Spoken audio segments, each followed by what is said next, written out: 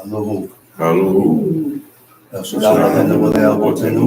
Amiava Mabiyis Kababiyako. Atakwados Wishimeka Kwados Marushimeka Lomar. Mishama B'nei Israel Shabbat Naso El Shabbat Adonatan Ola. Many B'nei Israel unto the Ola. Kisha Shebeni Masada Shadara Shamayim. Where the highest to the Majli Shabbat Weinakash. Baruch Shemeka, Baruch Ebeneka, Baruch Turateka, Baruch Kishateka. El Shaddai Melech, El Shaddai Malach, El Shaddai Ino, Lomar Mahe. Baruch Shekabol Malchuto Lomar Mahe. Baruch Kabol Elohim Kumon Lekeyom. Alu Lomar Mahe. First of all, I'd like to give honor and praise to the God of Abraham, the God of Isaac, the God of Jacob, the great, mighty, revered God, the Most High God, who bestows loving kindness and possesses all things, who remembers the pious deeds of the patriarchs, the Most High, slow of anger, great in kindness, forgiving iniquity and transgressions, but who will by no means clear the guilty, visiting iniquities of fathers upon the children to the third and fourth generation. The Most High, his work is perfect for all his ways of justice, a God of faithfulness and without iniquity, just and right you may receive it. Giving due respect and honor to a head in Israel, Chief Eleazar, to the chief men, princes, brothers and sisters, I say unto you, they're talking about forefathers. Shabbat Shalom. Shabbat Shalom. This is the Sabbath day. The word Shabbat means rest. Shabbat means rest, to desist or to stop from working. All right? Because when you say rest, people get the wrong idea about what rest God is talking about. Right. People get the wrong idea of how to observe Shabbat. People feel that they can observe Shabbat sitting home without having a holy gathering. Right. See, part of observing the Sabbath day, which is called the Shabbat, which was the only day that had a name, the only day that God sanctified, the only day that God separated from the rest of the 6 days. And he gave us rules and regulations of how to observe this day. Right. And one of the ways of observing the day is having a holy convocation. Right. Is having a holy convocation. Right. So what does this holy convocation consist of? A holy convocation, a holy gathering. Now this holy gathering, this holy convocation, which is ordained by God, we have to talk about holy things, which means we cannot go through the day talking about things that's not in the book. Our mind got to be directed towards the book. Our conversation is directed towards the book. We cannot come up with our own conversations talking about news, current events, this and the other, and we can't talk about that because that's not what the day is about. This day is about praising, honoring, and glorifying God. That's what this day is about. And when this day got established, God's creations went down throughout this whole 6 days. God's creations was created during the 6th day. And it reads, on the 7th day, he desists from all his work. He said everything that he created was perfect. Was perfect. Everything that God created was perfect. He said what? But one creation. He said, but man sought out many inventions. Right. Man sought out many inventions. Many inventions man sought out. Which means what? God tells us to stay away from these new inventions. He said, follow the old way. That's right. He said, follow the ancient path. That's right. The ancient path is the only path that will draw God's attention towards you. That's right. But when we start incorporating new things and think you're going to be slick with God, all we're going to do is drive God away. Push God away. That's all we're going to do. It says, keep thy tongue from evil. You know what that is? Do we know what evil is? Or you're going to tell me what evil is conjured up in your own mind? Because that's what people do now. People will look at you and say you're evil according to their mind, according to how they think, according to how they feel, and what they say is evil. But they never correlate what is evil according to what God says. That's what we have to correlate, what is evil from what is good. So when you're calling someone evil, you have to analyze what that person did that was in violation of the laws and the commandments and the statutes of God. And if what they did, God don't recognize it as being evil, then I shouldn't be calling that person evil. Because evil and wickedness is only according to what the Creator said. Good is only according to what God said. Nothing else counts after that. Nothing else counts after that. So we use this book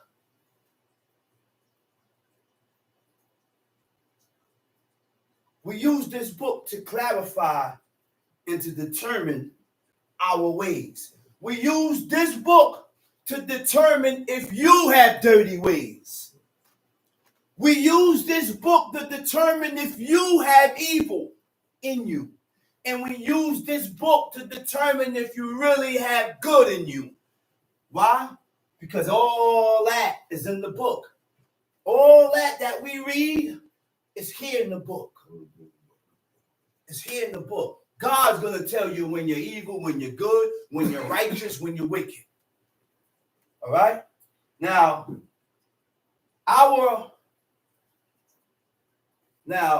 he said, keep thy tongue from evil and what? And thy lips from speaking guile. Your lips from speaking deceit. Your lips from speaking fraud. What is deceit? Lies. That's right. You know, that is something that we battle with every day of our life because men and women are liars by nature. That's right.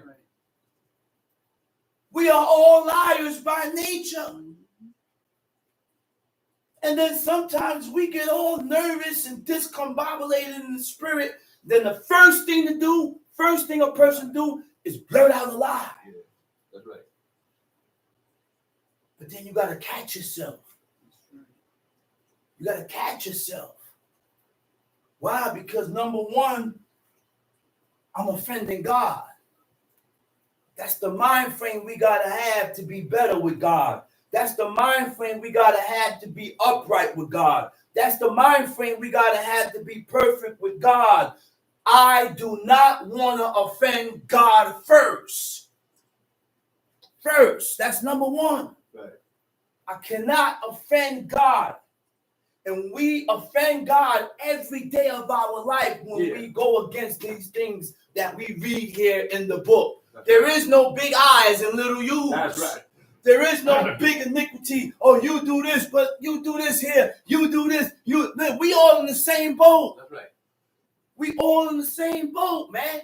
But there is a thing that I read in the book where it says, you did wicked and you did evil in the eyes of God, but not like your fathers. Yeah. Which means there's a difference. Right. There's levels in righteousness and there's levels in wickedness. That's right. There's levels in sin. That's right. And there's levels in righteousness. That's right. And one of the things that God will kill you for is for profaning the Sabbath day. This is one of the things that God will kill you for, man. They called a man gathering sticks. Right. They didn't know what to do, and he was the first violator. They didn't conjure up in their mind what to do. They went to God to find out what to do. That's right. Huh?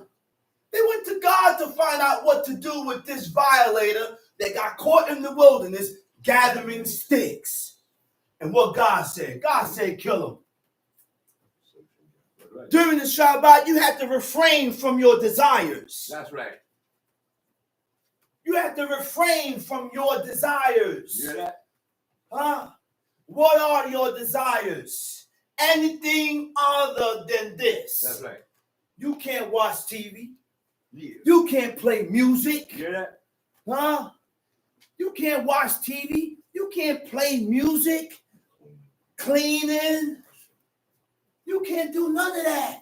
Because this day is dedicated to God. And when we do these things, we profane the day. That's right. And we put a notch on ourselves. We put a blemish on our spirit. And that blemish increases. And the blemish continues to increase and increase and increase until you don't see yourself doing this no more. Until when you're on the outside looking in, you're asking yourself, what was I into? I can't believe I was into it. God done pushed you away and led you and put you in a different path. God done pushed you away and put you in a different direction. God done pushed you away and put you in a different route. He said, depart from evil. Again, what is evil? Anything other than what God said. God said it's evil, it's evil. If God don't say it's evil, then it's not evil. It may be evil on your part. Right. But God didn't say it was evil. That's right. So my likes and things that I don't like don't count. That's right. When we going to realize that what you like and what you don't like don't count? That's right. Why? Because what you like, God don't like. Right. What you dislike, God likes it. And that's what counts. That's the only thing that counts right now. Right. People don't know that we're headed for destruction. New York is headed for destruction. Yeah, whatever. The world is headed for destruction. That's right. And you can't escape the hand of God. But guess what? They can be a protection with certain ones that have determination to serve God and the world being chaos. You'd be like this, looking around. But God protected this one, that one, and that one. Because those was the only ones that had the determination to serve God. But he spread out and spread his wings on everything else. So your place and where you live at, it don't matter. You can't escape the hand of God, man. You can't escape the hand of God. Right. So now we listen and we're here in teachings. Why are we sitting in these chairs? To learn the ways of God. To learn the ways of God so that we can change our ways according to God's ways. Do we know that's the only way to be accepted by God? Your ways got to be comparable to the ways of God. That's right. What you agree with, you got to agree with what God said. That's right. What you dislike, you got to dislike with what God said. Amen. You got to change your pattern of thought, That's right. your pattern of thinking, That's right. the way you are. Uh-huh. And there's a word that needs to be considered. It's called inconvenience. All right. You know what inconvenience means? I won't inconvenience you because I consider you. That's right. You won't inconvenience a person unless you consider them. And if you consider them, you won't inconvenience them. You'll think about their situation before yours. Huh? You'll think about their situation before you, because only a person that's not selfish can do that. Right. You have a selfish mindset. So because you have this selfish mindset, you can't serve God, because the laws and the commandments and statutes of God teaches you not to be selfish. That's right. Not to have self-interest. What I'm doing is affecting you. All right, I'm sorry, I will pull back. I'll pull back. Well, I ain't violating the law. Yeah, okay. Yeah, you may not be violating the law. But look, when you read the book, when you read this book, the book teaches you that when we do things, and there were certain men in the book that did things that they did not violate the law, but they still refrained from doing it because I hurt this person or this person fell away. That's the mindset we got to have to serve God. If we don't have that mindset, then we got a long way to go. That's right. He said to depart from evil and do good. See, it goes hand in hand. That's right. Depart from evil, and in departing from evil, you will do that which is lawful and right. That's the good that God is talking about. That's right. That's the good that God is talking about. See, we endanger ourselves by being exposed to the laws and the commandments of God and not fulfilling them. Right. We endanger ourselves by being exposed to these laws and not fulfilling these laws. That's right. Because we think it's a joke when God opened your eyes. He see and he acknowledged the good in a person by giving you a chance to reveal to you the laws and the commandments of God. But God knew you wasn't going to stay. But you had enough good in you for me to reveal it to you. Some people got enough good in them for them to expand them, and they can grow in this. Because that person has more good in them than this one. The amount of good that we have in us determines how far we're going to go in this way of life. That's right. Some people have more good in them than some. And because you have less good in you, you stagnate your growth with God. Right. That's right. You stagnate your growth with God. You stagnate your growth in righteousness. You stagnate your growth to progress in these laws, commandments, and statutes, man. He says, seek peace and pursue it. I'm in Psalms 34, verse 15. Seek peace and pursue it. So if there's any other way that I can solve this matter without any beef or problems, do it. The person said, let's piece it out. But you want to be tough. And because you want to be tough, you want to be arrogant and proud. And that's why we don't seek peace. We don't seek peace. God says seek peace and pursue it, man. Seek peace and pursue it. Right? He said the eyes of the Lord are upon the righteous. You see who God watches? I can still transgress and God can still look at me as righteous. Remember that.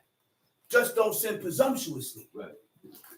There are people that have lived an evil and wicked lifestyle, but God still had his eyes on them because he knew, he seen the good in the person. They was able, even through their wickedness and their evil lifestyle, he still saw good in the person that they was able to serve God. That was the good in them.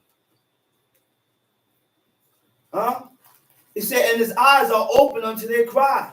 The face of the Lord is against them that do evil, to cut off the remembrance of them from the earth. Now, right? Now, we learn the ways of God so that we can better ourselves. That's right. So we can better ourselves. Not to point fingers or magnify your faults. Right. Not to magnify people's faults, but acknowledge your own faults and be better with God. That's right. I don't have to magnify what you did. God said, correct them. That's right. God said, chastise them, correct them, rebuke them. When I'm done rebuking, I'm back on myself. I don't have no time to be watching you. That's right. I don't got no time to be watching you because I have a whole lot of work to do with self. That's right. I have a whole lot of work to do with myself, right? So now, to acknowledge my fault, we have to be able to acknowledge when we're coming up short with God. Let's go to Exodus 18. coming up short with God and correct it. That's right. Gotta correct it. And how do we correct it? We use the book to correct it. We use this book to correct it. Exodus chapter 18. When Jethro, the priest of Midian, Moses' father-in-law, heard of all that God had done for Moses and for Israel, his people, and that the Lord had brought Now, Israel. Jethro was who? Jethro was Moses' father-in-law, That's right. right? Remember the time, okay, let's go ahead. Now, Jethro was Moses' father-in-law. What made him his father-in-law? Because he married his daughter. All right, go ahead, read. Heard of all that God had done for Moses and for Israel, his people, and that the Lord had brought Israel out of Egypt.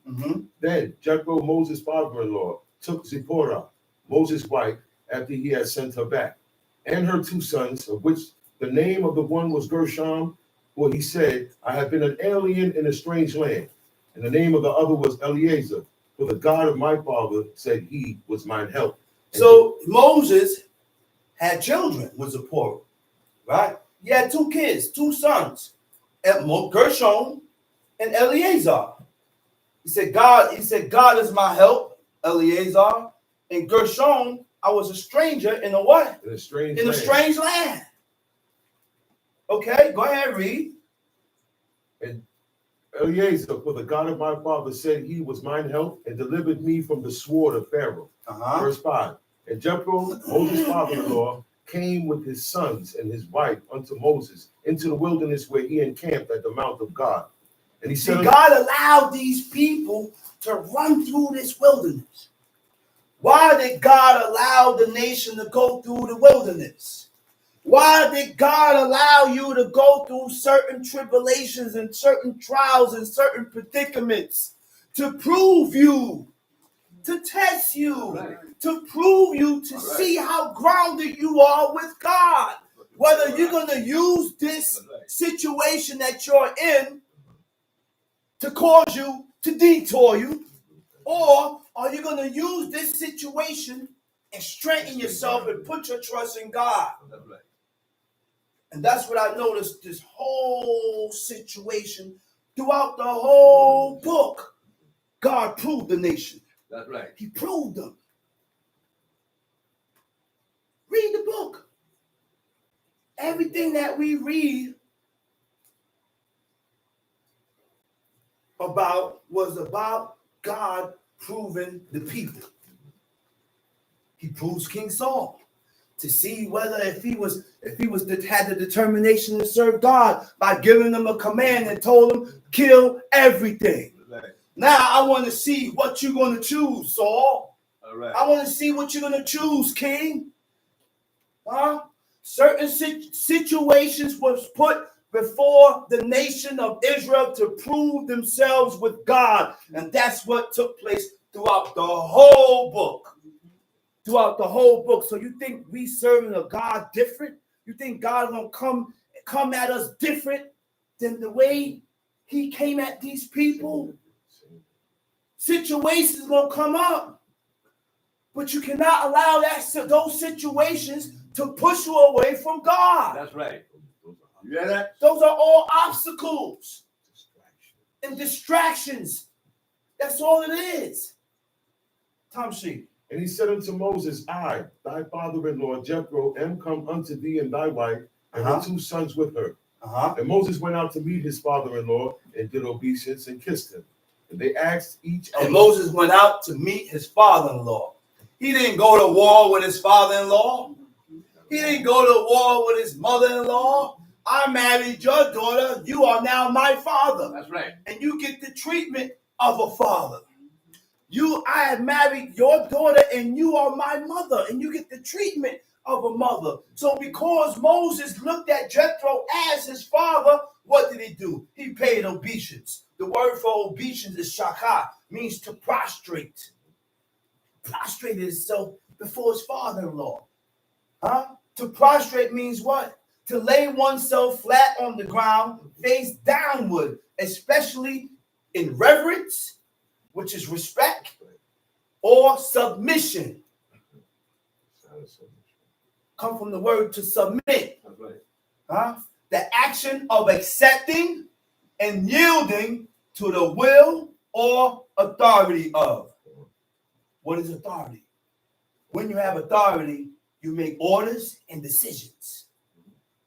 You submit, you accept, and yield to the will or the authority of. You know what that is, man? Go ahead, read. Now, what is the will? Your will is your desire. Your will is your choice, the choice of a person. So we have, go ahead, read. And Moses went out to meet his father-in-law and did obeisance and kissed him. And they asked each other of their welfare, and they came into the tent. They asked each other of their welfare, their peace, how everything was going, and what they did after that. And they came into the tent. Uh-huh. And Moses told his father-in-law all that the Lord had done unto Pharaoh and to the Egyptians. Moses told his father-in-law everything that God did to Pharaoh. Everything that went down in Egypt, he sat Jethro down and he told him and ran everything down. Right? Go ahead. And all that the Lord had done unto Pharaoh and to the Egyptians for Israel's sake, and all for the Israel's travail. sake, because of Israel, for the cause of Israel, God did this in support or because of the nation. Go ahead, read. And all the travail that had come upon them by the All way. the trouble that came upon them by the way, on their way when they left from Egypt until now, what they went through, what they've been through, what God put them through. Go ahead. And how the Lord delivered them. Now, why did God put them through this? God put the people through this so that for them to trust God, turn to God, and in return, God will deliver them to increase their trust in Him. To increase their trust in Him. To show the nation that, listen, you ain't got to trust nothing else. You got God on your side. I ain't got to worry about nothing else. God done delivered me out of everything that I've been through. So what makes you think He ain't going to deliver you from this or from the other or from that? So that's why God did that, to increase their trust, so that whatever they go through, from here on in, they should have turned to God. Right. Don't murmur. Don't complain. Right. Don't blame this one. Don't blame that one. Don't blame nobody. Right. Turn to God. Turn to God. Go ahead. And Jethro rejoiced for all the goodness which the Lord had done to Israel, whom he had delivered out of the hand of the Egyptians. And Jethro said, Blessed be the Lord, who had delivered you out of the hand of the Egyptians. Blessed be the Lord who had delivered you out of the hand of the Egyptians. Go ahead. Out of the hand of Pharaoh, who had delivered the people from under the hand of the Egyptians. Now I know that the Lord is greater than all. Wait a minute. You hear the righteous? You hear this? This is the Midianite. That's right. You know what they call them? The Kenites. These was the same people that Saul remembered. That's right. You know how many years and generations done passed? Saul remembered the good that Jethro did to the nation of Israel. That's right. And because he would, see, listen to this. The good that a person do never dies. That's right. Remember that. The good that a person does never dies. You hear that? People do good for you. That's right. And they mess up, do a little mistake here, a little boo-boo. And you forget about right? the good. And you forget about the good that the person do. And then you put this hang up. You put the hang up on the person. He did it, but what about the good that the person did? Right. What about this, that, and this, and this, and this, and this, and this? I have done more good than I have done evil. But people don't have that mind frame. People don't think like that. Like you can't make mistakes. Like you can't mess up. Look, man, I'm sorry. I made a mistake. I'm sorry. You also need work on yourself. Huh? And when we have that mindset, we will deal with situations better. We'll deal with circumstances better. You know why? Because you ain't the only one that have done evil. This guy over here did the same thing. But you know why? No one look at themselves. Right. I said nobody. That's right. You know why we don't have that mind frame, that type of mind frame? Because that person does not look at themselves. Because if you did look at yourself and analyze yourself, recognize the fault you did, then you won't come down so heavy on the other person. No mercy. All right? With no mercy, no fault. You have no fault. You ain't did nothing wrong. And you feel that there's a different situation and what I did is not as bad. Let's read, man. Now I know that the Lord is greater than all gods. Okay, you see what it took? You see what it took? It ain't take much. I said it didn't take much for Jethro to recognize that the God of Israel is God. That's right. All it took. That's why God said, man, if I had turned to other nations, he said, they would have hearkened. You see how quick he recognized that God is God? At that point in time, he didn't need nobody else to convince him. At that point in time, he didn't need no examples. He didn't need no proof. All it took was Moses to sit him down and give him a rundown about what happened from Egypt till then. He said, man, he said, what? God did that? He said, listen, now I know that the creator, El Shaddai, God Almighty is God. Now I know. Man, you sit a person down, read, and show them all types of proof. Look, man, look, this happened, that happened. They still have doubt. You know what? You know why? That's what makes you evil and wicked. That's right. Because you gotta jump through the roof to prove you, For you to believe. for you to believe. Right. That's why it says in the book, belief is the beginning of righteousness. To believe is the beginning of righteousness. Tom Sheep.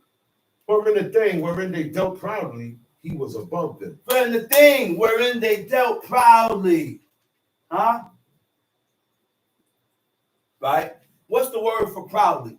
The word for proudly is Zayin. Zayin Dalit Shabut Zadu. Right? It means pride, insolence, arrogant. Right? Pride, insolent, and arrogant. You can't serve God being arrogant. There's no way you can serve God being arrogant, because arrogance is a form of pride. And when you have pride and when you have vain, you can't serve God, because that gets in the way. Tom Sheep. And Jethro, Moses' father-in-law, took a burnt offering and sacrifices for God. And Aaron came and all the elders of Israel to eat bread with Moses' father-in-law before God. And it came to pass on the morrow that Moses... At this point in time, there is no meal offering. No. It's none of that. You know why? Because we don't have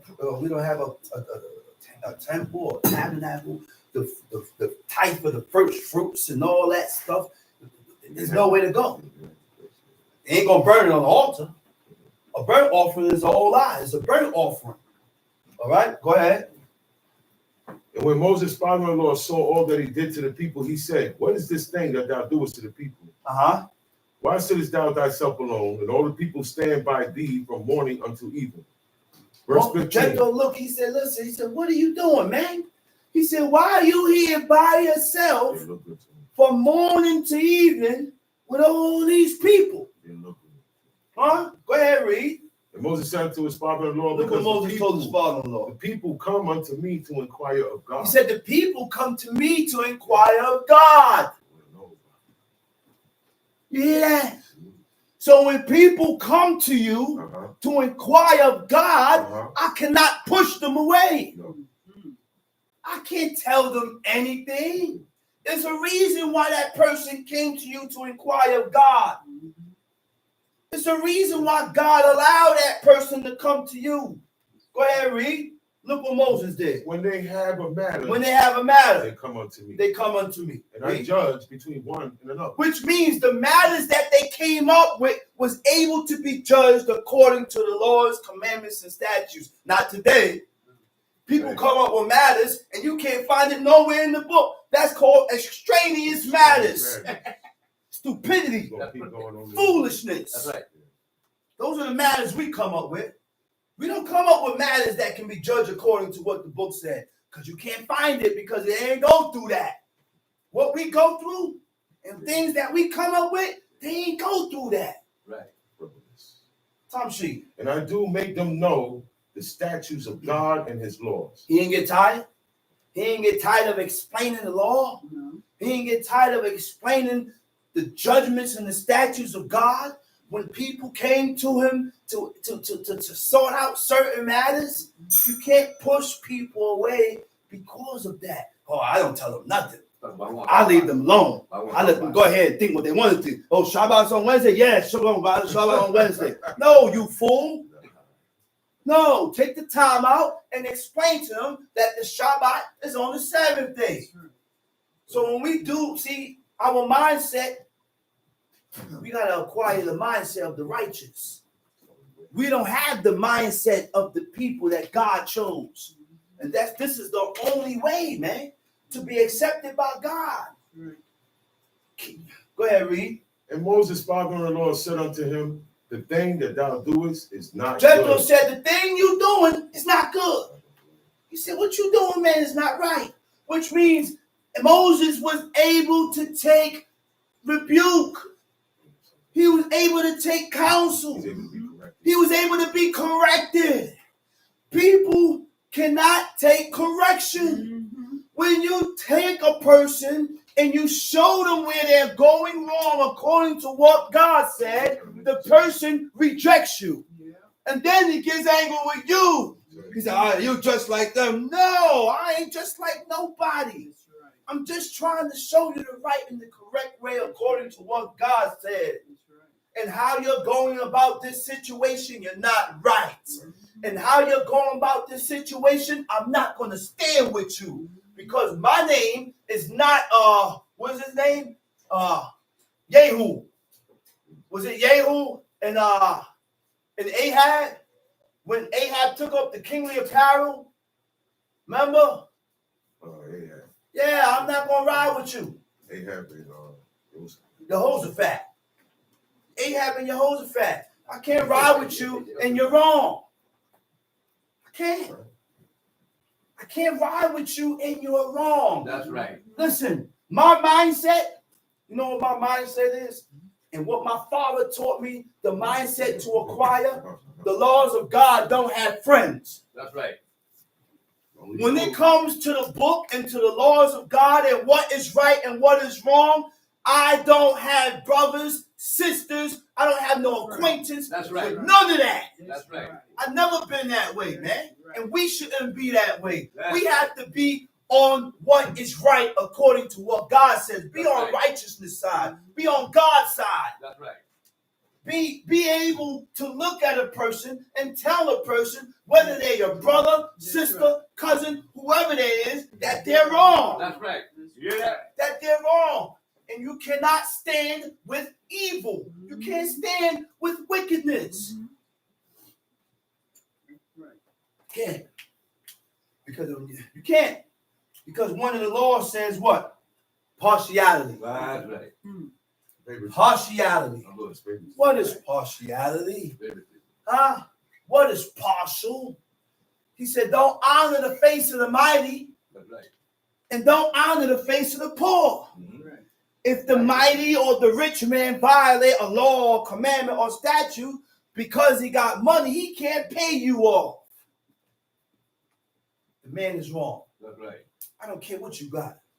Oh, you're poor and you went and stole, you got to pay it off. That's right. I don't care if you're poor, and I'm not going to feel sorry for you because the book already states who to feel sorry for. That's right. The book already states who to have mercy for, That's right. who to have compassion and pity for. That's right. And I can't feel sorry for an evil dude that go against God. That's right.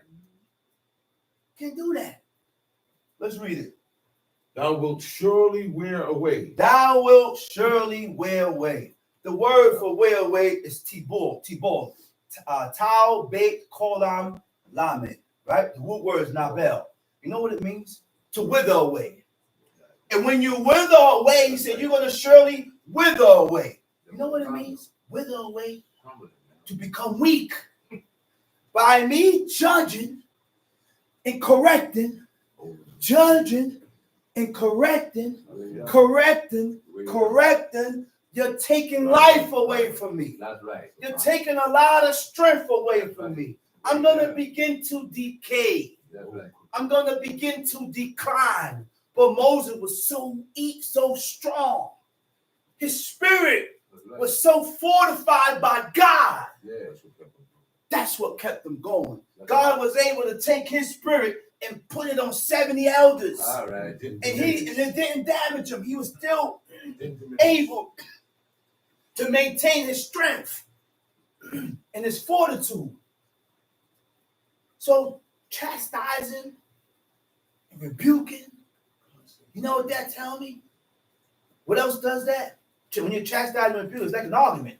Yeah. It's like an argument or the debate. Right. Those things weaken you. Oh, yes. And it weaken your spirit, man. Like you've been through a fight. Stress you out. Like you've been through a war. You've been arguing. Next thing man, I don't feel like going through it, man. Your spirit is down. That's right. Those things take a toll on your spirit, man. Tom Sheep. Thou wilt surely wear away both thou and this people You gonna wear away, and the people gonna wear away. Tom Sheep. that is with thee. For this thing is too heavy for thee. It's too much. Thou art not able to perform it thyself You alone. can't do it yourself alone. So when problems occur, you can't leave it all on one person. Right. That's called consideration. That's right. You gotta share the weight. You gotta share the weight. That's right. One person is doing it all the time. That's right. Listen, brother, I got this. You That's chill out and relax. Let me do I this. see you. I'll take it. I'll take the load off you. Oh, right. And we gotta have that mind frame. That's right. We must have that mind frame. We must have that mind frame, man. Tom Sheep. Hearken now unto my voice, and I will give thee counsel, and God shall be with thee. Be thou for the people to God word, that thou mayest bring the causes unto God. And thou shalt teach them ordinances and And laws. thou shalt teach them ordinances and what? And law. And laws. And shall show them the way wherein they The must ways walk. that wherein they should walk. The word for teach is tahad. Wahit, harta. It means to teach. It means to admonish. Admonish means to warn. All right? And it also means to teach. Now, part of teaching or speaking about this holy God shows that you have accepted his laws. It shows that you have accepted his laws, his commandments, his statutes. It shows that you have agreed with this lifestyle. You never see a newcomer speak so fluently or speak constantly about God because they're coming into this lifestyle with doubts. Still with doubts. Yeah. Not sure. A person that's more stagnated and fervent and got time in, you find those type of people constantly talking about God, constantly talking about his laws, constantly talking about his glory and his honor, because they are already fortified in these laws, commandments, and statutes. So you can't expect that for a new person that's just coming into the light, that's just coming into the truth. Which means what? You have to have patience, because they're coming from a lifestyle that they're used to. They're not used to this. They're used to the jolly spirit when Christmas come around. They're used to being around family during Thanksgiving. They're used to popping bottles on New Year's. I had to tell one woman, you don't celebrate the New Year's. No, I don't celebrate New Year's. Do you find it in the book? No. Have you ever read about New Year's being in the book? No. No. So why would I drink and take a drink on New Year's? January 1st. Why? Good. Which is come from and it stems from the winter solstice. The winter solstice. Right? Saturnalia. Yeah. All these things come from the worship of idols and gods and deities. But we never do the studies to find out what we are doing. Okay. We just want to follow. That's the problem. We want to follow the masses. And when you don't follow the masses, you're looked at as weird. You're looked at as weird. But that's what God gave me these laws for me to be weird and separate. That's me. For me to be weird and separated from you. You. That's right. That's me. Right? Hold up. So shows that now speaking about these laws, right, shows that you have accepted God's law. Now, a teacher instructs by precepts, examples, or experience. Right? What are the precepts? The precepts are general rules to regulate your behavior and thought. What regulates your behavior? The laws of God. That's What regulates your thoughts? The laws of God. That's right. The ways of God. That's right. That's what regulates your behavior and your thought. Wait a minute. I can't think like that. I can't make that move. That's right. I got to stop saying that. That's right. I am it. I got to stop saying this. I am it. Why? Because God don't like it. That's Not right. you don't like it. God don't like it because you don't count. That's right. God don't like it. Okay? Such a pride. Now, That's right. the only way the person counts if I'm offending them. Okay. Offensive words. That's the only way the other person counts. I don't want to say nothing to offend you. That's right. But if I'm not saying nothing to offend you, and all I'm doing is uplifting the laws and the commandments of God, people, when you uplift the laws of God, people get angry with the upliftment of the laws and the commandments of God. And they want you to stop speaking about it because they don't agree with it. That's right. That's not right. That's right. That's not right. I can't change my talk. We can't change our talk because a person don't like it, because they don't agree with it. They have a hard time letting that part of themselves go. That's right. And they want to remain. To get better with God, you can't remain the same way. That's right. Being away from God, they're going to slip deeper into darkness. That's right. Being away from God, you're going to slip deeper into darkness. That's right. You think you saw the light. That's right. You think the road is clear. But at the end of that road, it's darkness. That's right. It's a dark path at the end of that road. The only thing that can give you those beams when you're driving in that dark road with no headlights, the laws of God give you the beams where you can see. You better put those beams on. Go ahead, read. Thou shalt teach them ordinances and laws, and shalt show them the way wherein they must walk.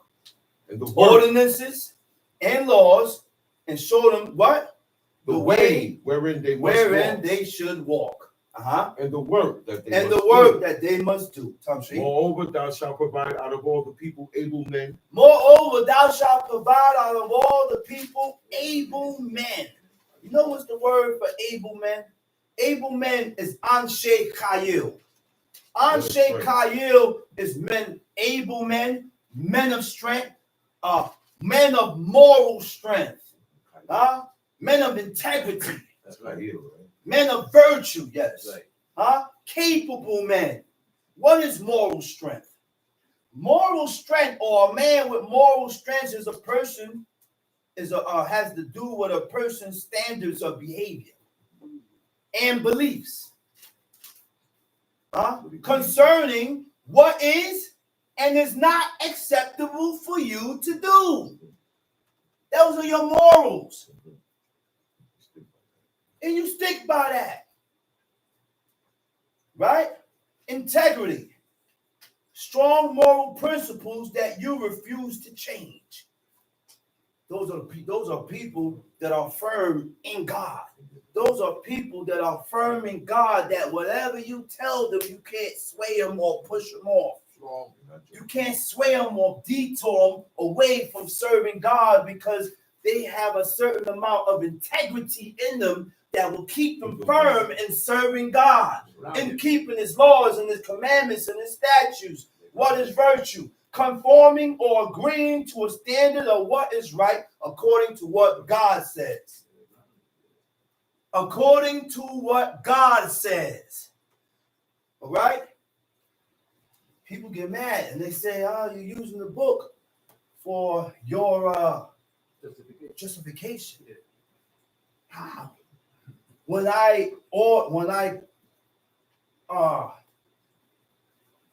follow, or I try, or when you're trying to follow what God said is right, and what God said is not right, you don't follow. You're not. That's not. You gotta go by that. You got to go by that.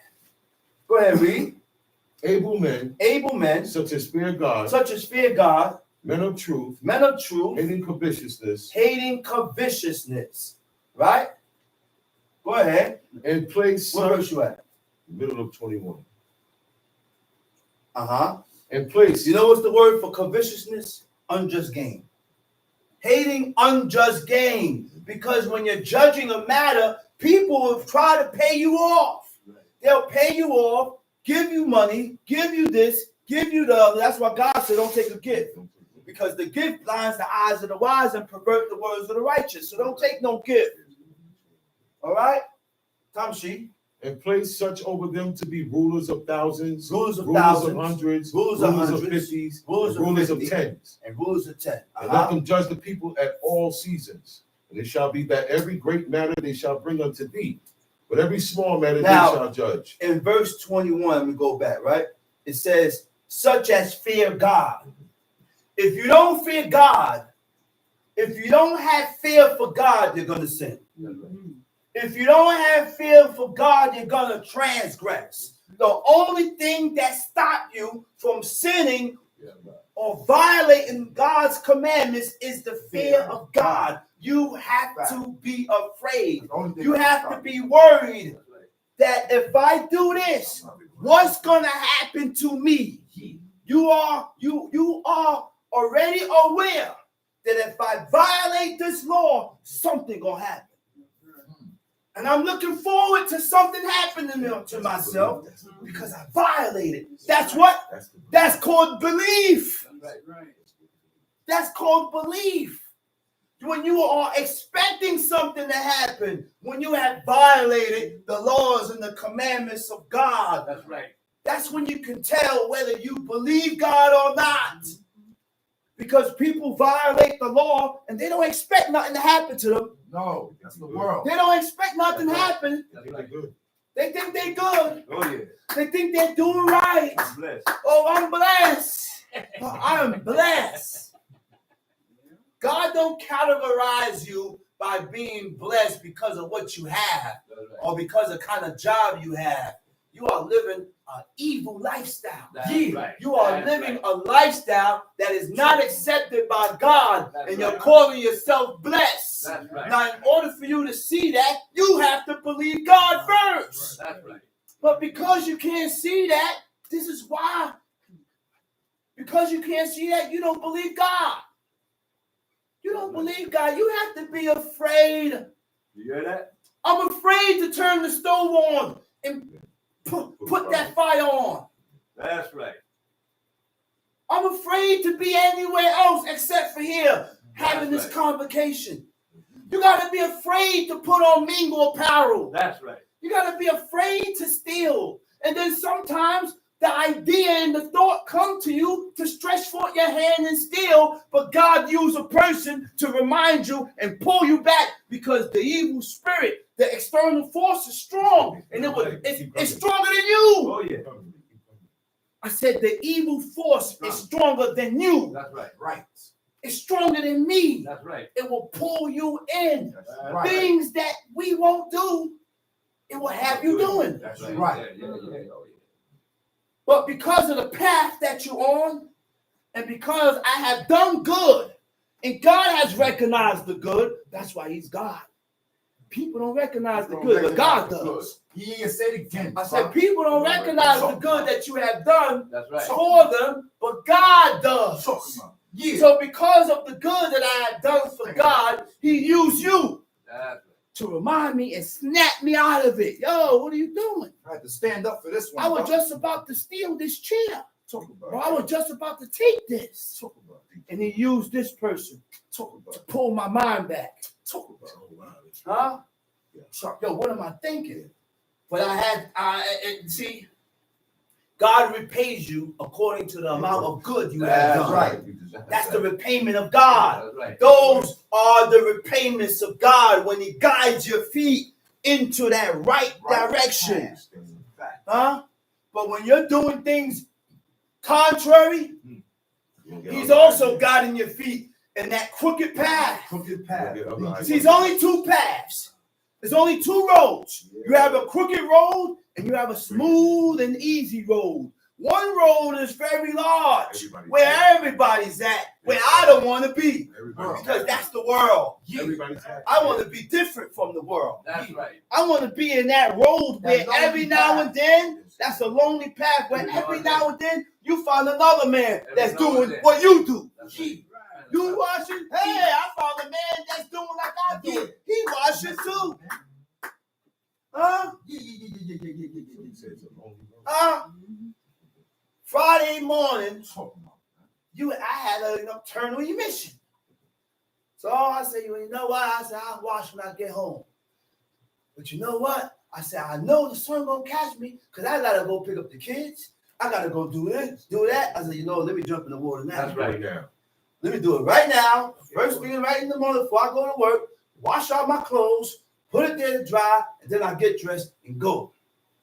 Because most of the time when we hold back and don't move on it right away, you get caught and you jam yourself. That's right. You get caught and you jam yourself, and you can only acknowledge that through experience.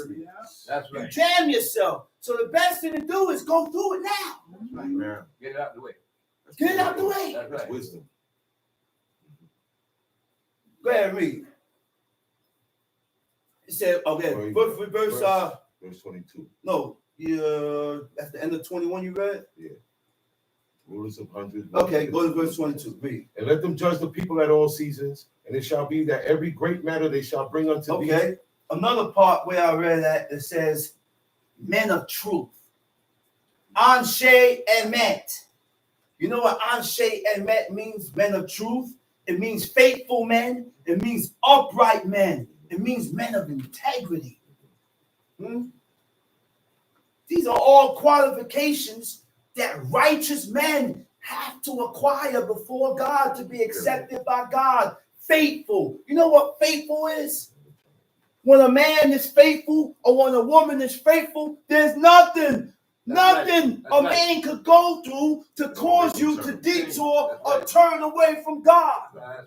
When a man is faithful, the only thing that will cause that man to divorce that woman is an unclean matter or she end up committing adultery, Right. according to what God said. That's right. Because they didn't have a divorce case. That's right. When a woman is faithful, there's nothing that man can do to have me run off from him. That's the definition, and that's the mindset of faithfulness. As long as you're not in violation of the laws of God, That's right. of the laws of God.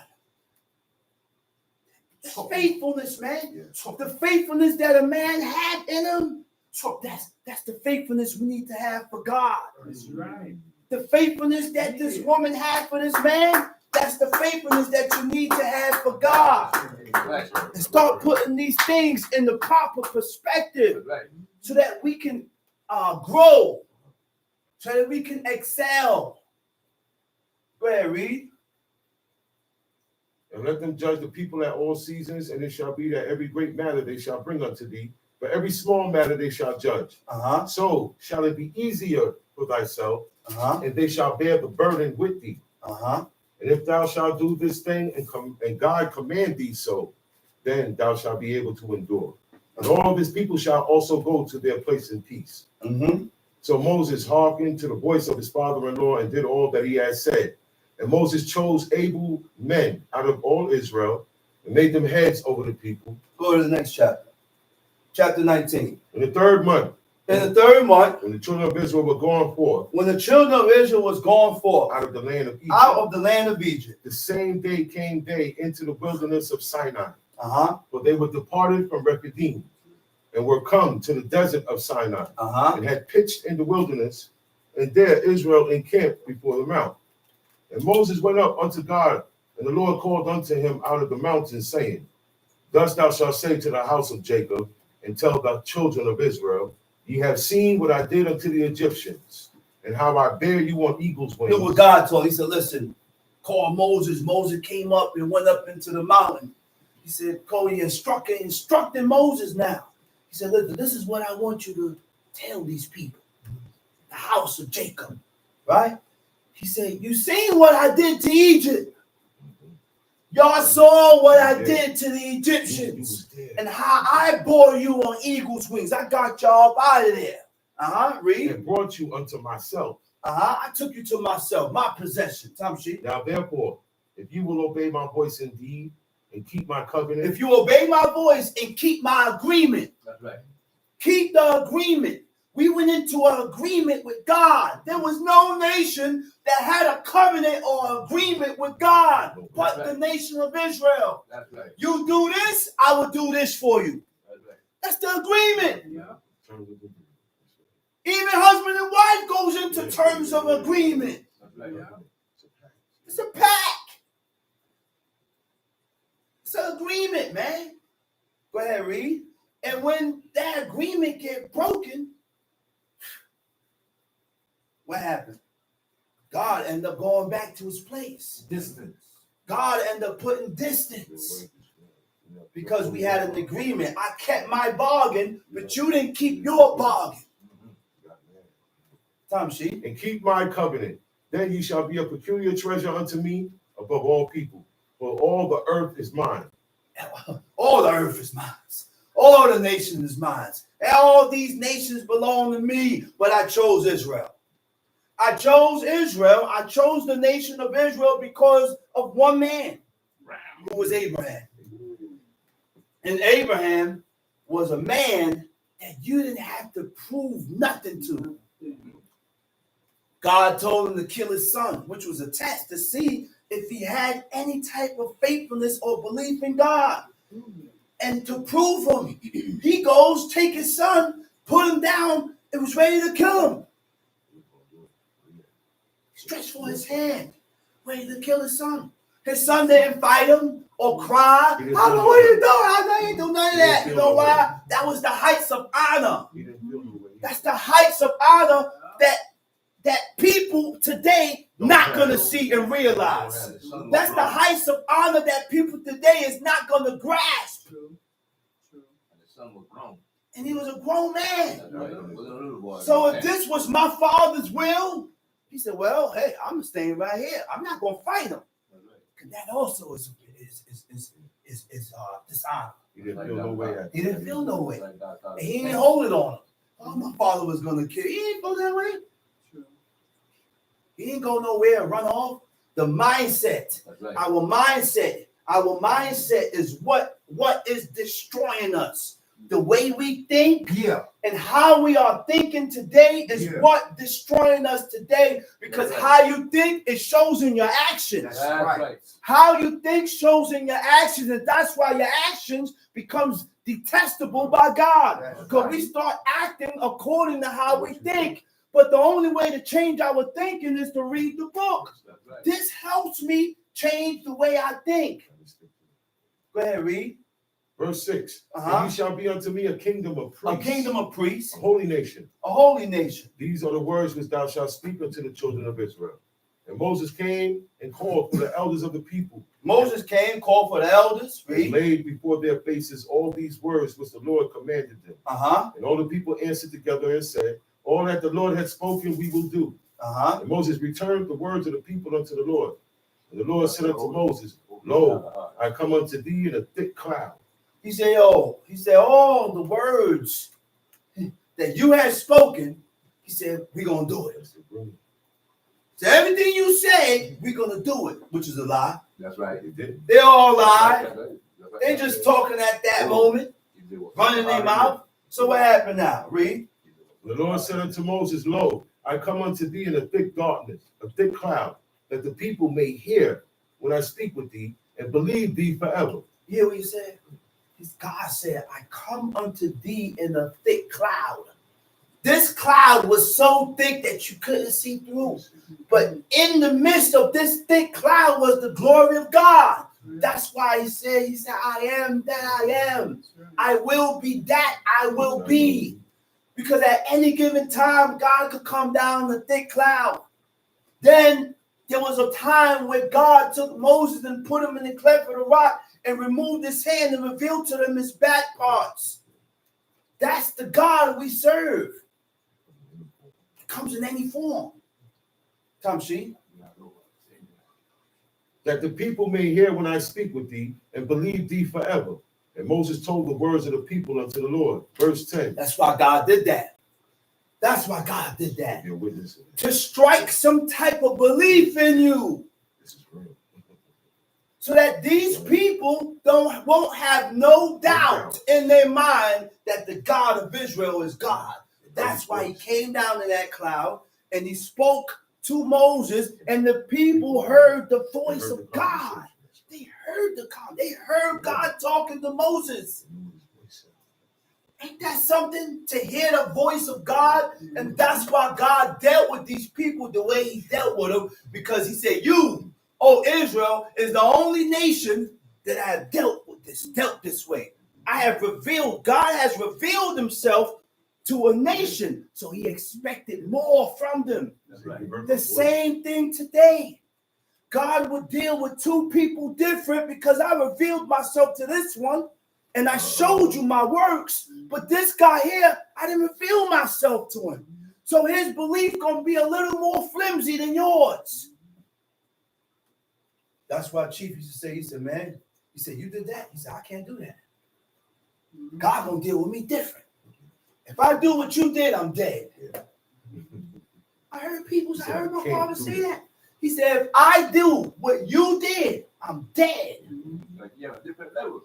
He's on a different level, and God dealt with him differently, and he revealed himself to him in many different circumstances, many different tales of events.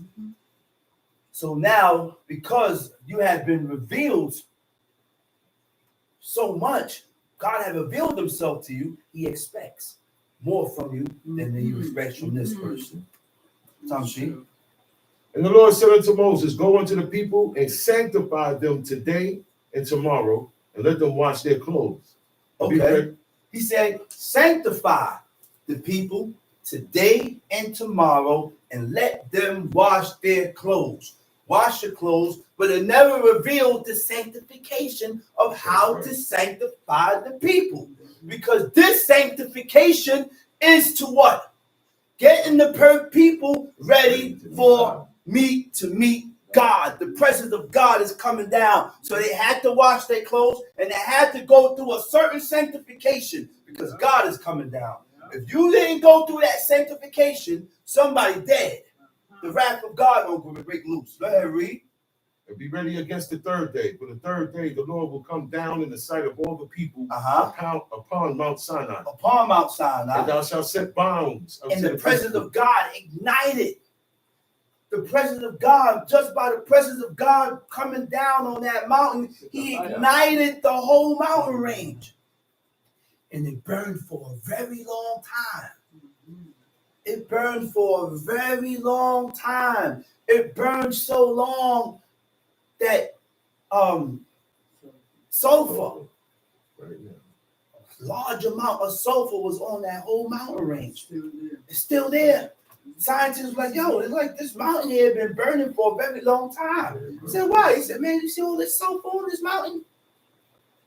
Go ahead and read. Thou shalt set bounds unto the people round Set about. bounds.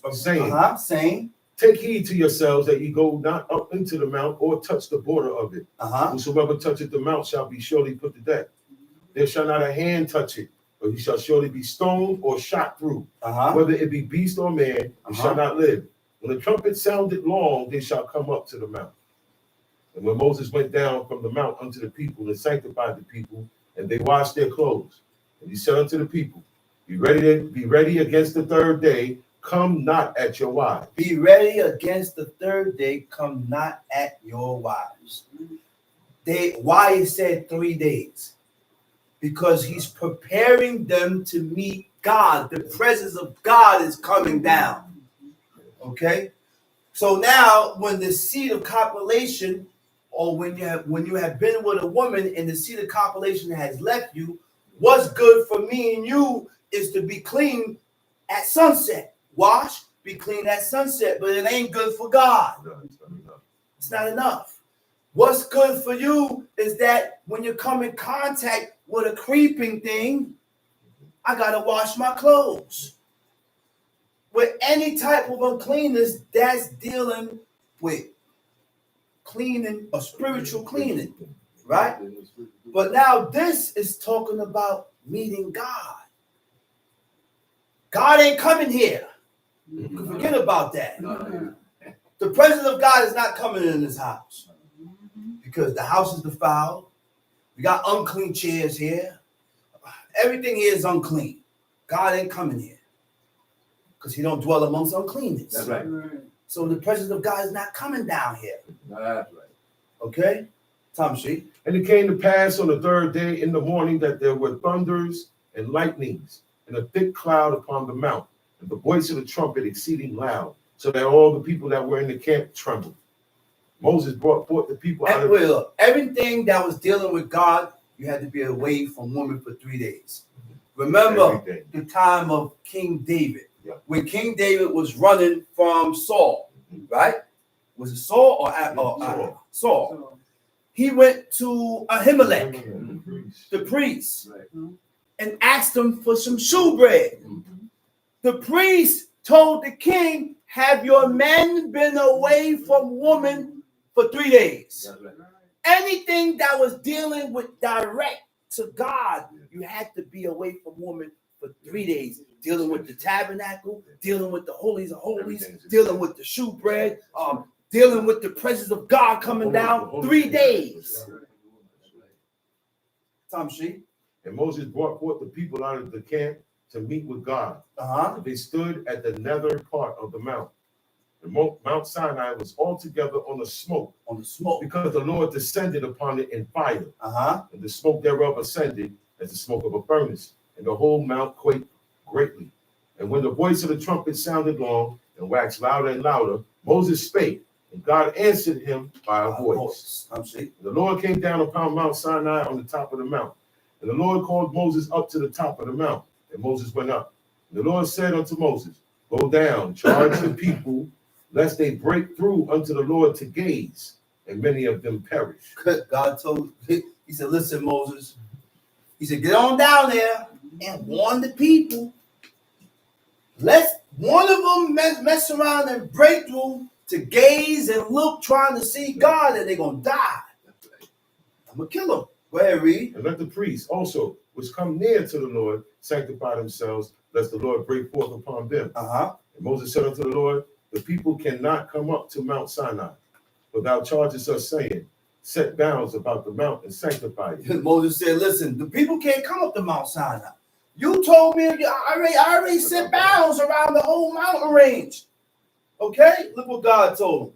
And the Lord said unto him, away, get thee down, and thou shalt come up, thou and Aaron with thee. And let not the priests and the people break through to come up unto the Lord, lest he break forth upon them. And Moses went down unto the people and spake unto them.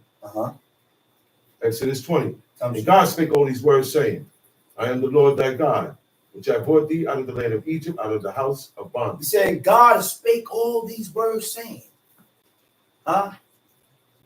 this is the word of God. That's right. From Genesis to Deuteronomy is the word of God. That's right. These first 5 books That's right. came from directly out the mouth of God. That's right. This is why God said, read the first 5, read the law, because it will have an effect on your spirit. That's right. It will change your mindset. It will change you. It will give you a complete change, because these words has an effect on your spirit. So we got to be careful what we speak about. Because things that we speak about and the things that we say can also have a negative effect on your spirit. Anything you speak about can affect your spirit. That's why God said, be careful of your conversation. Watch your conversation. Go ahead, read. Thou shalt have no other gods before me. Thou shalt have no other gods before me. Thou shalt Right?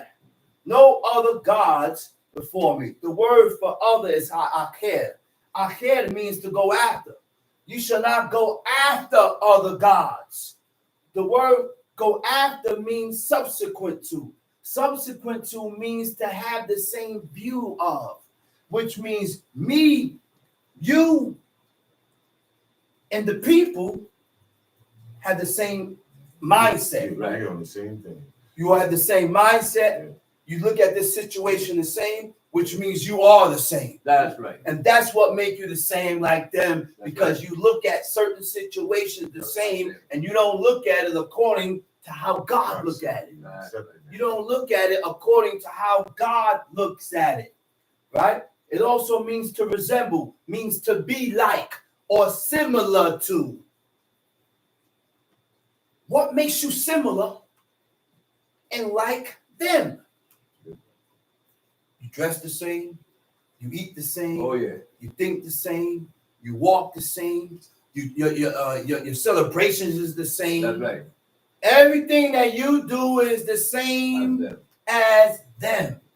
So there's no difference. Same as the world. Same as the world. To be like means to feel attraction towards or take pleasure in. So my attractions cannot be your attractions. That's right. What attracts you cannot attract me. Because if it attracts you and I'm attracted to it, then that's what makes me the same like unto you.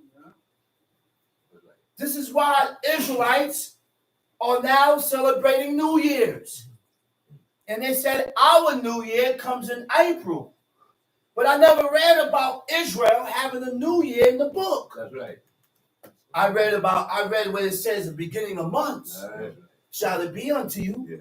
But I ain't never read nowhere where it says New Year's. So now Israelites said, oh yeah, it's a new year, man. When things starts to blossom new, and show me that in the book. Show me it in the book. The origin of New Year began with Saturnalia and the That's winter correct. solstice. Correct. That's right. The winter solstice. That's right. where that came from. Go ahead, read. Now, hold up. Go ahead, read. Tom sheet. Thou shalt not make unto thee any graven image, or any likeness of anything. Thou shalt not make unto thee any graven image. Huh? Now, it also means to what? To regard also means to approve or to feel inclined to, right? A feeling of respect or affection for. To agree means what? You accept. So if I accept you, I agree with your actions that is against God. When you agree with a person, you are in agreement with their opinions, you are in agreement with their feelings, and you are in agreement with their purpose. So I have to watch what I agree to. Go ahead. Now, go ahead. Now, graven images is what? The word for graven images is a fesel. Fesel means idol. An idol is a false god. Okay? An idol is also a likeness of something, a form or appearance, visible, but without substance. No life. No life. That's Without right. substance means no life. That's right. And that tells you what? That falls under what? Images, Oh, yeah. statues, Oh, yeah. pictures. Yeah. So we got to stay away from these things because these things are the likeness of male and female. And God gave us a commandment and told us to stay away. He said we should not have a tabnik of a zakat or a nekeba. A tabnik meaning a likeness. Likeness to male and female. Likeness for any beast. Likeness of any creeping thing. The likeness of, and then when you look up in the heaven and you see the sun, moon, and stars, and then you become driven to worship them. You want to start worshiping the sun, the moon, the stars, which was the beginning of religion. Astrology was the beginning Right. of All religion. religions. Of all religion stems from astrology. That's right. Even JC. That's correct. That's right. They say he resurrected to the sun. He is called Baal. The sun god. His mother got impregnated by the sun rays. That's called immaculately conceived. That's right. They said Mary was immaculately conceived, That's and right. she gave birth to JC. Right. So now Nimrod has sex with his mother, but not literally. When Nimrod went up to the sun, they said the sun rays immaculately conceived and got impregnated his own mother, and she had a godchild named Tammuz. Sun. Every nation had a JC, man. Everything. Every nation had a Jesus Christ, That's right. a Latter-day Saints. Everything. That's right. It's foolishness. And the world is following this. Even Wow. Israelites. We all follow Most back. Israelites. Even Most Israelites. Israelites. Because they say the Messiah, but the only one that's supposed to be coming back is Elijah. That's the only one. God never spoke about nobody coming back here. Elijah was supposed to be coming back. And his purpose was to turn the hearts of the fathers towards who? Towards the children. And the children's heart towards the fathers. If that don't happen, he said, I'm gonna smite the earth with a curse. So I'm gonna smite them. Now, a likeness in the Hebrew, it means temuna.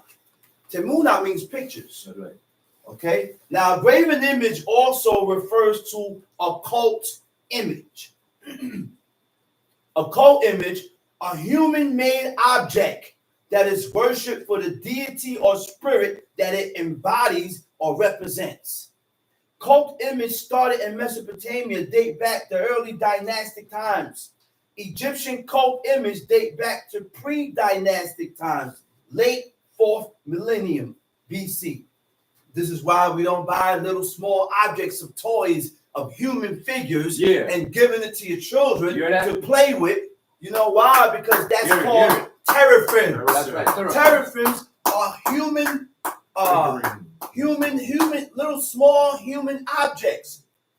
Toys. Toys. They call them action figures. They call them action figures. G.I. Joe figures. You hear that? Teddy bears. Yeah. Dolls. Yeah. All these things we ain't supposed to be giving our A kids. little dog is packing it. We ain't supposed to be giving our kids, man. Tom sheet. That's right. Thou shalt not make unto thee any graven image. Thou shalt not make or- unto thee any graven image or any likeness of anything that is in heaven above, or any likeness of anything that is what? in heaven above. Okay, hold up. I just saw a question. God is not talking about television. He's not talking about television. With the What? images. Images. Yeah, it's not that. When you cut the TV off, where's the image? It's not that. Those are live people that's on TV. That's They're right. not dead. That's right. Those are live people doing it. That's right. So I go on there and do a commercial. You think I'm an image? No, that's really me That's doing right. a commercial. Riding down the boat in the skid. And I say, ding, ding, ding, AT&T. I did an AT&T commercial. That's right. I'm not an image. I'm a real person. I'm on that TV. That's right. There's no way you can do a commercial dead. That's right. You got all those people that's on those commercials are live. That's right. You on the show, those are live people. God is not talking about televisions. God ain't talking about my cell phone. God ain't talking about my laptop. He's talking about pictures. Pictures. Pictures Stay on here. and images and statues and idols. Okay? Right. Okay? Family photos that's in my house. I don't have no family photos. Portraits. I don't have portraits that's in my house. I don't have pictures of my son and my daughter. I don't have pictures of my mother and my father in my house. Obituary. I don't have pictures, Grandfather. obituaries, and the grand. I don't have none of that in my house. Commemoration of the dead. All right, I don't have none of that in my house. Those things gotta go. That's right. Egyptian custom. All right. Go ahead, Tom Sheet.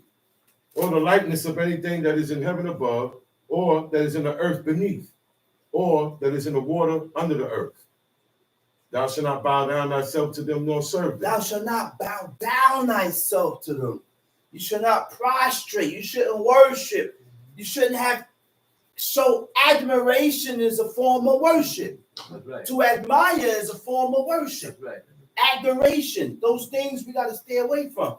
Go ahead, read. For I, the Lord thy God, am a jealous God, visiting the iniquity of the fathers upon the children, unto the third and fourth generation of them that hate me. Read that over again. For I, the Lord thy God, am a jealous Ah, the God. Lord thy God, I'm jealous. He said God is jealous. When we do these things, we make God jealous. Because God is the only one ought to be praised and glorified and honored and reverenced and respected. And when we give the glory of God to deities and idols and images, God becomes jealous. So what happened when God becomes jealous? He becomes intolerant of unfaithfulness. Intolerant means God will not accept behavior. He will not accept your behavior and opinions and your ways that are different from their own. It's not going to be accepted. That's why we have to correlate our ways with God's ways. Because if my ways is not correlated with God's ways, I will not be accepted. Because if my ways is not correlated with God's ways, then I'm gonna emanate and have my behavior is gonna be off. Because your behavior is also coincide with your ways. You have good ways, you will behave correctly. You will behave right. It goes hand in hand. That's right. All right? Unfaithfulness is what? False to duty and obligation. You have not held up your duty and obligations. What are your duties and obligations? My duty and obligation is to serve God and keep his commandments. That's my duty. We all have duties and obligations. That's right. Wives have duties and obligations. Husbands have duties and obligations. Children have duties and obligations. You hear that? Everybody. Even the husband got duties, and my duty and obligation is to take care of my house. That's right. And by me taking care of my house, I'm serving my wife and my children. That's right. And in return, if I'm serving my wife and my children by providing and taking care, y'all supposed to serve me. That's right. I can't do all the serving. And I ain't getting served. That's That's right. gonna be a problem. So when I need something done, I should be able to get it done. That's right. Go ahead, read. Visiting the iniquities Visiting the iniquities. of the father. Remembering the iniquities. Commanding the iniquities. God said, I will command. You know what that is? For God to command your sins upon your sons, that's not nothing deep. That ain't nothing light. No. It's gonna go That's in. not nothing light. You hear that? And now things done escalated. See, things would have stayed in this rightful perspective if the woman would have stayed in their rightful perspective. You know what I mean by that? Explain it. Explain it. This is what I mean by that. God put everything on the men. That's right. I said God charged the men. That's He's right. responsible. That's right. And the only reason why he didn't charge the woman because they didn't usurp authority and they kept themselves under subjective of their husbands. That's right. But you know when God started charging the woman? When she became a Jezebel. Yeah. When she became a Ahaziah. I mean, Athaliah. Yeah. Because she took charge. That's right. She took charge. Charge. Jezebel took charge and started doing things of her own accord. So now guess what God did? God, okay, your husband can't control you. Your father ain't controlling you. God visited her, That's right. made them throw her down, That's right. took her and threw her off the roof. That's right. And when she got thrown, who's that? Dahlia? That was Jezebel. Jezebel, the mother. It said, wild African dogs ate her body, That's right. ate her whole body. All they found was hands and heads. Athaliah, she ran into the temple. Yeah, on my tree. 70 priests. 70? 80 priests. Such swords on them. Everybody is piercing swords through her. God did that to her. That's right. And God brought her own sin upon her own head. That's right. Usurp authority. Let's read. Visiting the iniquity of the fathers upon the He children. said, I will command and I will visit the sins of the fathers upon the children. Unto the third and fourth Unto the generation. third, unto the fourth, unto the fifth, unto the So on, sixth, so on. unto the seventh, unto the eighth, until going. somebody corrects it. Until somebody Repair draw that line. Until somebody repair the breach.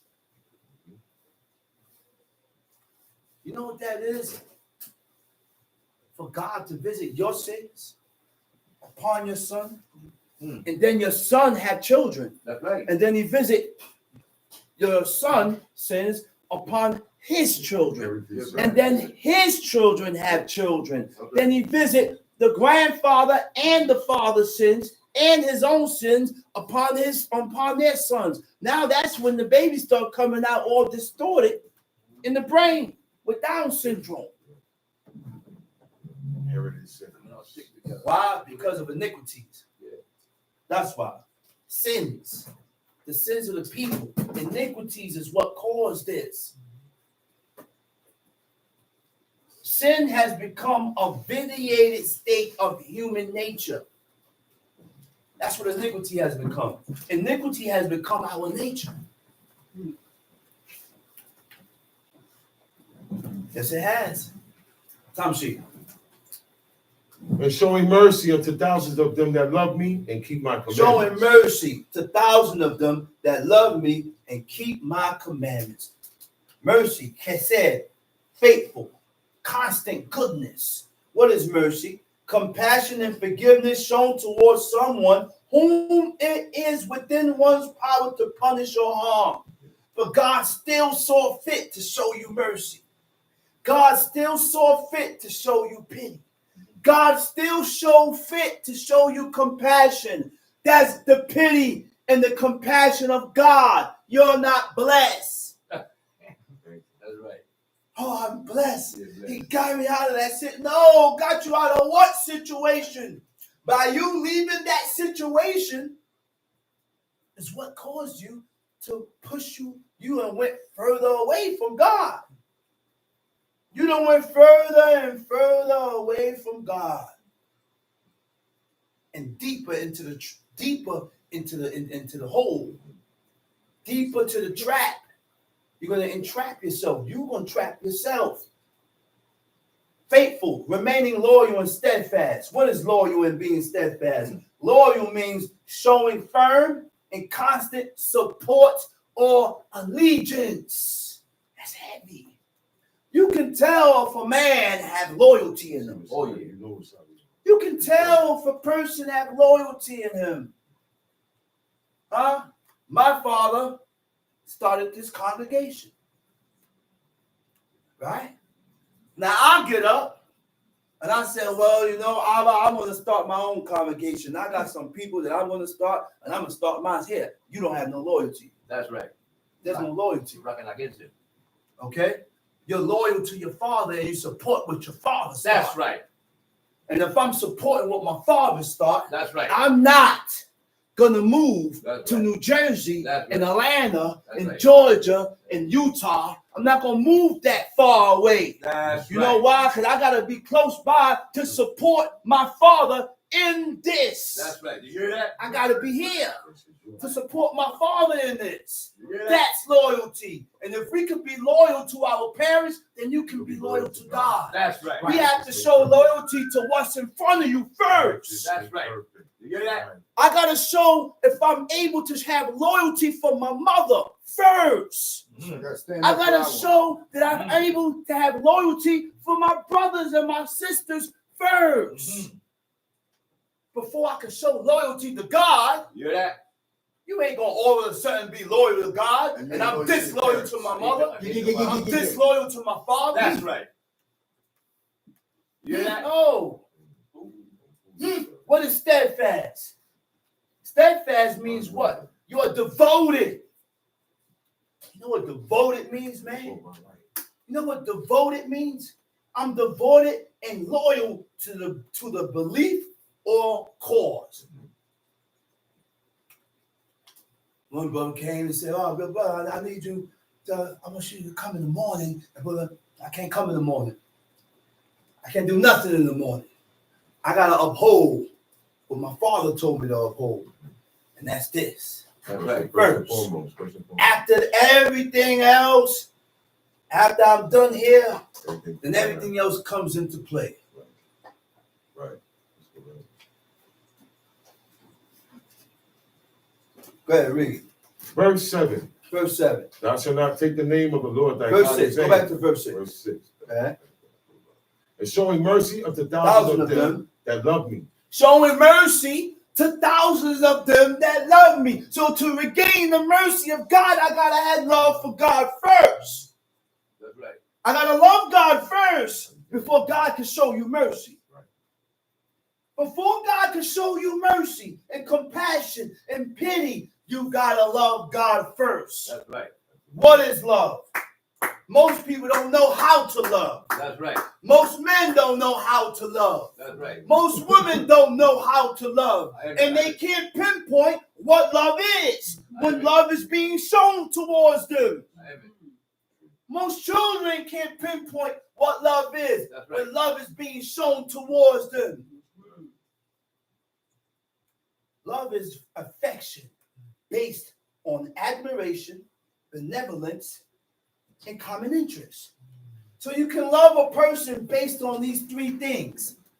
All right? Yeah. You can love a person based on these three things. Right? Yeah. What is admiration? You ain't got it. Right? Admiration. Feelings of delighted or astonished. Approbation. What is approbation? Approbation means is what? When you approve something formally. Formally means you done spoke your behalf about how you feel, because sometimes it's needed to be heard. I want to hear this.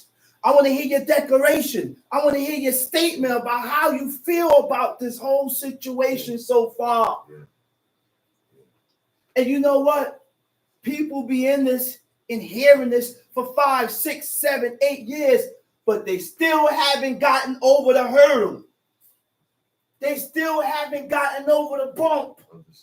They still haven't gotten over that road, which means the person is undecided, and they still haven't decided in their mind yet. They're still in that fluctuating stage, going back and out, in and out. Okay? Benevolence. Right?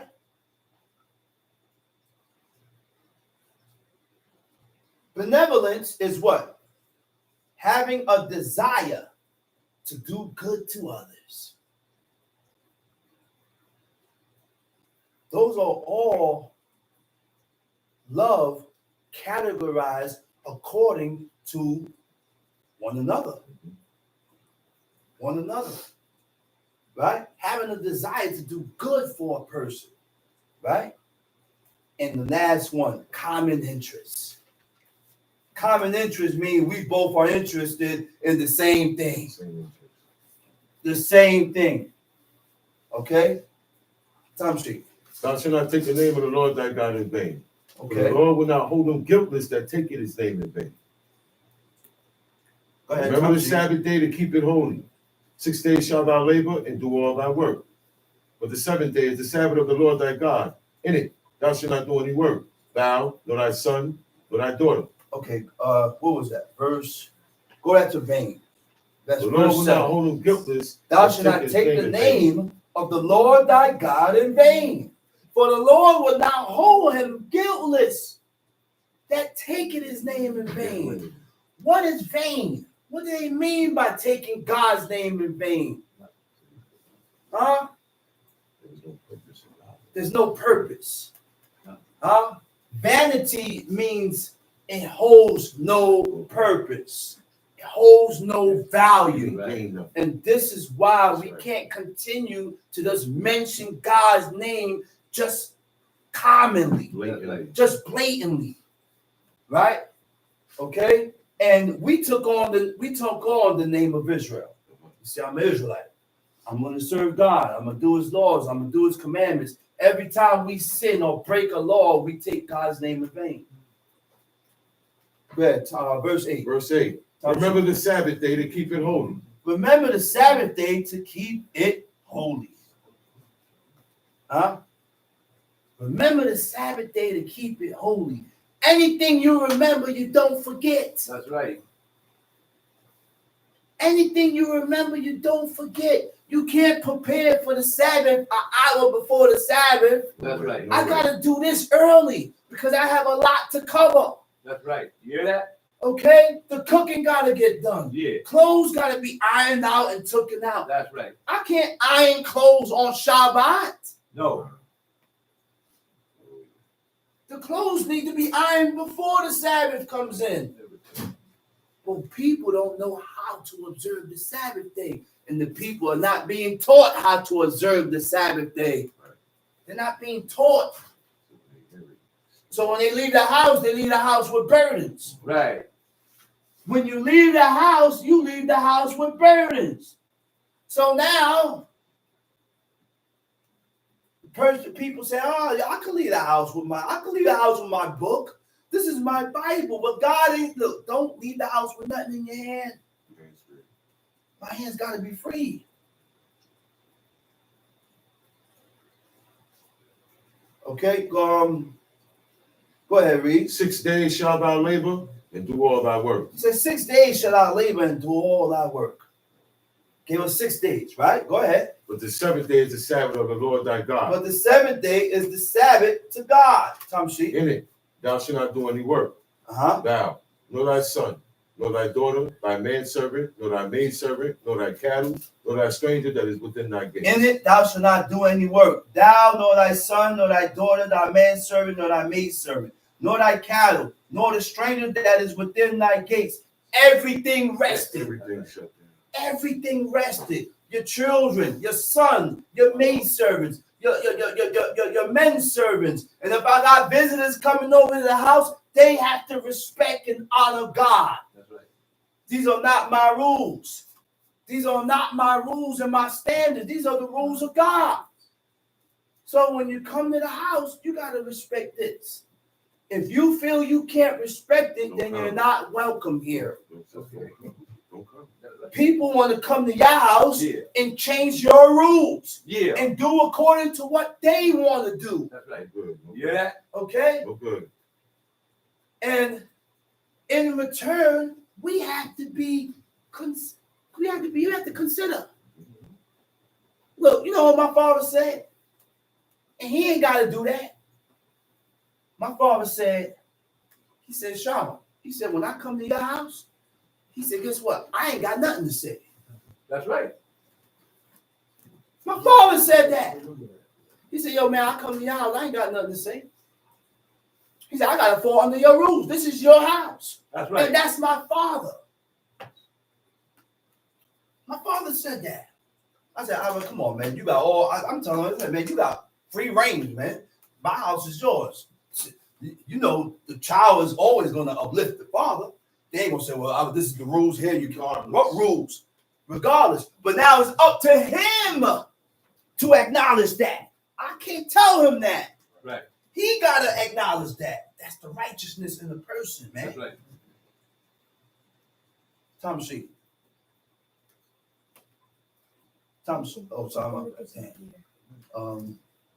He said, for in 6 days the Lord made the heaven and earth, the sea and all that in the midst, and rested the seventh day. Wherefore the Lord blessed the Sabbath day and hallowed it. In Genesis, when it speaks about the creation, did God say anything about a Big Bang? No. I ain't read it nowhere. God spoke it, and it got created. God spoke it, and they got spoken into existence. There was no combustion, because I didn't read that there. There was no protons and atoms, because God don't need protons and atoms. God don't need nothing. The word bara means to create, means to establish, means to bring into existence. And when you're bringing things into existence, you bring things into existence without nothing. I don't need protons. I don't need neutrons. I don't need atoms. There was no combustion. There was no none of that, because now you're taking away from the power of God's spoken word. And that's what God got. When he said, let the dry land appear, there was no dry land until he spoke it. That's right. Until he spoke it. Okay? He said he rested on the seventh day. God don't rest. That's right. The word for rest is yanak. It means to desist. It means to stop from creating, to stop from work. Right?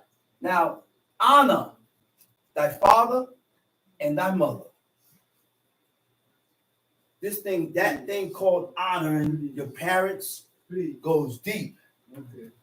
It goes deep. That's right. And in the Apocrypha, it states that the honoring of the father makes atonement for sins. Yes, All right. it does. You hear But that? it also works with not sinning presumptuously. That's right. I can't honor my father and then go steal and then think God is gonna Oh no. accept me like that. I can't honor my father and then go murder and think I'm on a clean slate. That don't work No. like that. Okay? That doesn't work like that. It's not going to have no effect. Now, honoring your parents, it means what? To fulfill the terms and the conditions of. That's what it means. To fulfill the terms and the conditions of your parents. You hear that? So now the terms and the conditions of your parents, as long as it doesn't coincide. See, we got to realize something. When you're living, see, I'm not, let's say my mother, according to law, let's say my mother wasn't an Israelite. Right. And my mother called me and I'm home having teachers. And my mother called me and said she need me to go move furniture. You got to put God's law up front. That's I right. said, Ima, I can't do that. Today's the Sabbath day. I can't move no furniture today. I can't do that. You know who taught me that? My father. Because he said, man, all the while I'm thinking that I was in violence. He said, but he was doing right because his mother used to want him to bring us to the house during Christmas. And he said, Mama, I can't do that, Mama. But he said, yeah, what he did was right. So the laws of God comes first. That's right. Okay? First. That was righteousness, man. Oh yeah. That was righteousness. I bought myself a nice blender. This blender got lights on the side. Lights on the side. It sprinkles on the top. Yeah, a little bionic blender. It's mine. I ain't used it yet. But my mother looked at it and said, I like that blender. Uh-oh. You like it, Mama? That's honor. Uh-oh. Oh, you like it, Ima? You do. Here, it's yours, man. Take that. I'll get me another one. Uh-oh. All right. That's You the hear that? heights. That's the heights of honor. You hear that? Uh-oh. Now, she didn't say she liked it, hoping for the person to give her the blender. Oh. Right. That's the heights of honor. Heights. You hear that? The heights. That's the heights of honor. The And we're heights. not going to see that. We're not going to Yeah. understand these things if we don't put works in for God. Yeah. You hear that? In order to realize these things, see, your eyes becomes clearer when you start doing things according to what God said. God, open your eyes, open the ventricles in your eyes so you can open up and see certain things. Yeah. What to do to save yourself from yourself. Yeah. Because that's what we have to do. We all must save ourselves from your own self. I ain't got to save myself from you. You're fighting yourself. That's right. You know why? Because we have two entities in us, Good and evil. good and evil. That's right. In the day when Adam ate from the tree of knowledge of good and evil, we have both sides in That's us. right. So enough. We have both sides in us. That's why people say, I had a feeling. Shit, man, I'm scared of that. Anytime somebody said, I have a feeling, be on your toes. Watch out. Because you don't know what that entity or what feeling was conjured up in their mind against you. Now all of a sudden, you're the culprit because you had a feeling. And according to your feelings, you won't go by it with no proof. Why people do that, man? Why do people do things like that? They follow their feelings above what God says. They put their feelings above what God says. They put their emotions above what God says. You have to muffle that and rule your spirit. That's right. You hear that? You got to govern your spirit and rule your spirit so that your feelings, so that the evil that you have in you that's causing you to have these feelings don't take over. That's right. You hear it? Don't take over. Okay? Time sheet, verse 13. Thou shalt not murder. Thou shalt not murder. What is murder? Lo tirzak. Murder is to take a life that's not justifiable according to what God says. Okay? If me and a man is fighting, he have a knife, and I have a knife, and I kill him first, that's not murder. What do you want me to do? Put the knife down and run? And say I can't kill. Say, I'm not going to murder you, brother. You want to take my life? You take it. You must be a fool. Nobody does that. Nobody does that. Everybody defends themselves. Nobody, even women. Everybody defends themselves. That's why you have now women that walk with a taser. Go ahead and attack the woman and she gonna pull the taser I out. want to. Go ahead and attack her and she don't pull out the mace. Mace. Somebody got Look, you even have some that have a razor. That's right. They carry razors. You approach them, she pull out a razor. She may cut you in the bad spot and you bleed to death. You gotta protect yourself. In these times, you better protect yourself. Oh, yeah. Because they ain't playing fair. They ain't playing fair. They'll jump you and they'll beat you to a pulp. Right. Next thing you in the hospital on life support. And you're gonna talk about murder is when you kill somebody unjustifiable, according to what God said. That's it. If you seek in my life and I kill you before you kill me, that's not murder. Self-defense. Self-defense. That's self-defense. Right. Don't chase me with a sword and think that it's just gonna go like that. You done made me run. I don't like running. Especially for man. You made me run. Nobody likes that. But that's not what God said, man. We have to get our mindset out of this American heathenistic way of thinking and put our mindset according to what God said. There was a man that approached another man and told me, he said, listen, you see those people over there? They're coming after you. Allow me to go after them before they come for you. They're coming. Because they're coming. The brother that he told that to didn't believe it. And you know what happened? He ended up dead. Time sheet. Thou shalt not bear false witness against thy neighbors. Thou shalt not bear false, murder. Verse 14. Thou shalt not commit adultery. Thou shalt not commit adultery. Adultery comes from the word to adulterate. To adulterate means to corrupt. To adulterate means to make impure by the addition of a foreign or inferior substance. It ain't my ejaculation, it's Tom's ejaculation. That's foreign fluids. Foreign fluids. That's foreign fluids going up in you. All right? Now,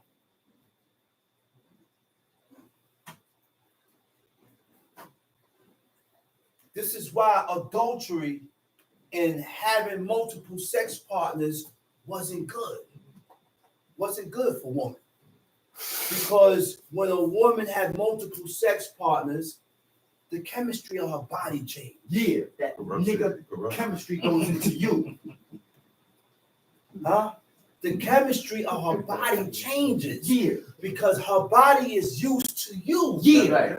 And now she done left you to get someone else. Johnny. And it goes, so now scientists said the corpse, they ran tests in the corpse of a dead woman and they found DNA. From 5-6 different men.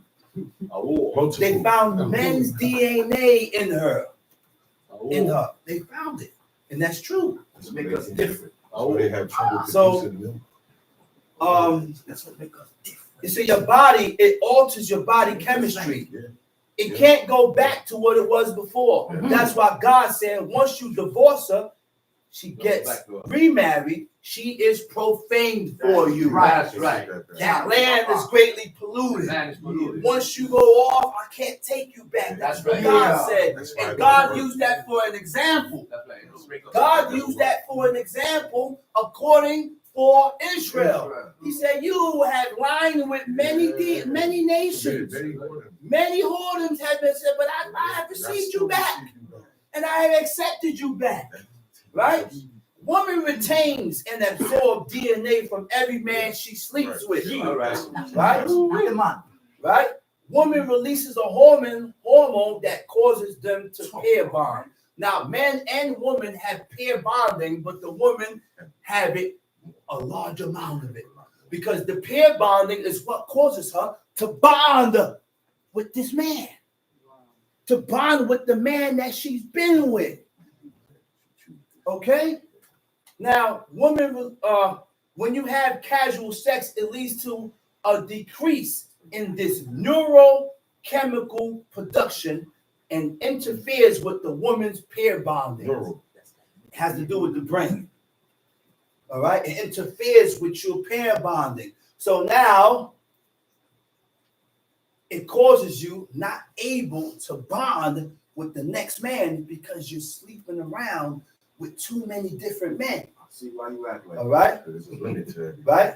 With a man, because of repeated sexual encounters with multiple partners, neutralizes the brain. When a female chooses to engage in casual sex, breaking bond after bond, because after you don't got a bond with me, Right. you break off with me, now you're trying to bond with someone else. Yeah. You break off with Yeah. that one, now you're trying to bond with Yeah. that. And you know what? There's a thing called the wall.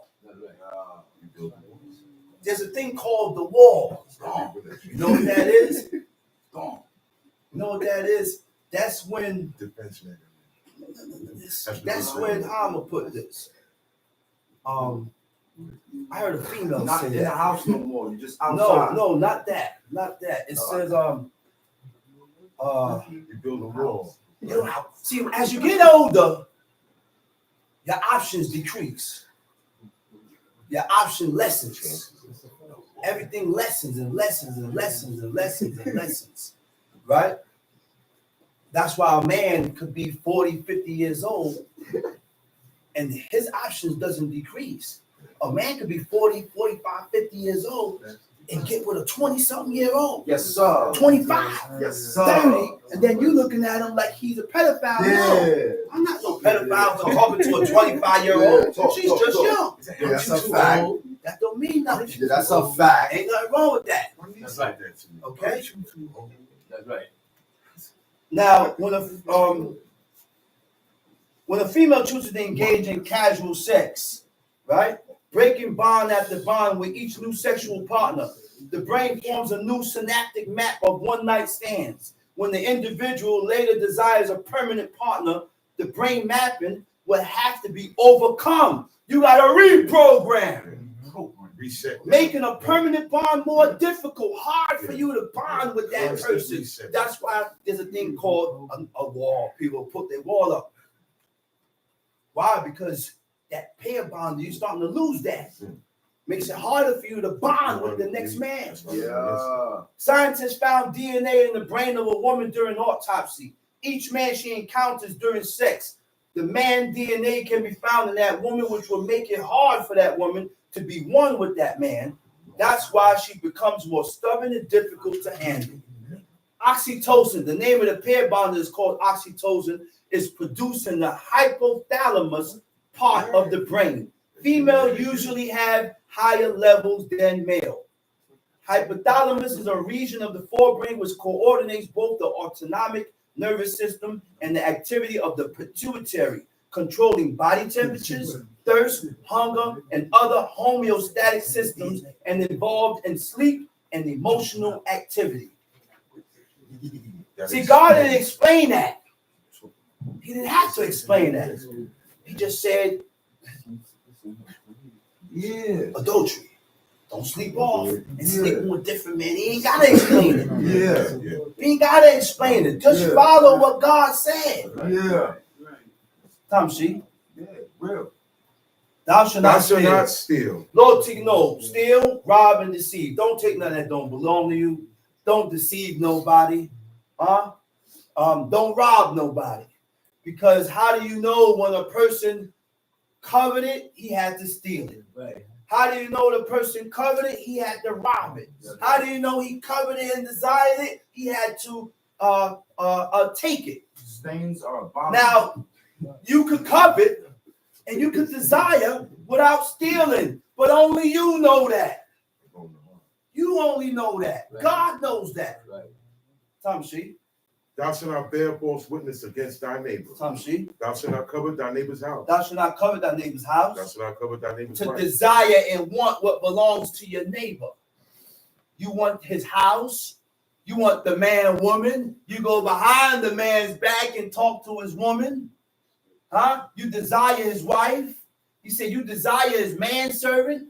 You desire his maidservant.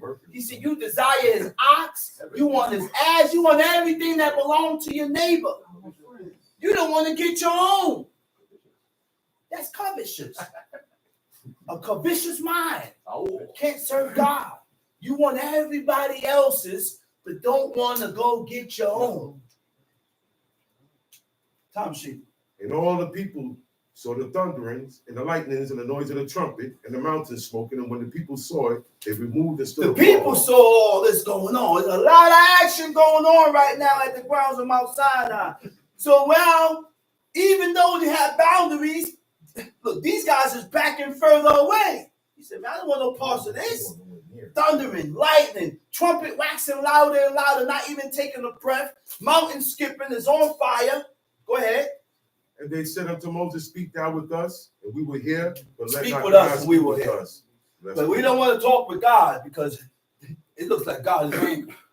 He's tight. So we don't want to talk with him.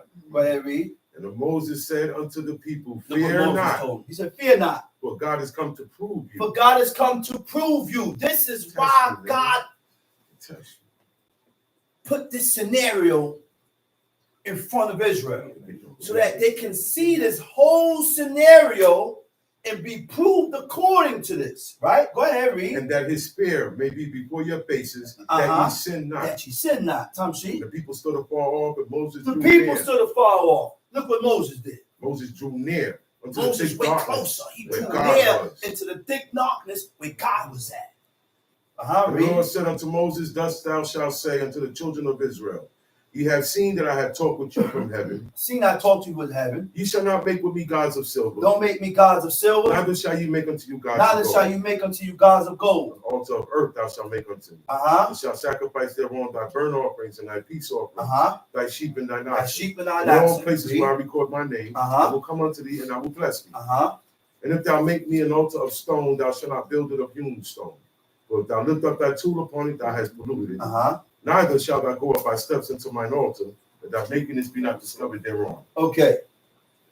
Now, the breeches was from where? He said, you shall make you breeches from where? From your loins to your thighs. Right? And then after that, what it says? He said, don't go up to steps upon my altar. After you had the breeches on, you got your robe on. So your nakedness was from your loins all the way down. Your calves, we didn't wear shorts. All right. We didn't You wear hear that? shorts because your Huh? calves is considered your nakedness. You hear that? That's why God told him to put on breeches from his loins to his thighs. Right. Then he told him to put on a robe. Then All right. he told him don't go up by steps unto my altar because I don't Right. want you to reveal your calves. All right. The rest of your nakedness. Okay. So we didn't wear shorts. You hear that? Let's go to Psalms 51.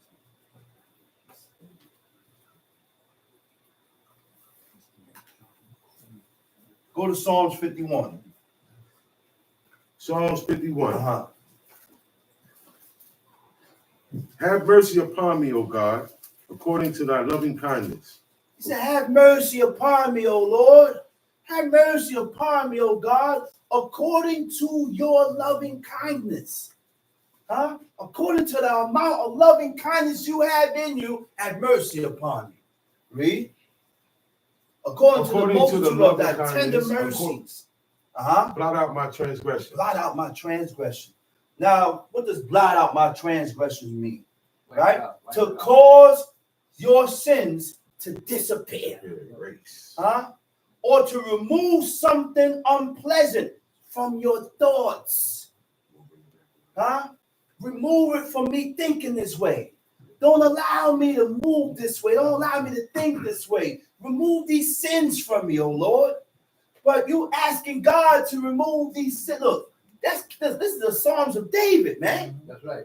Do we know after David did what he did, he stayed in a repentant mindset?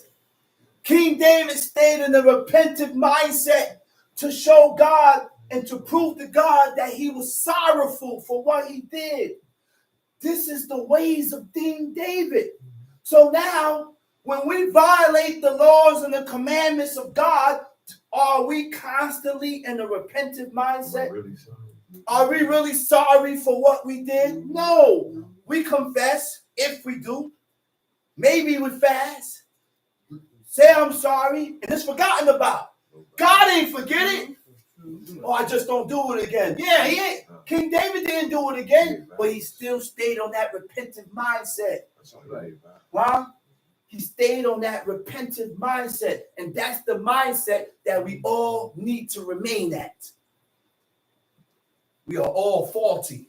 We are all guilty before God. Don't ever think that you are not guilty. Don't fool yourself, man. You hear that? Don't fool yourself and think that you are upright and you're good and I'm doing that. Don't fool yourself. That's right. You hear that? Don't fool yourself.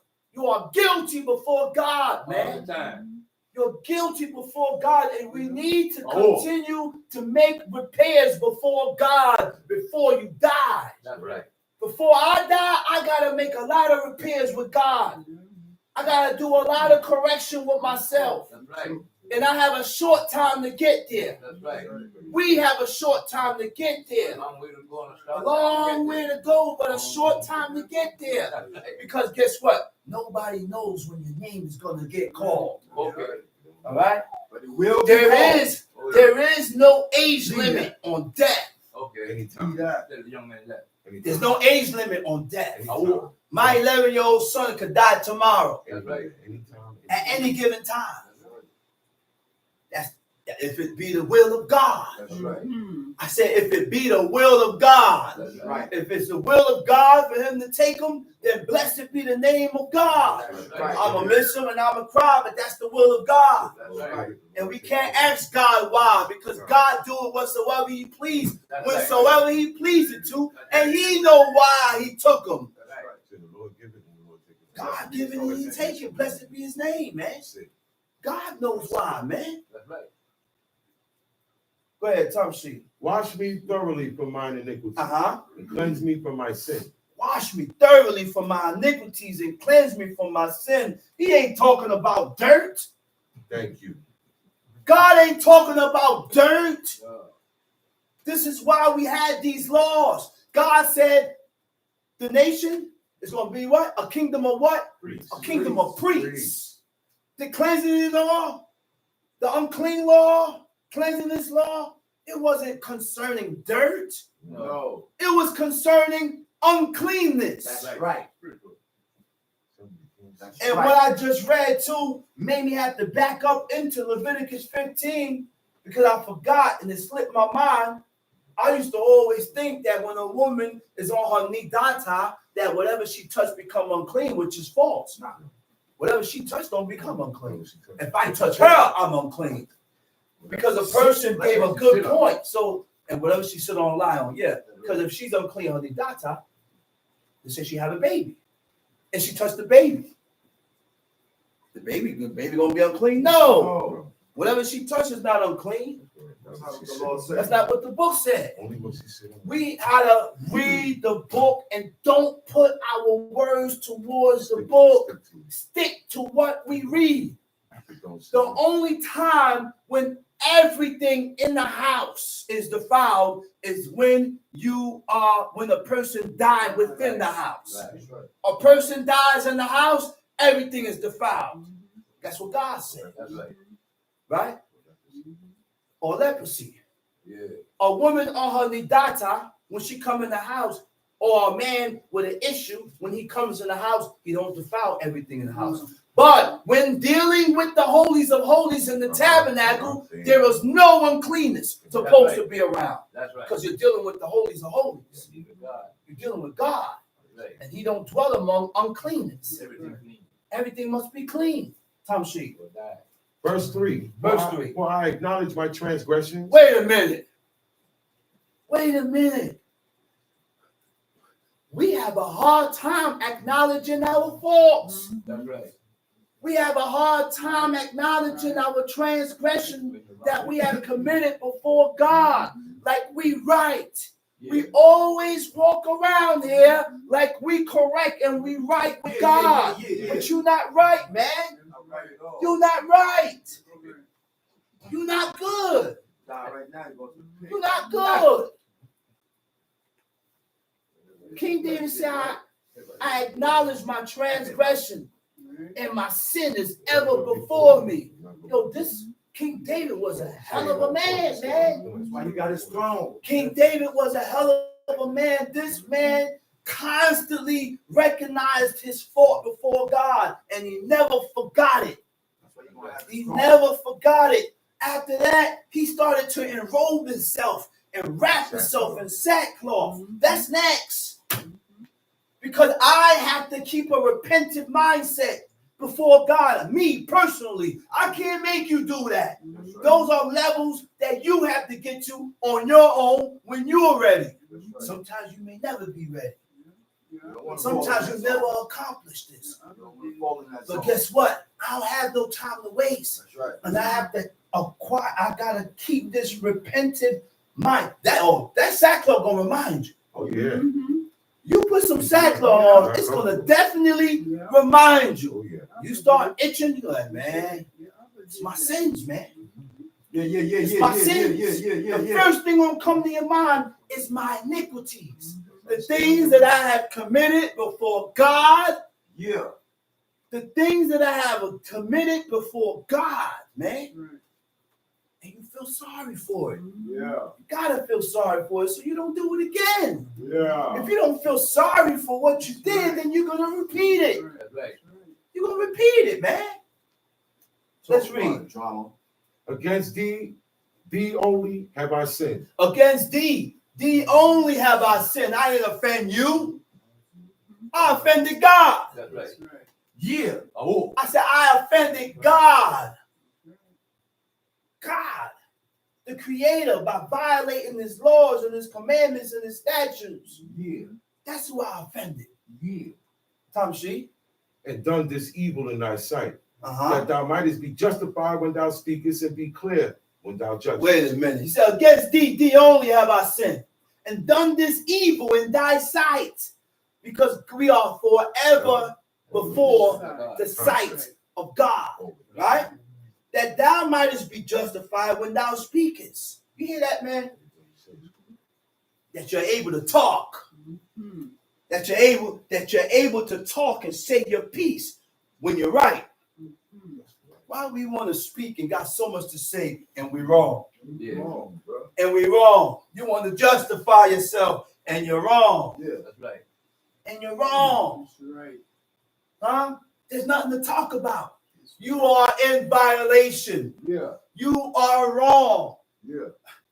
Be humble. Yeah. Humble yourself and be quiet and let That's right. the person talk. You hear that? Because you messed up, not me. You messed up, so be quiet. Be quiet. The person is quiet. Okay, you got it. You got it right. No problem. Man, that should make you humble. Because the person is taking a humble state. But when you take a humble state, the person get more rowdy. Yeah. Now I kind of come out of my humble state now. Yeah. Now you're starting to take advantage of me being humble. That's Yeah. right. True. Yeah. See, our forefathers didn't think that way and move like that. Go ahead, read. Behold, I was shapen in iniquity. Oh my goodness. He said, I was shapen in iniquity. The word for shapen is kolelti. Kolelti means to be born in. I was born in sin. Right. I was born in iniquity. Since the day that Adam ate from the tree of knowledge of good and evil, we were born in iniquity. That's right. And sin has grasped a hold of us. Mhm. It's been stronger. It's stronger. Yeah, it's stronger. And that's what we lean towards more. He said, I was born in iniquity, Tom Sheet, And in sin did my mother conceive me. and in sin did my mother conceive me. Go ahead. Behold, thou desirest truth in the inward parts, and in the hidden part thou shalt make me to know He wisdom. said, behold, thou desirest truth in the inward parts. Right? Tukah. Tukah means the reins of a man. Right? Right? What are the reins? He said, behold, thou desirest truth in the inward parts. Right? The reins is what limits and controls you. That's your reins. What limits you and what controls you. The only thing that's supposed to limit you and control you is the laws and the commandments of God. Those are my limits. Those are when that's when I draw the line, not to cross. Huh? God is the one that put truth and wisdom in your inward parts of man, which is your reins. And when God does that, those are the things that controls you, your actions and the things that you do in life. That is what controls you and limits you. That's why one person would understand more and accept more about God than some. Tom Sheep. Purge me with hyssop, and I shall be clean. Purge me with hyssop, and I shall be clean. Wash me, and I To shall purify, to disinfect. He said, purge me, purify me. To purify means to remove contaminants from. To rid someone of an unwanted quality, condition, and feeling, because these things profane us. These are the things that causes us to be common, to be the same like these people. Tamshi. Purge me with hyssop, and I shall be clean. Wash me, and I shall be whiter than snow. Make me to hear joy and gladness, that the bones which thou hast broken may rejoice.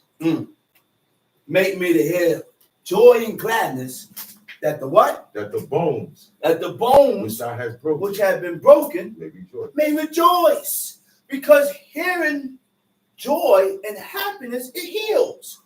Makes you feel better. But evil and wickedness and negativity, that's why you say this. People say, now people saying that negative stuff, keep that negative stuff away. Because it also has an effect on you. Negativity has an effect on you, man. Yes. Go ahead, read. Make me to hear joy and gladness, that the bones which thou hast broken may rejoice. Hide thy face from my sins, and blot out all mine iniquities. Mm-hmm. Create in me a clean heart, O God, and renew a right spirit within me. Create in me a clean heart. Right? To create, bara, means to form. Only God can do that. You can't do it yourself, because God is removing sin and replacing it with good. He said, create in me a what? A new heart. Form in me a new heart. Which means remove this decrepit, This is no good. abominable, froward heart. My heart is no good. I need a new heart for you. I need a new heart to serve God. I need a new heart to serve God, because this heart that I have here is no good. Tom She. Cast me not away from thy presence, and take not thy Holy Spirit from me. Restore. Cast me not away from thy presence. You know, that's what bugged Cain. Because that whole time, he noticed, he didn't realize that God was against him until he went to set up that offering. When Cain went up to see the offering, he realized nothing happened. Abel got a reaction, because there's only one way to show that God accepted your offering was when what? Fire come down from heaven and suck up that offering. That's how you accept it. So Abel got a reaction, but Cain didn't get a reaction. So now he's angry. Now he's tight. Now he's able to determine and realize that, man, God is not with me, and I have not gained his attention. So he's angry. What God told him? He said, if you do good, if you take heed, meaning if you do good, if you improve, I will exalt you. He said, I will exalt you. God told him that. So the only way to be exalted by God is to do good according to what God says. Then God will exalt you in the heavens. You may not be exalted amongst men, but in the heavens you'll be exalted. Now there was no the order of the sacrifice wasn't set up yet.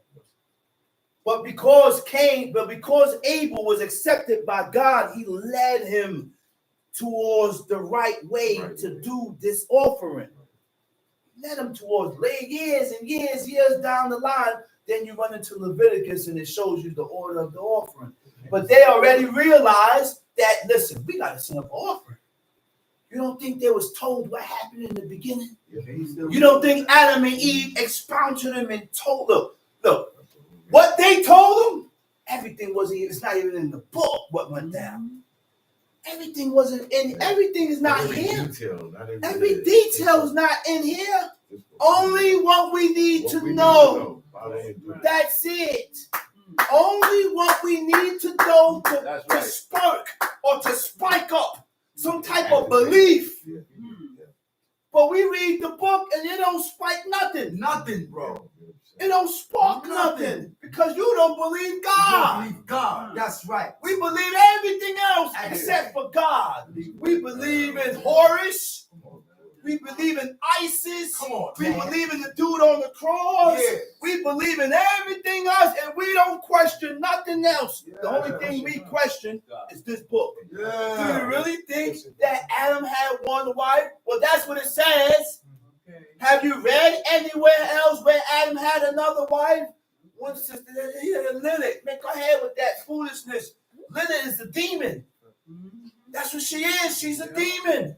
A female demon. I never heard about no female demon. I never heard of that. Me neither. I don't know where to get that from. It's myths and All it's myths. I never heard of a female demon. these things were in the poem. All the demons that I read about, according are masculine demons. You ain't have no female demons, so please, with that foolishness, man. Adam had one wife. Her name was Eve. That's it. Kawa, mother of all living. When she told you, don't eat from it, neither shall you touch it, stop saying that she lied. Eve ain't no liar. She didn't know what lying was. Right. She was innocent. That's right. She was innocent, She man. had no wrong in her. She had no evil in her. Uh-huh. And that's the only thing she did in her life was eat the tree of knowledge of good and evil.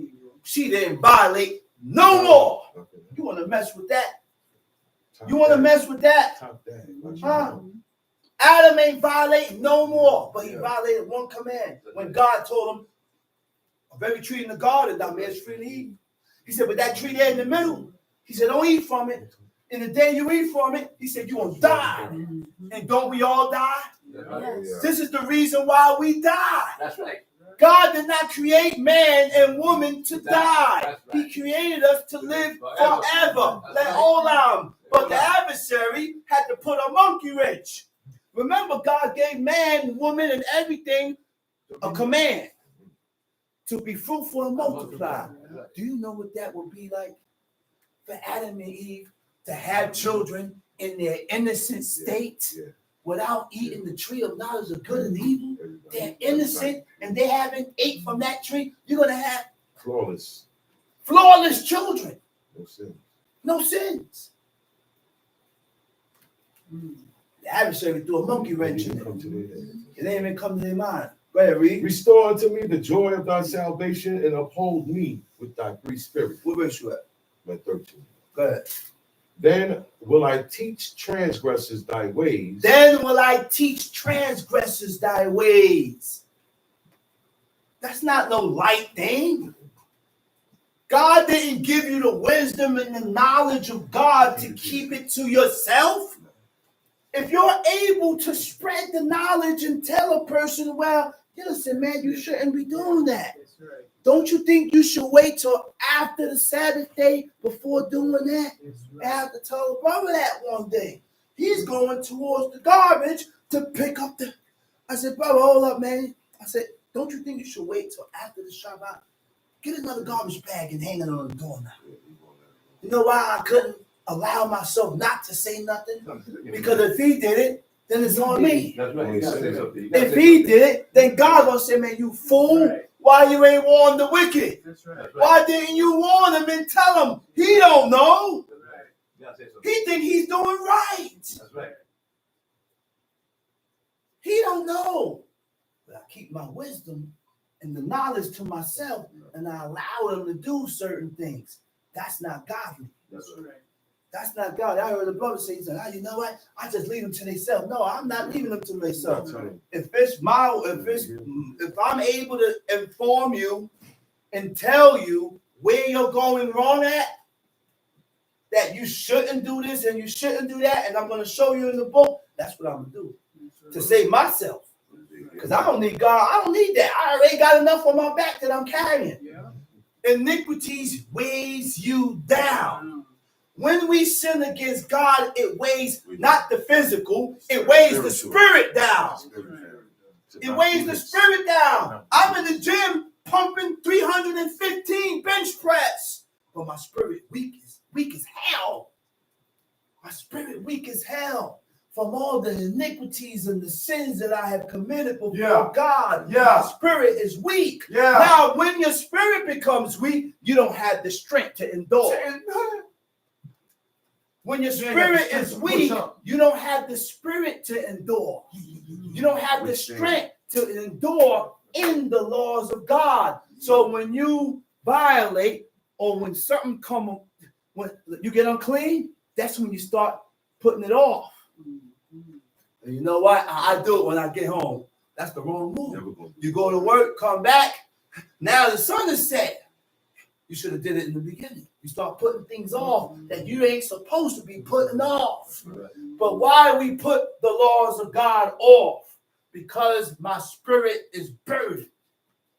It's burdened and it's weighed down with iniquity. And that's what happens when you violate the laws and the commandments of God. You cut yourself off. Some sheep. Then I will teach transgressors thy ways, and sinners shall be converted unto thee. Deliver me from blood. He said, then I will teach transgressors your ways. Right? Where you at? 13. And sinners shall be converted unto thee. Sinners shall be converted unto me. I gotta look that word up. The word for convert. I gotta find that word convert. Because to convert is what? Change. To change. Right? Another part in the Psalms where it says convert, it have a different Hebrew name. It means to restore. Right? So we gotta find, I'm gonna find out right now what the word convert. The word for convert is yashubu. Yashubu, root word is shu, means to return. Means to return. So when you teach sinners the laws of God, the reaction is that there's supposed to be some type of changes in your life. Yeah. That's the reaction. Yeah. Because I'm showing you what God said, and I'm giving you jewels, and I'm showing you the things of how to be lawful and right by God, but yet I don't see no changes in your life. When you That's gonna right. start? I don't That's see right. no changes. You hear that? No change. Okay? Tom She. Deliver me from blood guiltiness, O God, thou God of my salvation, and my tongue shall sing aloud of thy righteousness. That's David, man. You know how long that happened with King David? And he's still asking God for forgiveness for blood guiltiness because he set the man in the heat of the battle and refrained and pulled back. And if it wasn't for the spears and the arrows, Uriah was a bad swordsman, man. This knife was hit him. Uriah was a bad swordsman. They couldn't defeat him with the sword. Bad swordsman, man. They had to hit him with arrows. Sniper. They had to hit him with arrows because he was so good with that sword. So he was fighting so valiantly, man. Joab said, man, if it had not been the king's command, I opened the one. He said, I would have went up there with him. Played to the That's sword. why he was fighting so valiantly. Tom She. O Lord, open thou my lips, and my mouth shall show forth thy Open praise. thou my lips, and my mouth shall show forth thy praise. Tom She. For thou desirest not sacrifice, else would I give it. Thou delightest not in burnt offering. Thou delightest. He said, wait, go back. Oh Lord, open thou my lips, and my mouth shall show forth thy praise. For thou desirest not sacrifice, else would I give it. God didn't desire sacrifice. There is something that God desired above sacrifice, which is obedience. Because if we obey, then I ain't got to set up no sin offering. I ain't got to set up a peace offering to regain favor back in the eyes of God. Because we are out of favor of God. We are not in good favor with God. All the way out. We are not in good favor with God, man. We not. And this is why God gave us these burnt offerings and these sacrifices to regain or get back in favor with God. It was only for our purpose, not for the purpose of God. Go ahead. For thou desirest not sacrifice, else would I give it. Thou delightest not in burnt offering. The sacrifices of God are a broken spirit. Wait a minute. The sacrifices of God are what? Are a broken spirit. A broken spirit. You know what a broken spirit is, man? Let me check that out. What that? Verse 17? Verse 17, yeah. A broken spirit. Let's see what a broken spirit is. Shabbat led. Shabbat is a broken spirit, a broken heart. Which means when your heart is broken, you're in repair mode. Right. You are in repair mode. When your heart is broken, you're looking to repair what you did wrong. And I gotta use this for an example. You ever I watched the movie before, right? And the man's heart got broken. His wife left him, right? You know what the man did? That's automatic, is to try and seek out his wife to explain, to apologize. That's what comes after a broken heart. You go back and you apologize and you try to fix what you messed up with. I'm going to upgrade it. A broken heart with God is when you try to fix what you did wrong according to what God says. Oh, Lord God, I messed up. I violated your law, Most High. I'm sorry. Only a man or a woman with a broken heart would seek repairments, seeking forgiveness from God. Because the person, you have to be able to realize that you are wrong in order to make any type of repairs with God. Listen, I messed up. I'm sorry. I did this. I did this. I did this. I did the other. I'm sorry. Please have mercy upon me, O Lord. Have compassion. Find it in your heart to forgive me, O God. According to your loving kindness. Forgive me. Have pity and compassion upon me. I'm not going to violate again. I'm not going to do this again. And those are people with a broken heart, right? Go ahead. Let's see what else you said. A broken and a contrite heart. A broken and a contrite heart. Oh. What is a contrite? Contrite heart. Feeling or expressing remorse. Feeling or expressing remorse or penitence affected by guilt of your wrongdoings. Remorse. Deep regrets or guilt for a wrong you committed. That's the only way we're going to make repairs with God. We have to have those feelings. We got to have a contrite heart. And when you have a contrite heart, you become remorseful. You become remorseful. You don't be wrong and strong. No. Okay. You don't be wrong and strong. You're wrong, and you still want to keep your head high. Keep your head high. Keep your chest pushed out like you're not wrong. Yeah. That's not the order that I see here that our forefathers followed. Tom She. Do good in thy good pleasure unto Zion. Build thou the walls of Jerusalem. Then thou shalt be pleased with the sacrifices of righteousness, with burnt offering and whole burnt offering. Then shall they offer bullocks upon thine altar. That's it. Yes. Joshua 7.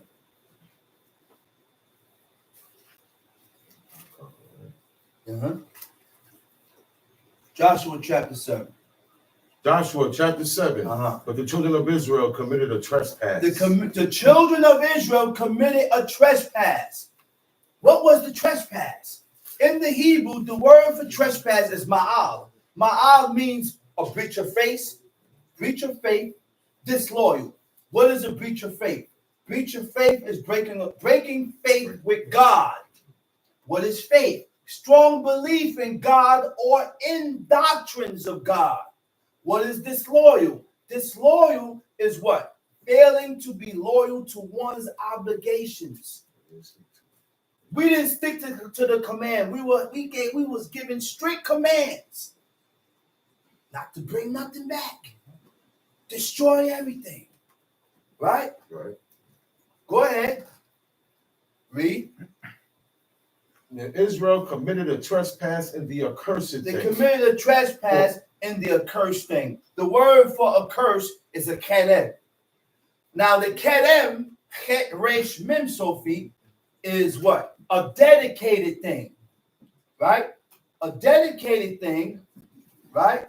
Set apart for a particular purpose. Okay? That's what you call a kedem. Right?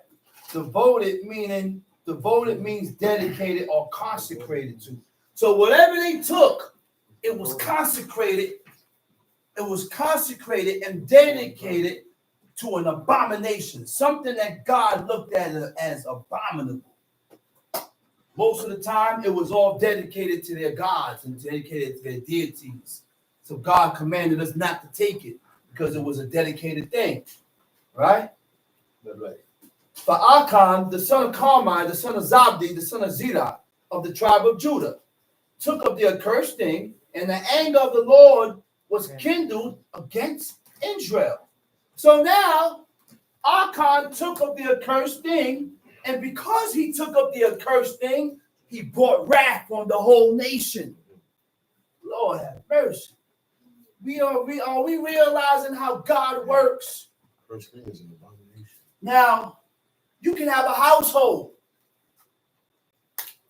and whoever people in your household bring things in your house Yeah. that is dedicated Yeah. to things, dedicated to things that God has already ordained as abomination. Right.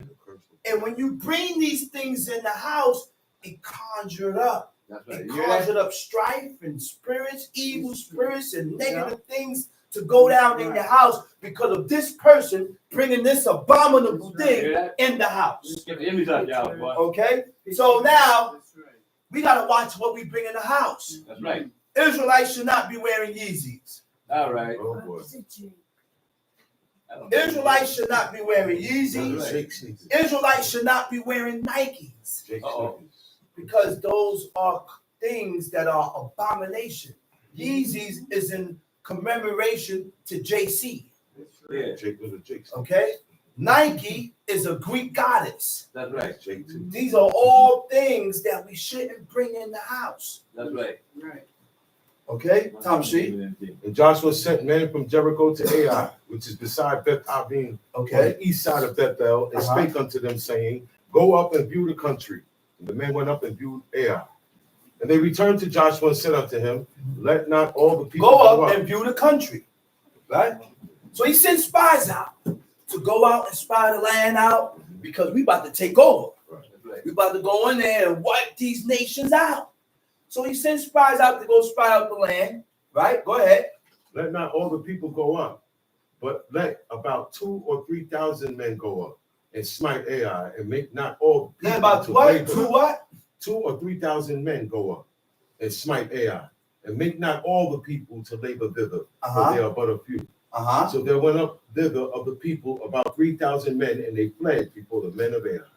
And the men of Ai. So now we went up to scout the land, but because Achan took up the accursed thing and he trespassed and he committed a trespass before God, the people couldn't stand before the people, before the men of Ai, because we was at fault with God. We was at fault with God. So we're not gonna succeed being at fault with God. Right. So therefore, when they went up, we got chased. We had to run back. Go ahead, read. And the men of Ai smote of them about 36 men. A lot of men. 30. Go For ahead. they chased them from before the gate, even unto Shebarim, and Uh-huh. smote them in the going down. Wherefore the hearts of the people melted and became as water. Joshua rent his clothes. What verse you at? 6. Go ahead. Joshua rent his clothes. Joshua rent his clothes. When it said he rent, he ripped it. Took his That's clothes, he ripped it. Read. And fell to Sign the of earth. mourning. Tom C. And fell to the earth. Prostrated upon his face, himself. And before the ark of the Lord until the eventide. Joshua rent his clothes and he prostrated himself before the ark of God, before the Creator, before the Most High. Until the eventide. Until even. You know how long he stayed on his face? He didn't move. Tom C. He and the elders of Israel, and put dust upon their heads. And Joshua said, Alas, O Lord God, wherefore hast thou at all brought this people over Jordan to deliver us Okay. into Go the ahead. hand of the Amorite What to verse you destroy at? us? Verse 7. Okay. Read that over again. And Joshua said, Alas, O Lord God, Alas, O Lord God. wherefore hast thou at all brought this people over Jordan? Alas. That's expression of grief and pity and concern. Look what he said to God. Go ahead. Wherefore hast thou at all brought this people over Jordan? He said, why did you bring this people over Jordan? What verse you at? 7. Yeah. Go ahead. He To said, why deliver- you brought these people over Jordan? To deliver Read. us into the hand of the To Amorite, deliver you in the hands of the to Amorites? destroy us. To destroy you? God don't work like that. That's right. Like that's- I said, God don't work like that. That's right. That's I'm telling you, God don't work like that. You learn the ways of God by reading the book. You know what I took from that? You know what I took from that? God did not allow you to meet this person so that he can do you evil. God allowed you to meet this person to reveal to you who God is. And then 5, 6, 7, 8 years later, you done conjured up in your own mind that this dude is plotting on you. And sidetracked. God don't move that way. God didn't deliver you and bring you to this man here to show you who God is, to have a negative effect later, To destroy you. to destroy you or wipe you out or kill you. God don't move that way. That's not how God moves. Tom Sheik. Would to God we had been content and dwelt on the other side Jordan. He said, "Oh Lord, we should have stayed on the other side of Jordan, O Most High. You brought these people across the world, out of Egypt, across the sea to kill them." God don't move that way. Go ahead. Oh Lord, what shall I say when Israel turned their backs before their enemies? Oh my goodness. He said, man, what am I going to say when a nation will turn their backs against their enemies? What's going to happen? Go ahead. For the Canaanites and all the inhabitants of the land shall hear of it, and shall environ us around. He said the Canaanites and all the other nations going to hear about it. They're going to surround us. They're going to come after us now because we're vulnerable. They see our defense is down. They notice and they realize that God is not with us. They coming. Go ahead. And cut off our name from the earth. Uh-huh. And what wilt thou do unto thy great name? Uh-huh. The Lord said unto Joshua, get thee up. Wherefore liest thou thus upon thy face? He said, listen, man. God's sitting there, the creator listening, and he listened to what he's saying. He said, man. When he was done, he said, man, get up, man. He said, what you laying on your face for? Get up. You see how tough. Look, God, look. You see how he said, man, get up. What you laying on your face for? Go ahead, read. Israel has sinned, and they have also transgressed my covenant, which I commanded them. Now, we ran, and they was allowed to run, and I made them run because Israel has sinned. And what? Has sinned, and they have transgressed my covenant. Huh? But Israel didn't sin. Only one man sinned. But we all are one. We are one. That's the family. My wife, my children, the house, whoever lives in the house, we are one. What one do affects all. That's right. I said what one do affects all, everybody. Because we're one. We're under one rule. Tom Sheik. For they have even taken of the accursed thing. They have taken of the accursed thing. And have also stolen. And have also stolen. And disassembled also. And they lied also concerning it. Uh-huh. And they have put it even amongst their own stuff. And they have it amongst their own stuff. Therefore the children of Israel could not stand before their enemies, but turned their backs before their enemies, because they were accursed. Neither will I be with you anymore, except ye destroy the accursed from among you. You know what he said? But most I This said, ain't now. you guys couldn't stand before your enemies because you got a perpetrator. Somewhere amongst the ranks, you have a perpetrator that took of the accursed thing, and they lied, and they hid it amongst their stuff, and they lied concerning it. They got it emotion. Now, what do they mean by lie?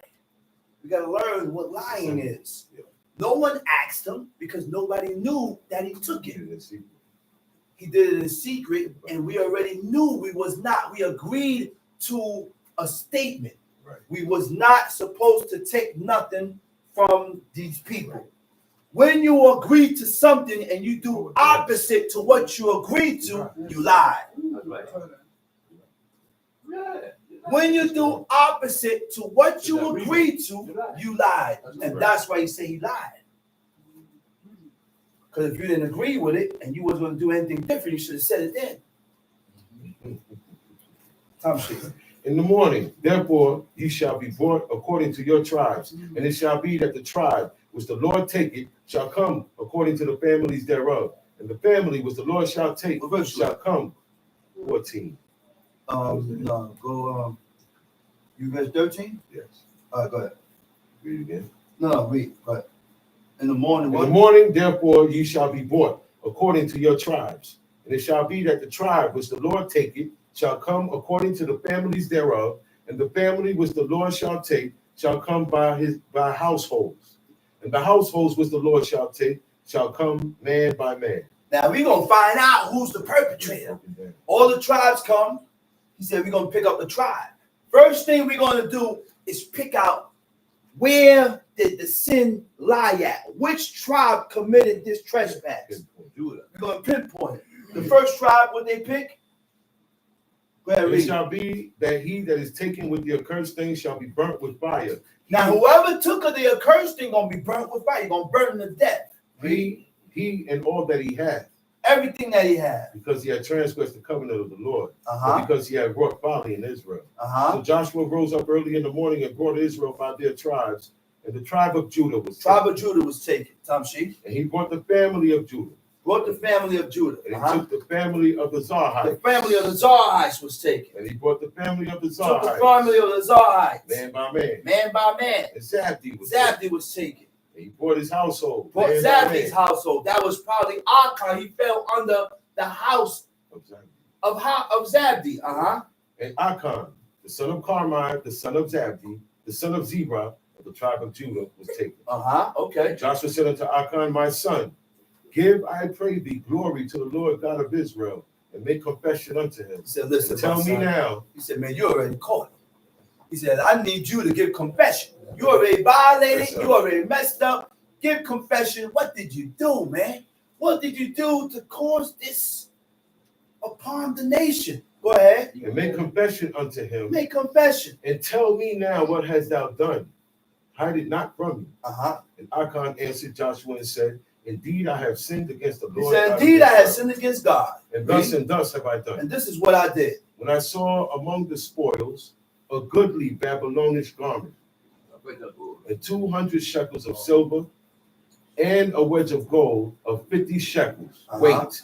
Then I coveted them and took them, and behold, they are hid in the earth in the midst of my tent, and the silver under it. So that's what he took. A Babylonian garment. Aderet, meaning a cloak or a mantle. You know who wore mantles? Samuel had on a mantle. They all had mantles and robes, but the it was a Babylonian fashion. Wasn't it? They had a different cut, a different fashion. Everybody had on robes. But my robes, Israelites or Hebrew robes, was different from a Canaanite robe. That's correct. Different from a Greek robe. That's correct. Different from Romans robe. Different from Japanese robe. Okay? Tom sheet. Then I coveted them and took them, and behold, they are hid in the earth in the midst of my tent, and the silver under it. Uh-huh. So Joshua sent messages, and they ran unto the tent, and behold, it was hid in his tent, and the silver under it. And they took them out of the midst of the tent, and brought them unto Joshua, and unto all the children of Israel, and laid them out before the Lord. Joshua and all Israel with him took Achan the son of Zebra, and the silver, and the garment, and the wedge of gold, and his sons, and his daughters, and his oxen, His sons, and his his asses, daughters, his oxen, his asses, his sheep, his sheep, and his tent, and all that he his had, tent, everything that he got, me. and brought them unto the valley of Achor. They took everything that he got and put it in the valley.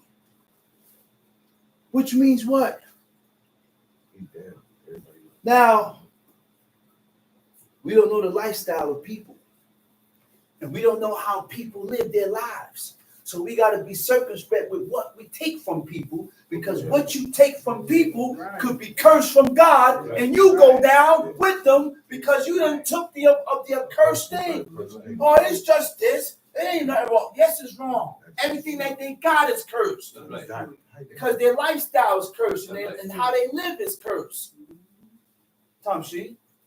Joshua said, why hast thou troubled Why us? hast thou troubled us? The Lord shall trouble thee this day. God's gonna trouble you now. And all Israel stoned him with stones and burnt him with fire after they had stoned him with stones. Mm-hmm. And they raised over him a great heap of stones unto this day. So the Lord turned from the fierceness of his anger. Wherefore the name of the place was called the Valley of Achor unto this day. You see that? What caused he caused his whole house to go down, all because of one man violation. That's right. One man violating, you could bring the whole house down. When a person violates within, listen, we in this together. We as one. So when one come in here and bring certain things in the house that's not supposed to, that God done looked at as abominable, wrath falls on everybody. You gotta be careful, man. And with that, I already got what was bought. And I'm gonna say Shabbat Shalom. Shabbat Shalom. Call up the next speaker, teacher, D, Chief Mika.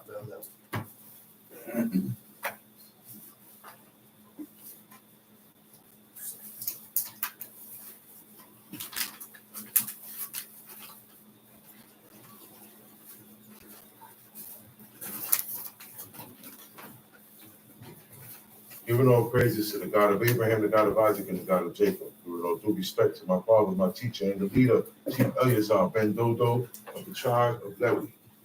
Giving all due respect to chief men, prince men, mothers in Israel, I bid you out of the tongue of our forefathers. Shabbat Shalom. Shabbat Shalom. At this time, I'm going to ask if you would please rise and repeat after me.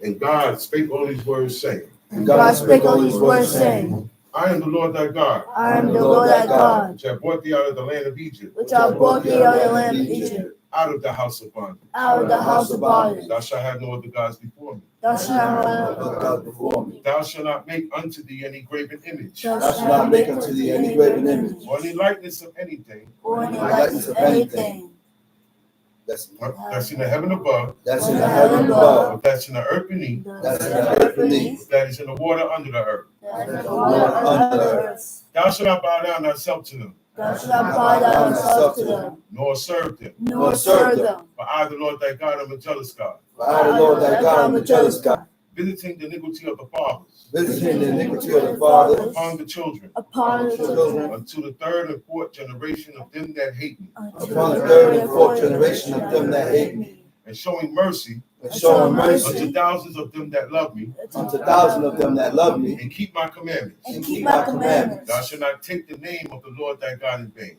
Thou shalt not take the name of the Lord thy God in vain. For the Lord will not hold him guiltless that taketh his name in vain. For the Lord will not hold him guiltless that taketh his name in vain. Remember the Sabbath day, Remember the Sabbath day, keep it holy. Keep it keep it holy. holy. 6 days shalt thou labor, 6 days shalt thou labor, and do all thy work. and do all thy work. But the seventh day But the seventh is day the Sabbath of the Lord thy God. is the Sabbath of the Lord thy God. In it In it thou shalt not do any work. thou Thou shalt shalt not do any work. Thou, Thou, nor thy son, thy nor son, thy daughter, thy manservant, thy nor man, thy maidservant, nor thy nor maidservant, thy cattle, nor thy nor cattle, thy stranger that is within thy gates. nor thy stranger that is within thy gates. For in 6 days the Lord made heaven and earth, for in 6 days the Lord made heaven and earth, the sea, the sea, and all that in them is, and all that in them is, and rested the seventh day. and rested on the seventh day. Wherefore the Lord blessed the Sabbath day Wherefore the Lord blessed the Sabbath day, and hallowed it. and hallowed it. Honor thy father and thy mother, honor thy father and thy mother, that thy days may be long upon the land That thy days may be long upon the land, which the Lord thy God giveth thee. which the Lord thy God giveth thee. Thou shalt not murder. thou shalt not murder, Thou shalt not commit adultery. thou shalt not commit Thou adultery, shalt not steal.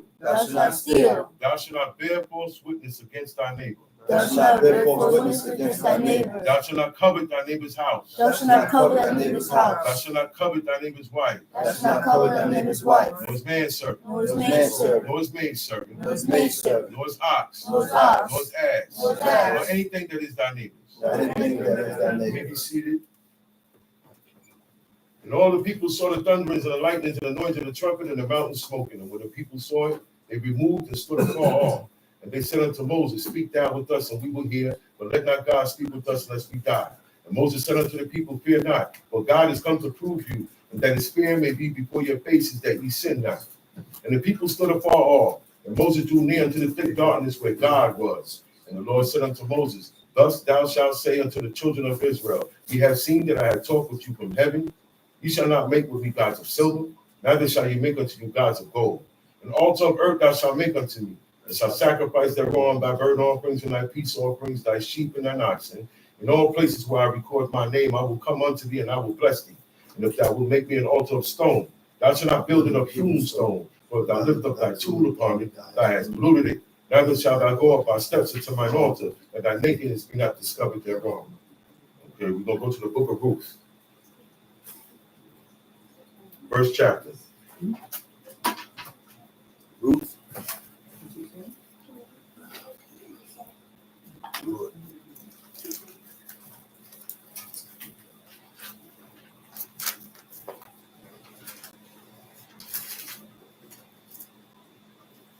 Ready?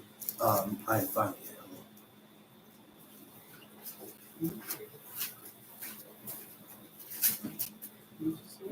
It said, now it came to pass in the days when judges ruled. This is before we had kings. Mm-hmm.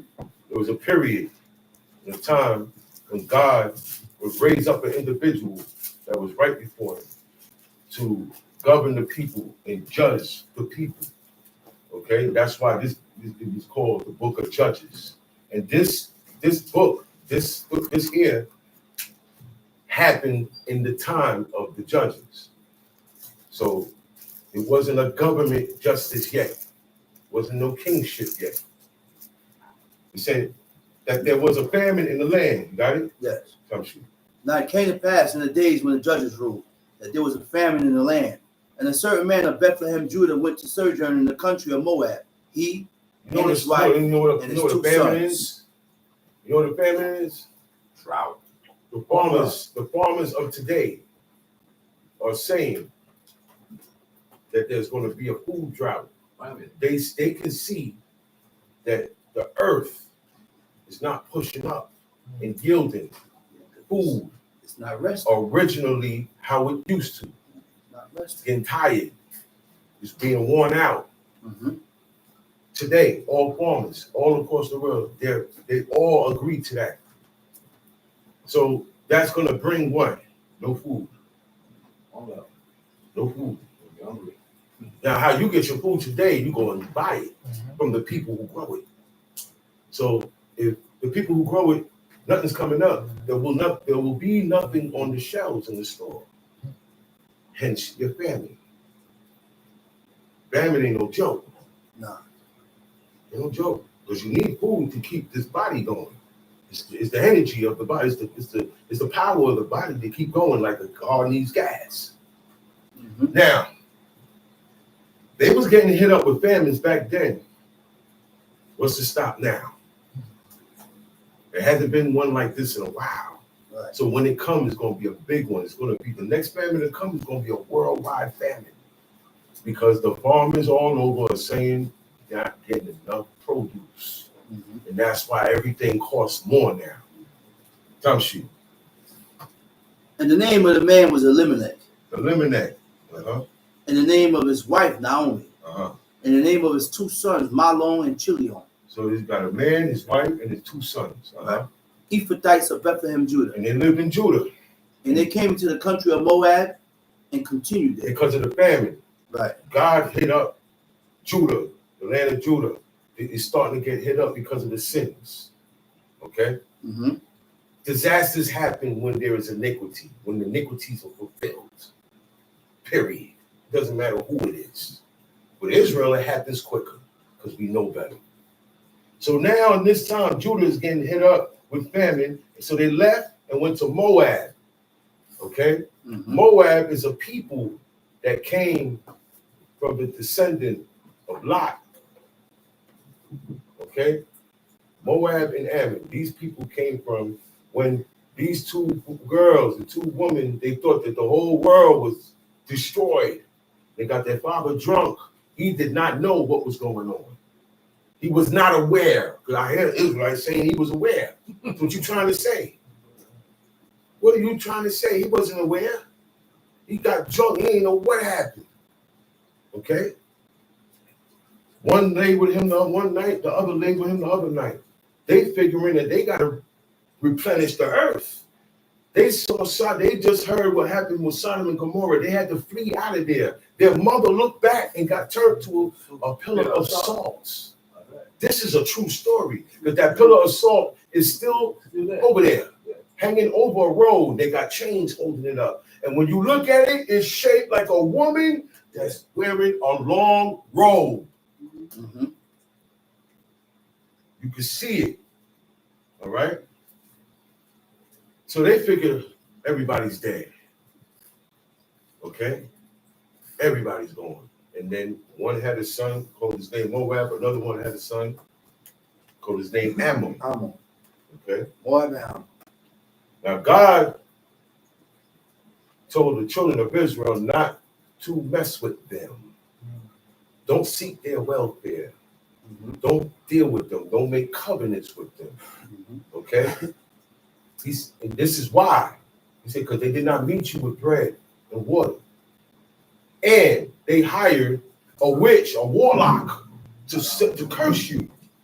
That's like me hiring a hitman to kill you. Same thing. That's how God see it.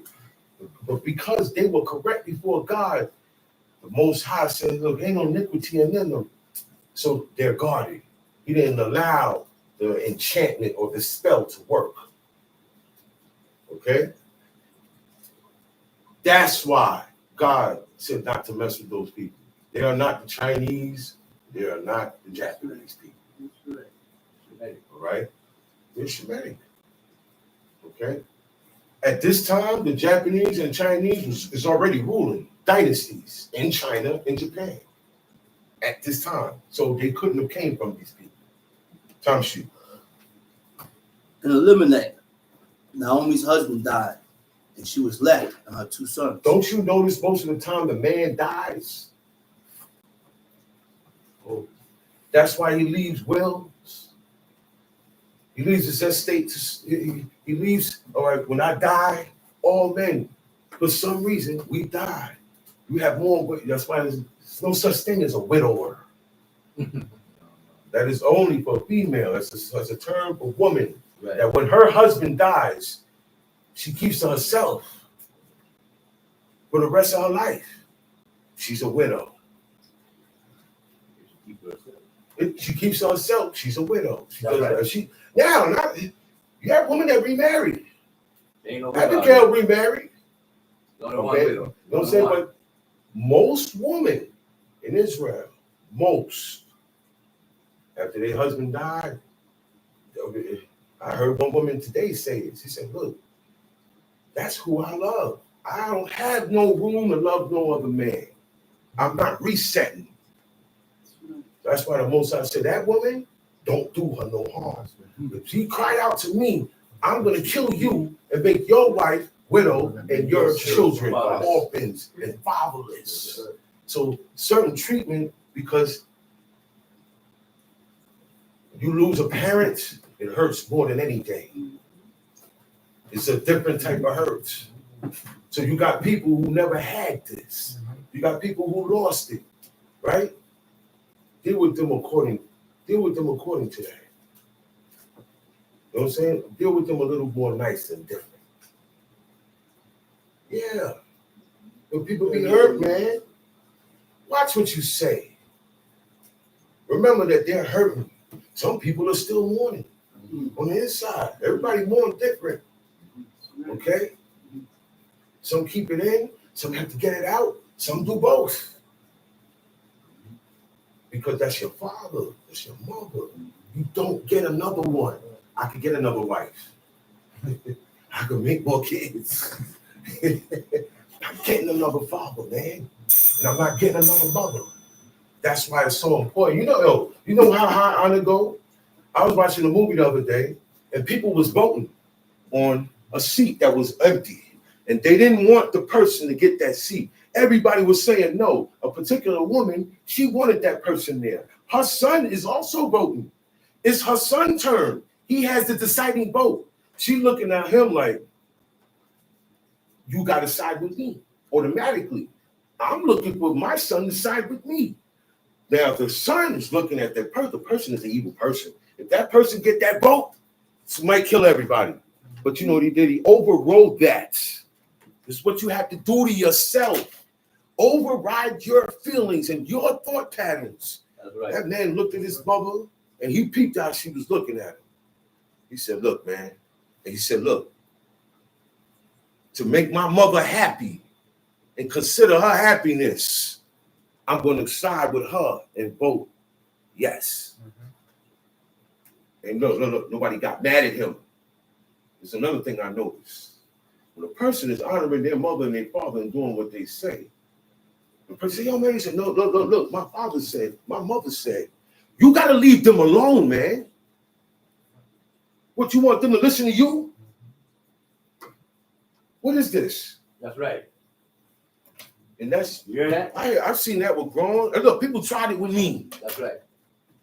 Family, friends, outsiders, other Israelites, because they don't honor their mother and father.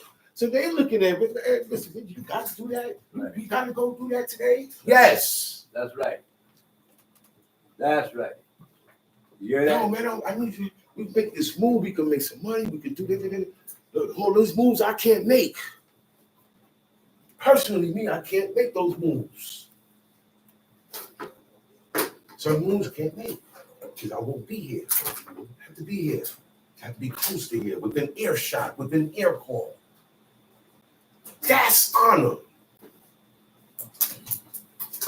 Most kids, they grow up in their parents' house and they can't wait to get out their parents' house. Why? Why you can't wait to get on your own? Because you don't like nobody telling you, no, you can't do that. You don't like nobody telling you what you can do and not do. Then you can't serve God. You're not going to be able to serve this God. Practice make perfect.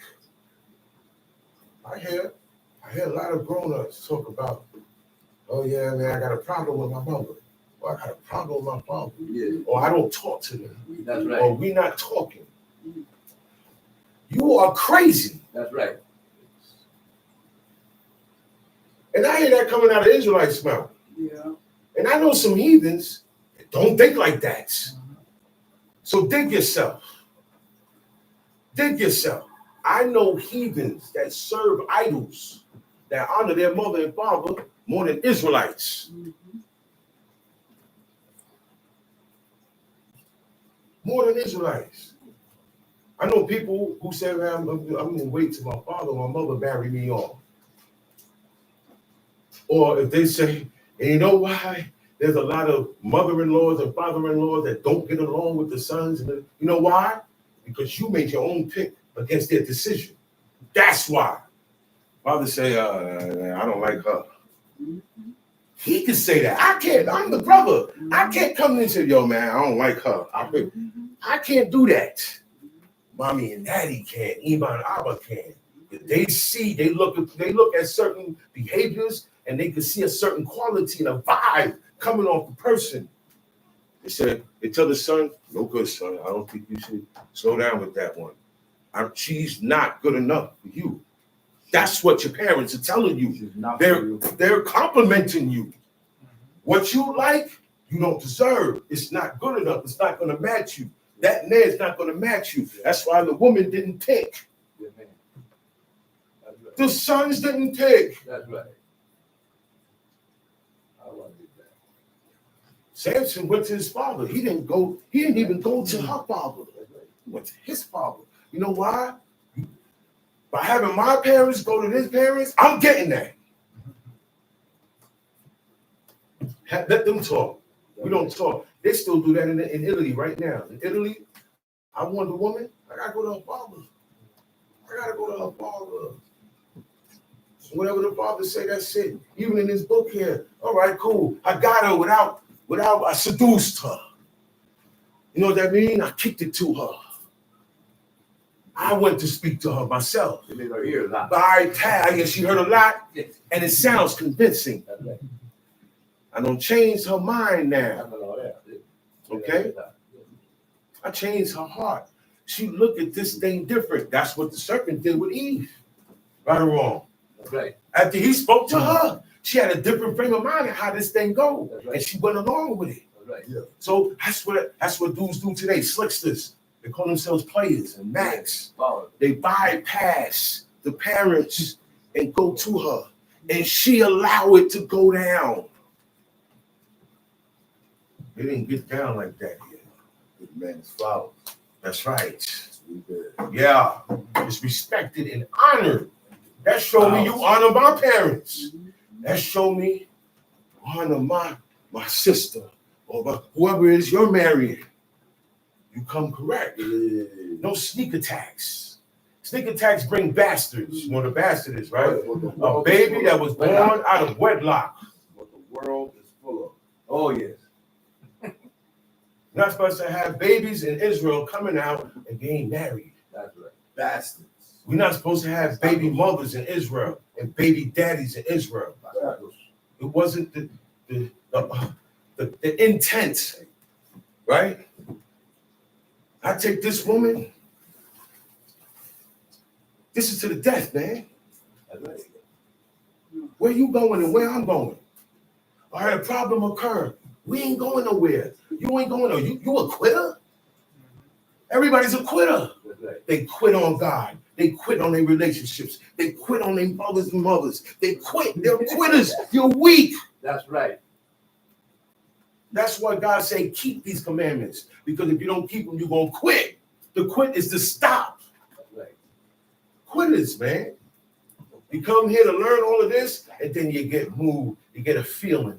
You got to learn to start living with those feelings. You got to start learning to live with them. You're not going to be happy all the time. And that's your test. That's your test. And it's a big loss when someone loses a parent. Oh, yeah. Definitely. The more you honor them, the more of a loss it is. Yeah. The more of a hurt it is. Okay?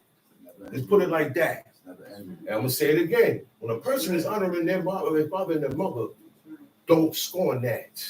Don't make that person feel that they're doing something wrong. Because I know there's people listening to everybody except their mother and their father. Yeah. Yes, yes. You hear that? People listen to everybody except their mother. The last ones you want to Yeah. question them. Yeah. You want to criticize, but you don't do that to yourself, to your friends, to your woman, to your children. You got to do that to them and yourself. They're beyond that reproach. Now you can serve the Most High God. But when it comes to the Most High now, I'm not going to criticize these commandments. You know what you do when you criticize them? You talk against them. That's right. Right. I'm criticizing because I'm not satisfied or I'm disappointed with this. I don't agree. I don't agree with that. I ain't mentioning It don't sit right with me. I ain't saying nothing. I ain't versing it, but In my heart, yeah, yeah, yeah, yeah. when you do that in your heart, you know what you do? You disassemble. Disassemble. When you disassemble, you curse God. Right. You telling God, I don't agree with what that man just read. That's I right. don't agree with that. And this is the things that make ideas that are not of God come in your head That's right. and make you suspicious for no reason. Come on, man. Yeah, yeah. Yeah. It's just for no reason. These things has an origin. Yeah. All right? It has an origin, the works of my hands, That's right. okay? And what I meditate my heart on. Because not everything you meditate your heart on is correct. That's why you need to at least read these 10 commandments every day, beginners. Read it every day. Every So day, literally. it'll be in your head like that song you wasn't thinking about. Better than I had this song in my head all day. Why? Because it has been rehearsed in your head.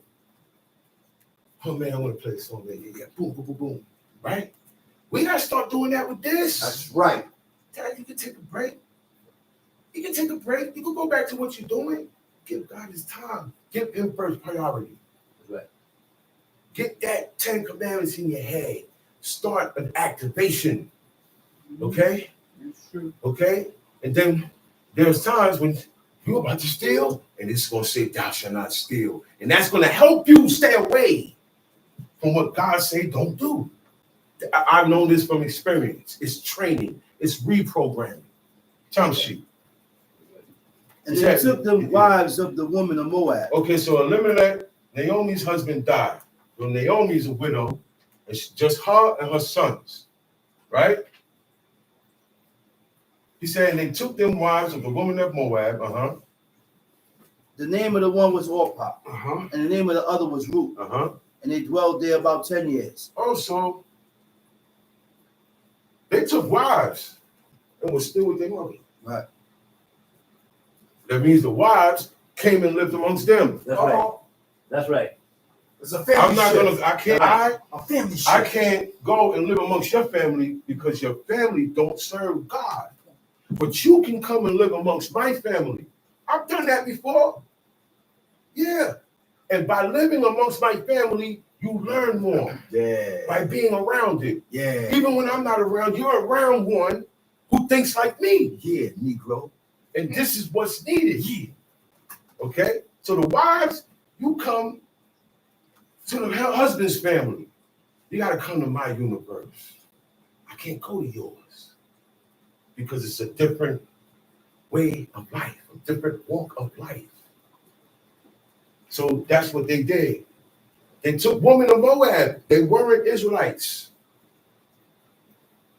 They weren't Israelites. They took women of Moab. One was named Orpah, and the other was named Ruth. And they dwelled there 10 years. They stayed there 10 years. They was married for 10 years. They all lived together in Moab. Verse 5. And Mahlon and Chilion died also. Look, the men died. They died. They died. So you got Naomi and her daughter-in-law is left now. Just the woman. Okay? Tell she. And the woman was left of her 2 sons and her husband. Then she arose with her daughter-in-law that she might return from the country of Moab. She had heard in the country of Moab how that the Lord had visited his people and given them bread. He said she heard through, you hear through, word gets out. Yo, man, the famine is over. The only reason why they left out of there, because no food. Now there is food home. So she said, okay, she's going to get up and she's going to go back to her country. Tell she. Wherefore No. That was her decision. That was her decision. That wasn't Ruth's decision. That wasn't Orpah's decision. Tell she. Wherefore she went forth out of the place where she was, and her 2 daughters-in-law with her. They went with her. Uh-huh. And they went on the way to return unto the land of Judah. Now, look. They're traveling, right? They're traveling. It's to show you what the man said about consider. She said, wait a minute. They don't have to come with me. They're not obligated. They don't have husbands no more either. And I'm not their husband. Okay? Tell she. And Naomi said unto her 2 daughters-in-law, Go return east to her mother's house. The Lord deal kindly with you as ye have dealt with the dead and with me. The Lord grant You know what you. she said? Go back to your mother's house. Because you know why? I can't do nothing for you no more as a mother. That's why she made it clear. Go back. She didn't just say go back to your country. Go back to your mother's house. Okay? She said, the Lord deal kindly with you as he hath dealt with the dead and with me. They dealt kindly with her as a mother. She said, God is going to pay you back. The Lord dealt kindly with you like you did with my sons, your husbands that died. Okay? And then how you dealt with me. You've been holding me down. Yeah, but you got to go back to your mothers now. Because you got mothers. Go back to your mothers. You're not obligated. And she's right. No. Look. She's right. There's nothing wrong with what she's saying. This is a righteous woman. And she's considering the welfare of these girls. Said, yo, y'all have put in a lot of work. She said, look, go back now. My sons is dead. Now read. The Lord grant you that you may find rest, each of you in the house of her husband. That she kissed him, and they lifted up their voice and wept. She is telling them that God grants you, God give you the privilege to find a husband when you go back. He said, then she kissed them and they lifted up their voice and wept. They started crying. This is it. parting the ways, saying goodbyes. You get tears. We ain't seen each other no more. Okay, tell she. And they said unto her, surely he will return with thee unto thy people. And they said, no, we rocking with you. Surely we're coming back with you unto your people. Remember, they are Moabites. All right? Tell she. And Naomi said, turn again, my daughters. Why will you go with me? Are there yet any more sons in my womb that She said, yo, may be your I ain't husbands? got nothing to offer you. Go. I ain't got no more seeds in I me. got no more seeds. I'm at the age, for me to have seeds, I have to get married again. My husband is gone. That's it. Okay? All of that is over with. I'm beyond those years. I can't, it's over. She said, I don't have nothing in here to give one to you and one to you, right? And that they may be your husbands. She said, you're going to have to stick around, and I don't have that no more. She said, turn again, my daughters, go your way, for I am too old to have a husband. Okay? my biological clock then stopped ticking. All right? If I should say I have hope, if I should have a husband also tonight, she said, look, if by any means possible, and I get a husband tonight, and should also bear sons, you gonna wait for them? Word. She said, even if God can hook me up and I get back in it, then I'm able to have, because even though I'm too old, ain't nothing under God's jurisdiction to make me pregnant, like he did Sarah. Sarah and Abraham was beyond years of getting down. Okay? That's why she laughed. It tickled her pink that she want to do something with her husband, something that they stopped doing. She said, I have pleasure with my husband. Wow. And I have a baby. Wow. Time sheet. Will you tarry for them till they be grown? Would you stay for them in having the husbands? You see, she said, would you stay? Because these are the things that godly women did. They would wait for their husband like Tamar did. Tamar was promised a husband from Judah. Right or wrong? Right. He said, go stay with your father. Boom, boom, Sheila, get old enough, because you can't have him as a boy. We didn't do these things. All right? When you get up old enough of age, boom, you can have him. Judah never did it. He didn't keep his word. He didn't keep his word. And then when he realized and he remembered it, he said, she's been more righteous than I. That's why she did all of this. Because she's waiting and she's seeing Sheila grown, and that's it. Ain't nothing happening. I'm not getting them. Okay, you. Yeah. Get the fire. She said, by the man, by these bracelets and the staff, whoever is the owner of this, that's who I'm pregnant by. That's right. We ain't got to do no more. Yeah, we ain't got to do none of that. And look. I'm not undecided on who the baby belonged to. I don't know. Look, you got women that mess with brothers. Yeah. They have no shame about themselves. That's right. That's the world we live in today. They said, well, look, you know what? I used to talk to your brother Shop. I used to talk to your brother Lock. Yo. You know what I'm saying? They don't care about that, man. Trees. Now, they want to try all the brothers Trees. to see who the best. This is the heights of boredom. Yeah. Yeah, man. Back then, they used to dress up, cover themselves up, and go out. Now, They don't cover up nothing. nah, it's just They in the deli. They are in the deli. That's where you find them, in the store. Look at my Or just shades. hang out in the store. They're right there. You can pick them up. All right? He said, for it grieveth me much for your sakes that the hand of the Lord is going out against me. She said, look, it's going down with me, man. I don't have nothing. My husband is gone. I'm not getting no more. She said, I'm headed for something that's not good. I don't want to drag y'all along with me. I don't want y'all to pay for what I'm going through. For what I'm going through. I don't want y'all to do that, right? And they lifted up their voice and wept again. Verse 14. For it grieved me much for your sakes that the hand of the Lord is gone out against me. And they lifted up their voice and wept again. And Orpah kissed her mother-in-law, but Ruth clave unto her. Meaning, she hugged her and kissed her because she's leaving. But Ruth didn't do that. Ruth, determination is stronger. She said, man, I'm not going nowhere. I'm not going to leave her. This thing going to stop like this now. I can't leave now. Right. Too far in. All right. Can't make no, it ain't no other move. This is the only move. So listen, read. And she said, behold, thy sister-in-law is gone back unto her people and unto her gods. You hear that? That's right. Your God. Beware. About these people. Because that's what kept Ruth staying. Because if she go back, that's what she going back to. When she go back to her people is what we call today your family. Yeah. Your family are idolatrous people. They are wicked in the Okay? eyes of God. They don't serve God. All right? That's right. You have to come to terms with this. Okay? And the God that you say you serving, they don't like your God. Yeah.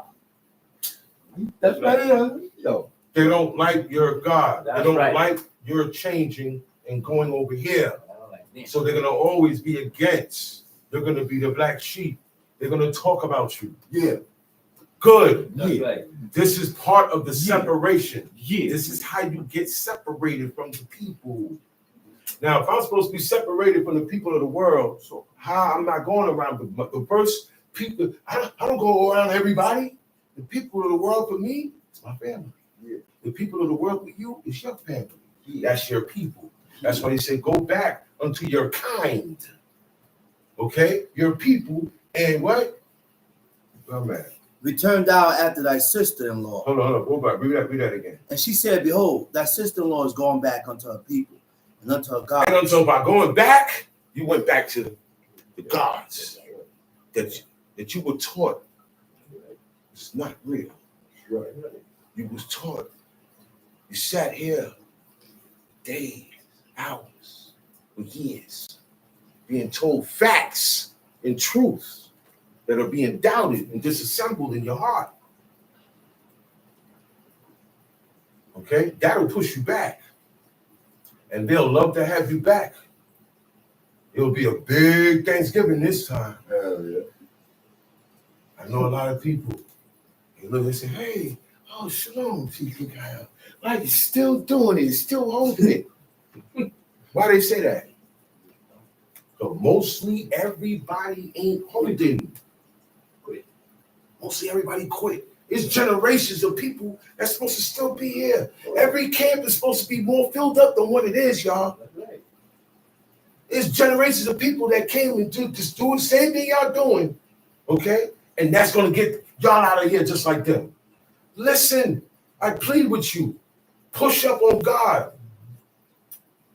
All the things that you know right now that is wrong in violation of God, don't do it. And the things that you know you're supposed to push up on, do it. Kick yourself. Boost yourself. If not, you are going to go back. I told one person, if you don't listen right now, man, you're going to go back where you came from and you're going to be worse. Things that you didn't do, you're going to do it. How you was when you was a heathen, you're going to be a worse heathen. You're gonna be a worse heathen. You're going to be worse. Yes, that's right. In defiance of everything that you heard and was taught. This is from experience. I've seen that. I've seen it happen with man and woman. Okay? One woman, she didn't believe in tattoos. She was a heathen. And she said, oh, no, I ain't rocking my body. She didn't know nothing about God. And she found out you was on the right track with that. She found that out. But then she turned, went back to her people, and she's tatted up all over. Immediately. He said they have quickly gone out of the way and served other gods. If you don't ground yourself in the law, you are going to quickly leave up out of here. Right. Where I'm at. Verse Yes, she said, return unto her gods, return thou after thy sister-in-law. So she said, yo, go back with your sister-in-law. Go follow her, go back, man. Tamshi. And Ruth said, entreat me not to leave thee. She said, please don't beg me to leave. Please stop pressing me to leave. Please stop asking me to leave. Let's make this one thing clear. I'm not going nowhere. Tamshi. Or to return from following after thee. For whither thou goest, I will go. Whither thou lodgest, I will lodge. Now, this is a daughter-in-law who really has no obligation no more because the son is dead. A daughter-in-law. She didn't even come from this woman. But she honored her so much as her own mother. She said, wherever you go, I will go. It's not a problem. Let's go.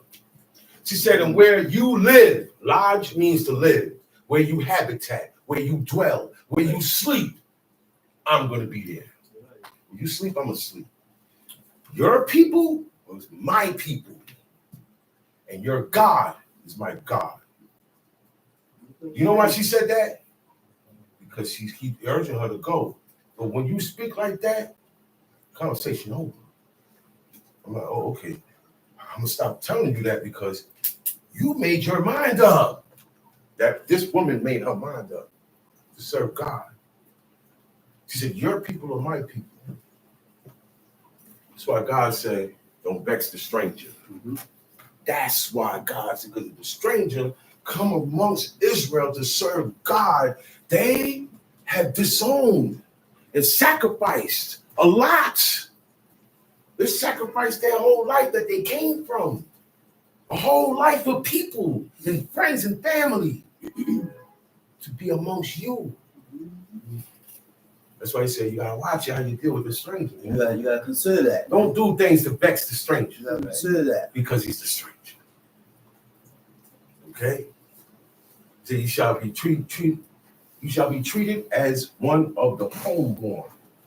He is looked at as if he was born Israelite, hereditarily. So that means anybody can serve the Most High God. That's right. You don't have to be out of Israel. You don't have to be black. All black people are not Israelites. That's right. I know y'all heard Kyrie say it. I know y'all heard Kanye say it. I even heard Ice Cube say it back then. All these celebrities, right? They don't have it correct. They think they do. Okay? All Israelites were not black. That's right. No. You got Canaanites, Bouquet of flowers. Hittites, Syrians, Ethiopians. These are all Hamites and different people. They were black. That's right. They were real black, real dark. Most of the first world was black. That's right. Just So 'cause it's you're not black about black. Just No. because you're black does not make you an Israelite. don't make you God's Okay? people. It does not make you a Hebrew. It makes Because you a nigga. people are saying today all black people were Israelites. You know it. No. Just serve God. All right? Don't go that way. Yeah, no. Don't go that way. Nebuchadnezzar was black. Yeah, Pharaoh was black. yeah. Should I keep going? The monkey up the block is black. Nimrod was black. That's right. So that's not about color, man. Bro in the building Ain't across the about that. street is black. Tell you. Thy people shall be my people, and thy God my God. All right. All right. Where thou diest, I will die. Yo, I would like to have a woman say that to me, man. Your God is black God. That's it. I will. But when I get a wife, I will kill for her automatically. It's just a natural thing for a man. If I have a wife and I love her, I will kill for her. Love me, I will die for her. I love me, I will sacrifice for her. That's love. But that's a woman telling a woman that's not even her mother that. That's loyalty. That's Yeah. faithfulness. Yeah, That's there it is. convinced, die hard. It doesn't matter the situation. That's right. You said that's loyalty. That's loyalty. So now the children are supposed to think the same way with their parents. The wife is supposed to think the same way with a husband. Right. Because the husband is thinking like that with God. You He's hear that? convinced himself, Yeah, I'm not living no other way. You hear that? And I'm doing this till I die. That's And right. if you're with me, you gotta do it till you die. That's right. This is till the wheels fall off. That's right. Other than that, let's not waste our time. Say it again. Let's not waste our time. Because it's gonna wind up with me turning my heart against God. That's right. God said in Deuteronomy 7, don't link up with them. Gotta turn again. Don't let your sons That's right. link up with them. You look at your son and say, ooh, that's your son. Ooh, wow, he's cute. Get away. Get away from here. That's right. Get away from here. You're looking at my sons. You're looking at my daughters. Don't look at my nieces. Don't look at my nephews. They grow up different. They grew up different. Okay? They grew up to be different. Time sheet. When she saw that she was steadfastly minded to go When with I her, see that you have made up your mind, I gotta leave you alone. That's right. That's all, man. Nah, he ain't. Uncle ain't changing his mind. Forget it. That's right. He's not changing his mind because of the words and the conviction that he spoke. Tongue sheet. Look, when people say something like that, you can't say that and lie or be fronting or trying to get by. Right. Those are words. Because she said, where you live, I live. Where you die, I die. Your God is my God. Your people, my people. She broke it down in every aspect. She was serious. Naomi seen it and said, oh, wow. Yeah, let me leave you alone. Come on, Yeah, let me leave you alone. Come on. let's go. That's what we doing? That's right. He said, then she left speaking unto her. It was that's it. That's it.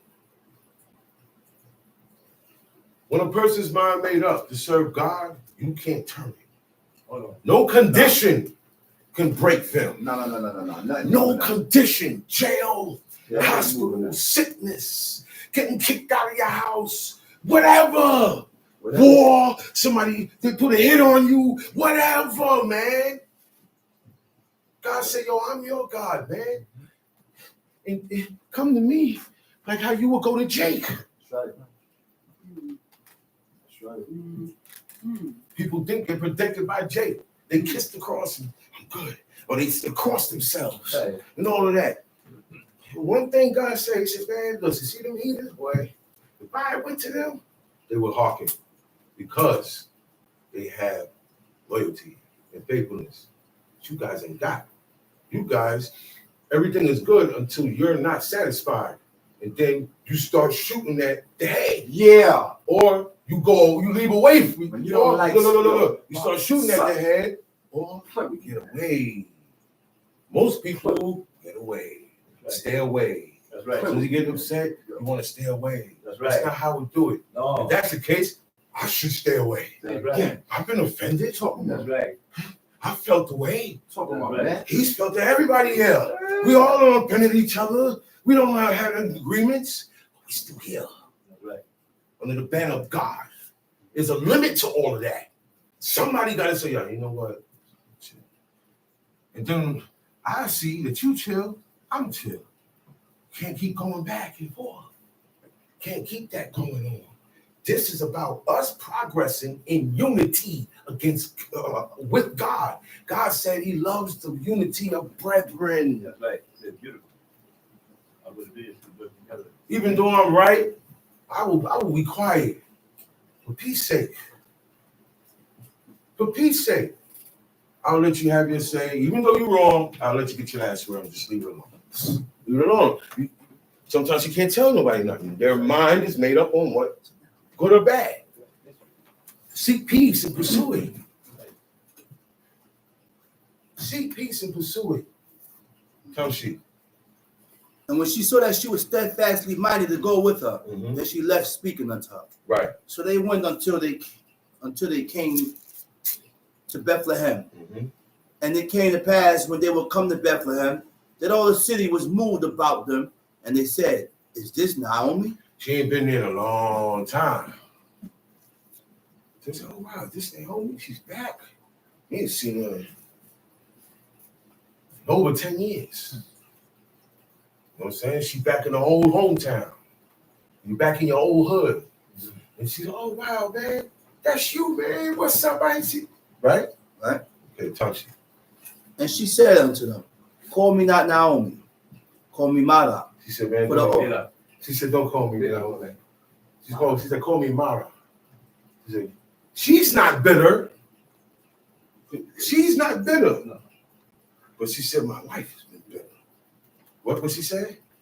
She said, God, what? He said, "The Almighty had dealt very bitterly with me." Almighty dealt very bitter. Now, she's not complaining. She's just saying, yo, the situation I'm in now, God dealing bitterly with me. He's dealing me a bitter hand. So that's what it is. Don't call me that. Call me this. When a person says, yo, do not call me James, call me John. Call him John. That's right. God said, I was not known by this name. That's right. Okay? Yo, hey, Bob, hey. What if I come and call you something that you don't want to be called?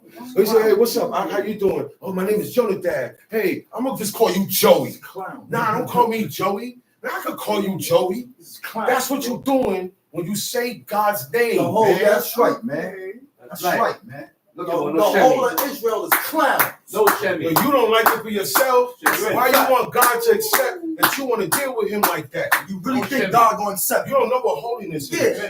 No. His name alone is holier It's holy. than everything on this planet. That's right.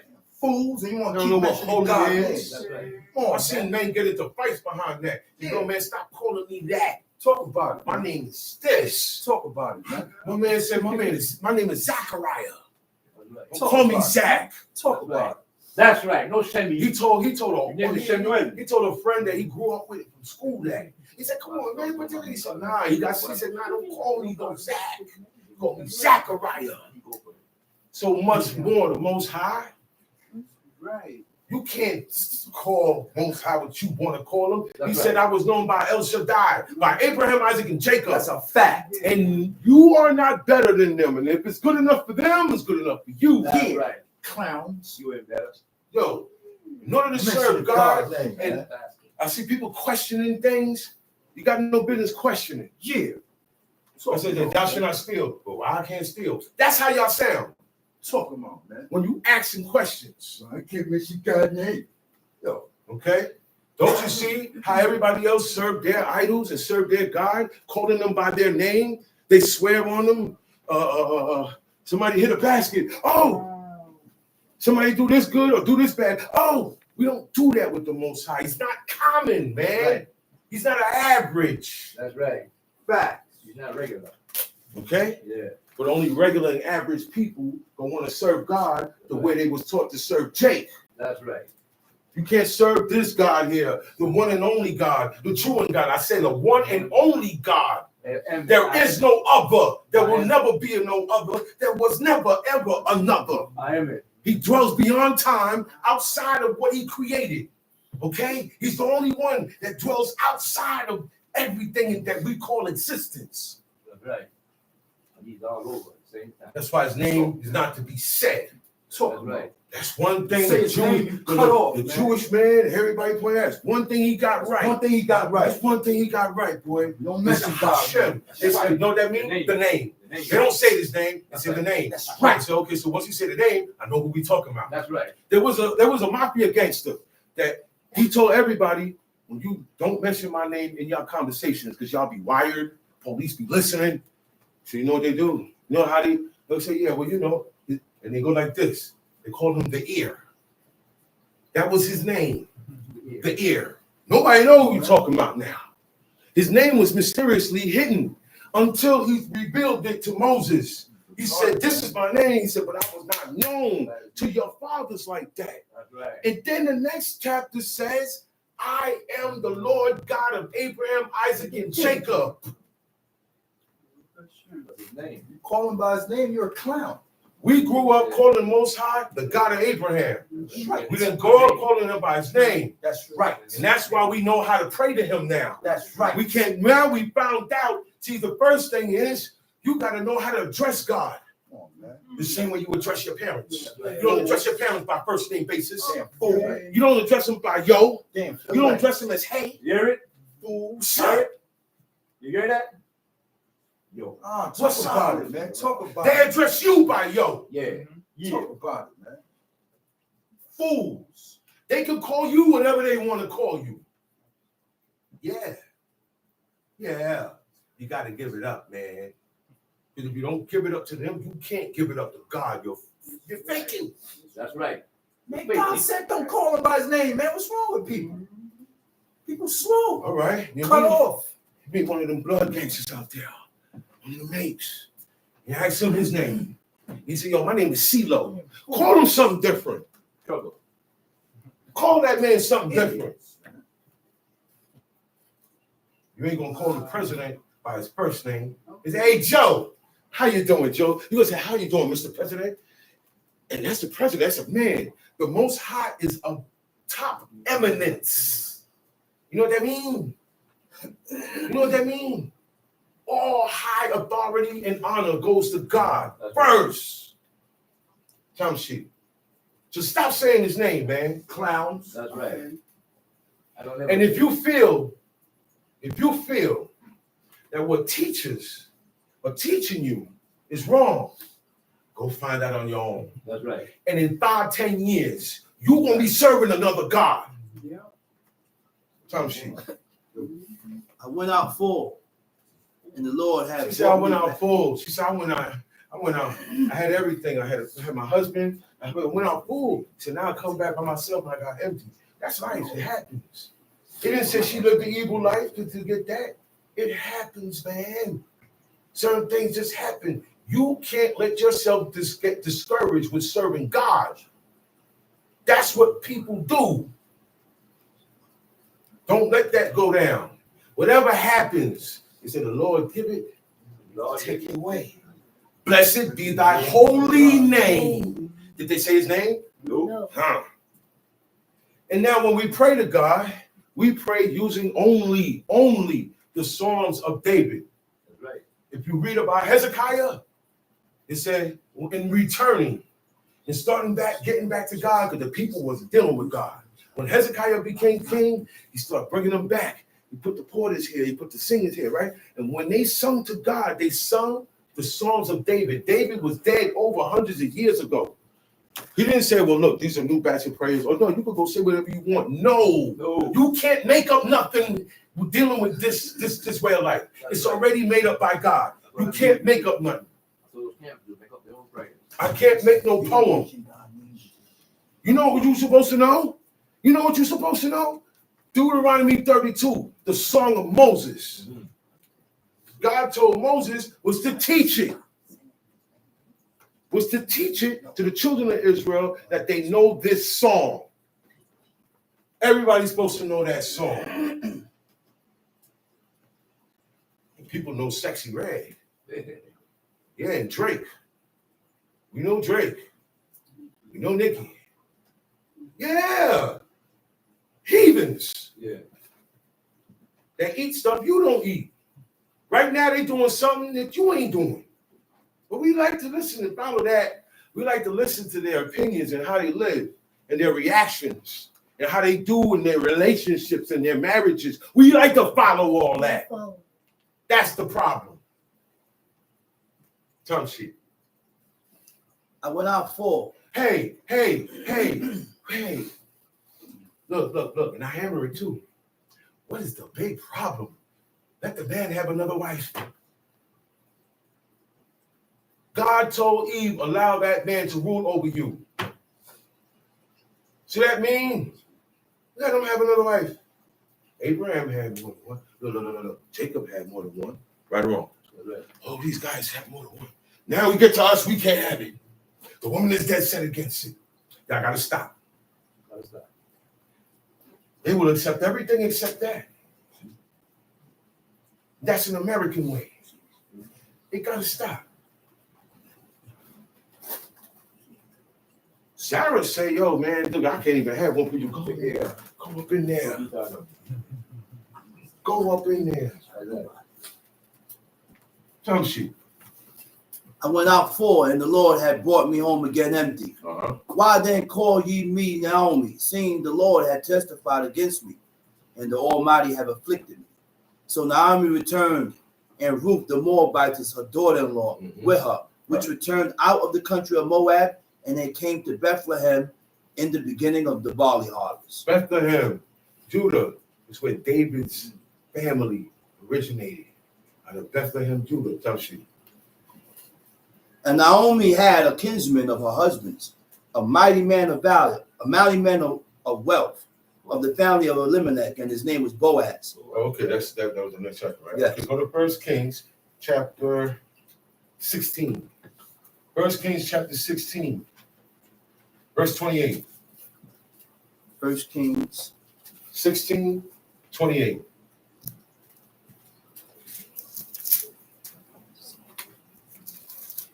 First Kings chapter 16.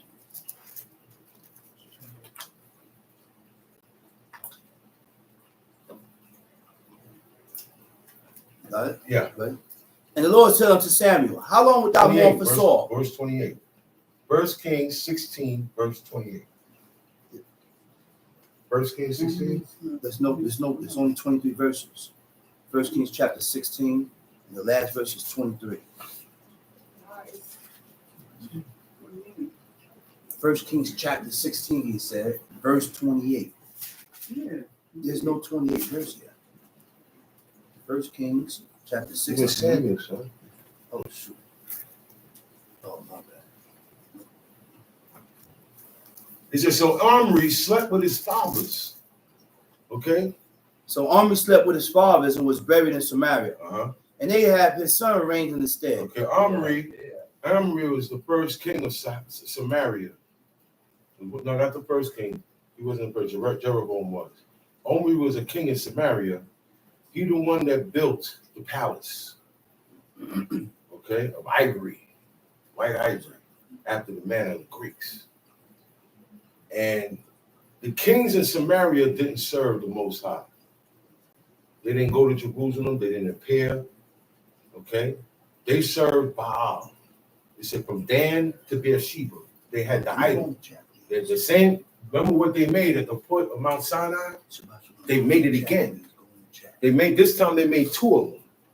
They put one at the end of Israel and at another end of Israel. From Dan to Beersheba. That was not in the land of Judah and Jerusalem. When they did that, all the Levites left the suburbs. They left out of there and left and went to Jerusalem.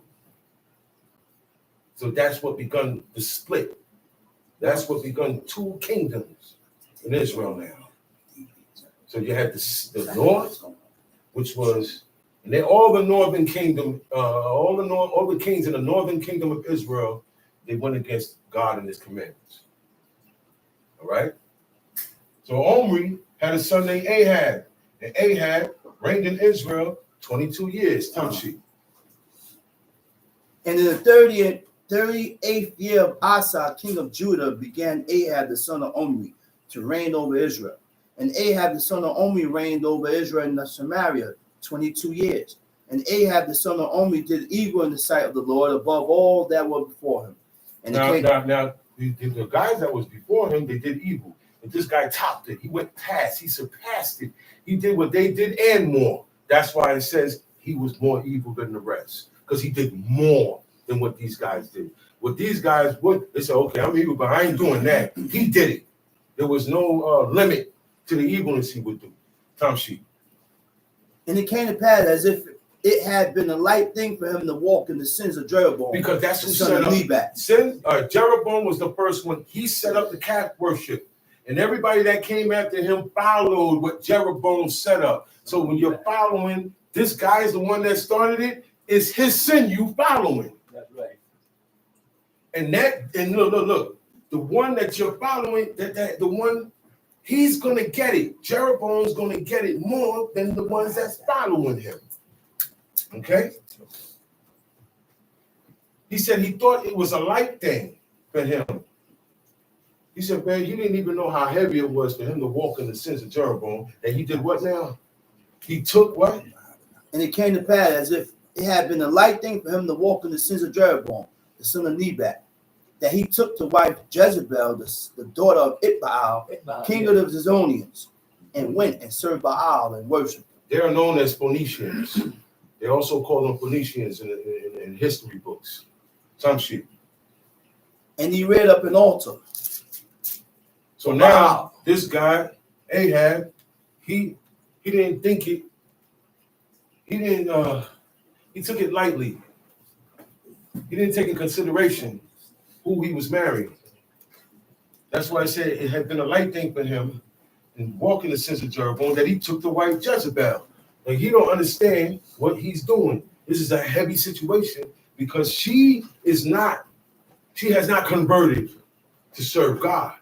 She gonna keep serving the idols that she grew up serving. And that's gonna be a snare to him. That's why it says he think it's a light thing, right? He said that he took the wife Jezebel, the daughter of Itbaal, king of the Zidonians, and went and served Baal. So she came with the Baal worship, and he allowed her to do it. So if I allow my wife to violate God's commandments, right? That's on me. I'm responsible. That's right. Whatever she do, whether I know it or not, He's on you. I'm responsible. You hear that? That's why he said he thought it was a light thing. You hear that? So that's why when you see men, you say, man, why are you being so hard? Listen, because if he don't do that, he's in trouble with That's God. right. You hear that, Superman? He gotta answer to God. God gonna come to him. You hear that? God gonna come to him. Coming to you. So a lot of the stuff that she's been doing, he's responsible for. That's right. Because he did not stop her. That's He right. did not warn her and told her no. He didn't change her. She brought Bill worship. Okay? Tell she.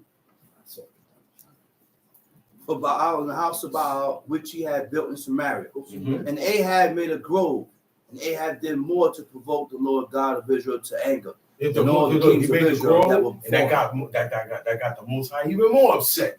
Why? Because you following her. You wasn't doing this until you got with her. That's right. You wasn't the same man you was until you got with her. You got weak. Yeah. Things that you didn't let happen, you let happen because you got with her. That's right. You talking a lot of junk, but now I see you with her. You doing stuff. Hey, That's right. Hey. questionable. And want to talk a lot. Yeah. What my Abba used to say? He said, man, come here talking to me. Go and run your wife. That's right. Oh. That's right.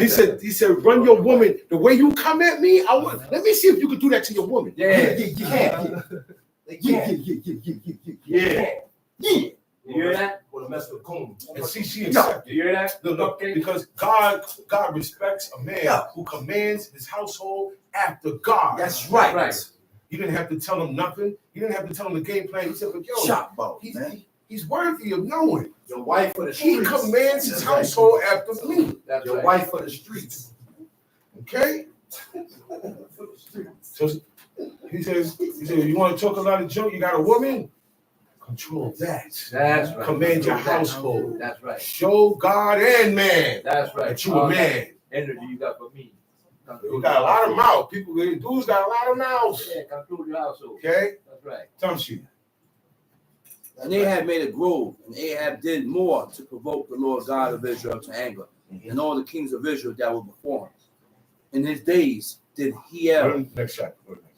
and Elijah the Tishbite, who was of the inhabitants of Gilead, said unto Ahab, Uh-huh. as the Lord God of Israel liveth, before whom I stand, there shall not be dew nor rain these years, but according to my word. And the word All of the right, Lord, all right. Because of your doings, and you got everybody here serving Baal, ain't gonna be no rain. You're gonna withhold back rain. Okay? He said, this is the things that happened because they were so close. They were so close, man, to God, that these reactions were harsh. Oh, you don't want to follow? Okay, nobody eats. Not getting no rain. Do you know what it is, not getting no rain? Bro. Everybody gonna die. What they said in the wilderness. He said, we ain't got no water here. He said, our kids, our cattle, our children. He said, we all gonna die out here. Need water. Time sheet. and the word of the Lord came unto him, saying, get thee hence and turn thee eastward, and hide thyself from the brook Cherith, Going high. that is before Jordan. And it shall be that thou shalt drink of the brook, and have commanded the ravens to feed thee there. God said, I have commanded ravens to feed you. The ravens gonna come bring you food. He didn't need no money. He didn't need nobody to feel sorry for him. Look, when God got you, you don't need nothing else or nobody else. He'll make a man who don't know you have a heart. Look at you and say, hey man, let me write you a check, 500,000 out of nowhere. That's right. He said he said when your ways Please. please God, you make your enemies at peace with you. You know what that means? No matter what, you say certain things to people, they're gonna follow it. They're gonna go along with it. They're not gonna buck you. Because you make peace with God. You do certain things in your life that make God say, all right, look, I ain't gonna make them rise up on him. And when he says something, they're gonna listen. Or they're gonna follow it, or they're gonna be fearful of him. He make his enemies be at peace. All of a sudden, we ain't enemies no more. He love me now. God did that. That's right. He look, he don't like you that much because he hated you. God did that. Time sheet. So he went and did according unto the word of the Lord. For he went and dwelt by the brook Cherith, that is before Jordan. Uh-huh. And the ravens brought him bread and flesh in the morning, and bread and flesh in the evening, and he drank of the brook. Uh-huh. And it came to pass after a while that the brook dried up, Uh-huh. because there had been no rain in the land. No more.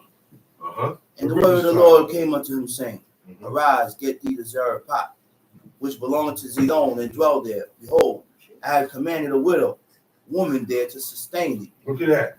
First he commanded the birds. Now when she go to commanded the widow woman. And she's going to feed them. The prophets didn't have, well, a lot of these prophets didn't have a home. You know that, right? That's right. They slept in the field. They slept in caves. They up in the mountains, in the forests. But ain't nobody gonna mess with them. Nothing. You go ahead, you mess with them. Ain't no animal gonna come and mess with him. He's been commanded by God. That's right. Tom sheep. So he arose and went to Zarephath. Uh-huh. When he came to the gate of the city, behold, the widow woman was there gathering of sticks. So it wasn't the Shabbat. Right. No. See? Read here a little, there a little. Then you might find Then you might find the going and the comings of the Lord. Then you're gonna find out how God operates. Then you're gonna find out how God think and how he wants you to think, how he wants you to react, and how he wants you to look at everything. Tom sheep. And he called to her and said, Fetch me, I pray thee, a little water in a vessel that I may drink. Uh-huh. And as she was going to fetch it, he called to her and said, Bring me, I pray thee, a morsel of bread in thine hand. And she said, As the Lord thy God liveth, I have not a cake, but a handful of meal in the barrel, and a little oil in the cruse. You know what a cake is? Not what Bread. you think. bread. That's bread. That's right. Or a clump of raisins and That's right. figs. That's right. That's a cake. That was their cake. That was their sweet. That was their cookie. That was their, The original. right? Not the cake that you got now. Right. That's the original cake. Okay? See how everything today is not what it really was back then. When you think of cake, you only know the cake you've been introduced to in this world and time. But the real cake is you got a bread, I take a piece of bread out. I took a clump out, right? That's either a morsel or a cake. A morsel is a little smaller, but that's a cake of bread, all right?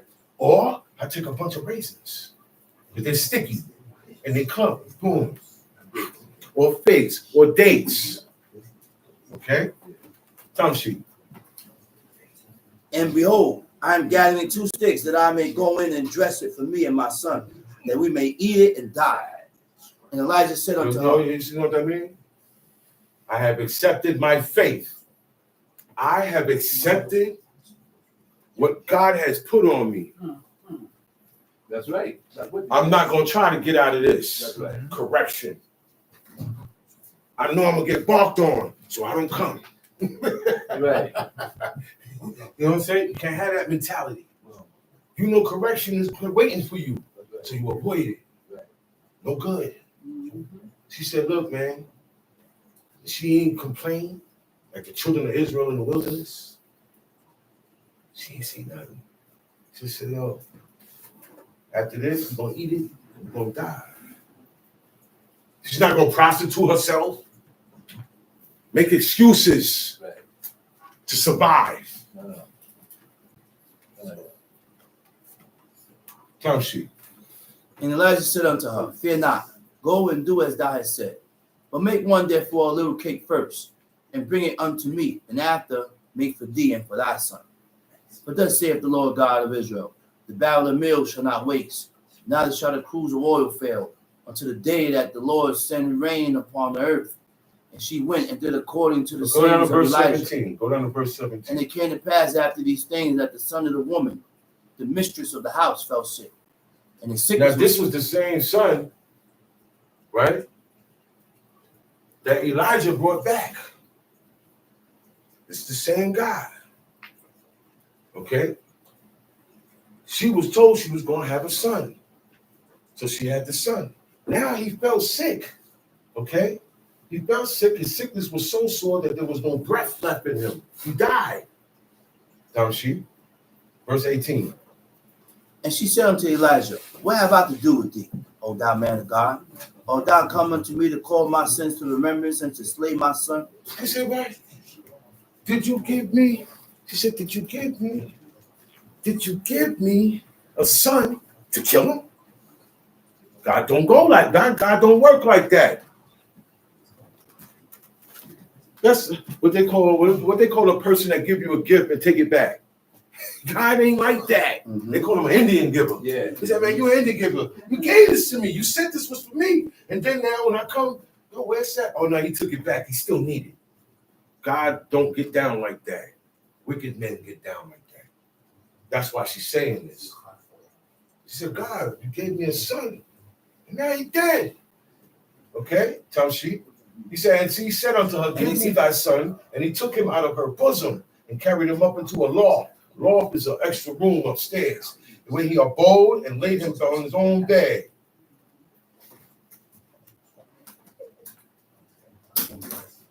On his own bed. Took him up, laid him down on the top of his bed. You gotta handle this, because you the one. I didn't ask for this son. That's right. You get it. And you give it to me, I get all happy and boom, boom, boom, boom, put my time, and now it's gone. You gotta come handle this. Prophet, man of God, what you came here to set me up with despair? Tongue sheet. And he cried unto the Lord and said, O Lord, my God, hast thou also brought evil upon the widow with whom I sojourn by slaying her son? So now the prophet is asking the Most High. He said, have you brought evil upon the widow with whom I live? By slaying her son. This is God. We know God don't work like this. That's why they're asking God. They need an answer. Where is this coming from? Why is this happening? She. And he stretched himself upon the child 3 times and cried unto the Lord and said, O Lord my God, I pray thee, let this child's soul come into him and he again. stretched himself. He stretched himself. The child is lying down. He put his body over the body of it. He weren't naked. No. The child died with clothes on. He had his clothes on. Right. Okay? Mouth to mouth. And he cried unto the Lord and said, O Lord my God, I pray thee, let this child's soul come unto him again. Tamshi. And the Lord heard the voice of Elijah. And the his Lord, no. The people don't believe things like this to happen. Because people there's nobody who God hears their voice now. And you see the immediate result, a miraculous result to say, yeah, now I know that God is God. They got that proof. Okay? talking about. You got to put that in your own head. You got to put that in your head. Enough proof is right here. If you can't believe this, I'm sorry. Talking about. I'm sorry. So you cut off. You're not gonna believe none of You this. cut off. That's why you can't believe. You have to believe that this happened. Yeah. Because then now you're acknowledging who God is, that He can do this. Talking about, man. Okay? Cut off. If you are correct before Him, He will hear your voice and do wonderful things. Yeah. Today. Yeah. Today. Oh yeah. Cut off. But it's only gonna be for you. Then when He do the wonderful thing for you, you owe. That's right. You get it. It's not for you to stick your chest out. Yeah. It's for you to get more humble to His word and put in more. Yeah. More. That's the mindset now. It's the mindset. Look. You're gonna have distractions. You're gonna have people saying things. You have people questioning the law. Questioning it. Yeah. Don't let it get to you. Talking about. Don't let it get to you. They're supposed to do that because they're That's cut their off. job. Because they They're cut. cut Say it off. again. They're cut off. Cut. They're cut off. That's their When a job. person is cut off, that's when they don't see what they're supposed to see. They want to ask every Okay. question in the book. That's why I told somebody, stop being so used to Yeah. asking why. Why? Talking about. Because you cut off. That's why. Get out of here. Don't ask why. Get out of here. You don't ask why in your mother and father's decisions, okay? Or God's decision, This is who a higher learner. okay? And if a king was around here, you don't do that to him either. Tell you. The same niggas that question their leader. Tell you. Same niggas that question And their the leader. soul of the child came into him again, and he revived. He revived, meaning he was given his life back. His soul came back. God gave him back his soul. There are exceptions. God gave him back the soul on behalf of Elijah. Time sheet.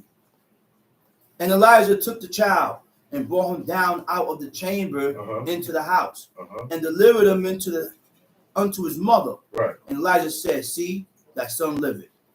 And the woman said No, to him, no. See, he ain't dead. Your son lived. You ain't got to be distressed. Because prophet of God, his word's not going to fall empty. Because he speaks for God, in support of God. God's not going to let his word go empty. Time sheet. and the woman said to Elijah, now by this I know that thou art a man of God, and that the word of the Lord in thy mouth is truth. And it came to pass after many days that the word of the Lord came to Elijah in the 3rd year, saying, go show thyself unto Ahab, and I will send rain upon the earth. And Elijah went to show himself unto Ahab, and there was a sore famine in Samaria. And As soon as he saw sight of him, that famine activated. See, God tells the prophets to do certain things. It's a statement, but it also activates certain things that God wants to happen. That's why people look at them and say, "Yo, they bugged out. This guy's crazy." Or the prophets speak, they speak in dark sayings you won't understand because they're connected to God. It's like a radio wave connection. How the prophets are with God. Time sheet. And Ahab called Obadiah, which was the governor of his house. Now Obadiah feared the Lord greatly. For it was so when Jezebel cut off the prophets of the Lord, that Obadiah took 100 prophets and hid them by 50 in the He cave did and this. fed them with He bread and did with this water. in danger of his own life. Oh, yeah. Yeah. Stuff like that. God remember a man for. Like Toby. Okay? Toby buried the dead of his people against his own life. That's right. He snuck out. He wasn't supposed to do that. Because Sennacherib want people to see those bodies there as an example. Okay? That's what. So that's the God. God worked like that. His methods don't change. Okay? Where I'm at. Verse 5. And Ahab said unto Obadiah, go into the land unto all fountains of water, and unto all brooks. Peradventure we may find grass to save the horses Okay, now and stop mules that. Go to alive. 1 Kings 21. Chapter 21. Yeah, the top. And it came to pass after these things that Naboth the Jezreelite had a vineyard, Had a Which was- vineyard of grapes. Okay, time sheet. which was in Jezreel, hard by the palace of Ahab, king of Samaria. Hard meaning was right next to it. And Ahab spake, This man owned a vineyard that was next to the palace of the king. All right, time sheet. and Ahab spake unto Naboth, saying, give me that vineyard, that I may have it for a garden of herbs, A garden of herbs, a garden of vegetables. Time sheet. because it is near unto my house, and I will give thee for it a better vineyard than it. Or, if it seem good to thee, I will give thee the worth of it in He money. said, "Yo, let me get your vineyard. Give me your vineyard, because I have intent to make a garden of vegetables." He said, "Because it's right next to my house." He said, "And I will give you a better vineyard than this one. It's convenient for me because it's right next to my house." That's what he's telling them. He said, if it seems good to you, he said, "I'll give you the value. Whatever price you say, I will pay that." Time sheet. And Naboth said to Ahab, the Lord forbidded me, that I He should said, give "Man, the inheritance God of my forbid, fathers according unto to thee." these commandments concerning that vineyard, I am forbidden to sell that vineyard. I am forbidden to trade that vineyard. I am forbidden to neglect it. I have to keep ownership of possession of this and pass it down according to God's law. That's why he said, Verse the Lord 4. forbid me. According to God's law, God forbid me to do this. He said that I should give the inheritance of my father unto you. This is the inheritance where my father left me back. I can't give this to nobody. It's unsellable. This stays with me. It stays in the family. Time sheet. And Ahab came into the house heavy and displeased because of the word. He was Which- disappointed. Now, see. The man said, "I can't give it to you because God said." And he got mad at the man and got displeased. He got displeased because he listened to God. Same way people get displeased at you when you listen to your parents. Okay, Tom Sheep. And Ahab came into the house heavy and displeased because of the word which Naboth the Jezreelite had spoken So to you him. know, he come in, he quiet, his face down. You can tell he's not happy. He's not content. He's moping because he's not having his way. He's disappointed. He said because of the word which Naboth the Jezreelite had spoken to him. What was the word? God forbid that I give it to you. It's the inheritance of my father. He didn't like to hear that. He didn't want to hear that. Okay? Tom Sheep. For he had said, I will not give thee the inheritance of my fathers. And he laid him down upon his bed and turned away his face and would eat no bread. I see kids do that, man. Get in your room. You go in the room, find the thing. You come in there, they don't want to look at you and turn their face. These are rude children. They don't want to. But this is how he feels. He's mad. He don't want to talk to nobody. Okay? He don't want to eat no bread. He don't want to, I ain't want to eat because he's not in a good mood. Tom Sheep. But Jezebel, his wife, came to him and Now, said unto him, Let me tell you something about Jezebel. She did not sleep with no other man but Ahab. Her father gave her to Ahab. That was the only man she had. People called Jezebel a whore. She was not a whore. What was wrong with her is that she did not convert. She did not change to the true and living God in his ways. She kept Baal worship. She came, that's like I marry a woman, bring her here, and she still go to church. She still got the cross. I let her live how she want to live. Okay? I let her live how she want to live. I let her keep, she still serve her gods. That's right. She still celebrate. Okay? That's what Ahab did. And that's what jammed him. That's right. Okay? Yeah, me too. But she wasn't a whore. That was the only man she was with. Okay? I'm talking about people in that book. All right? Talking about your You know mother. where you get that from? You know where people get that from? Talking about your mother. The world. People look. People Talking about says people in that people book. says there's things in this book. Chump. It is not in here. Chump. Not even in the other translations. Chump. It's not in there, man. Okay? You He cold. said, why is thy spirit? Mother cold. Jezebel, his wife, came to him and said unto him, why is thy spirit so sad? Tell she, verse 5. But Jezebel, his wife, came to him and said unto him, why is thy spirit so sad that thou eatest no bread? And he said unto her, because I spake unto Naboth the He said, why Jezreelite is your and said unto spirit him, so sad that you don't eat no bread? Mhm. Because you can't eat bread upset. You can't eat bread sad. Right. You know? Yeah. And he said unto her, because I spake unto Naboth the Israelite and said unto him, what? Give me thy vineyard Uh-huh. for money, or Uh-huh. else, if it please thee, Uh-huh. I will give thee another vineyard for it. Right. And he answered, I will not give thee So my he vineyard. told him what? He said, yo, man, this guy's not giving me my vineyard. You know? That's why I'm upset. But look, she was concerned. That's a wife. If my husband is upset, whether he's upset with me or anything else, my job is unupsetting. Very much. Hey, why you not eating? You don't want to eat? Maybe you try to bring a condition that's gonna calm him down, not match him, not go back and forth with him. You're not gonna win. You can't stick out your chest with your husband. When he get mad, you can't get mad. You hear that? Okay? Okay, he was mad with you, right? He's not mad with you no more, but you still mad. Yeah, you know what I'm on for. These things can't go. These things, 2 weeks. it's not gonna work. You got no wives. It's not gonna work. Not gonna work. No. Got Okay. duties. It's not gonna work. No wife. Tell she. Duty. And Jezebel his wife said unto him, dost thou now govern the kingdom of Israel? Arise and eat bread, and let thine She said, you know heart what be she merry. said? She said, what you all sad for? Why you letting him tell him? Why you going? You don't have to go for that. You're the king. You're the king. run it. You could do what you want, Tamshi. I will give thee the vineyard of Naboth the Jezreelite.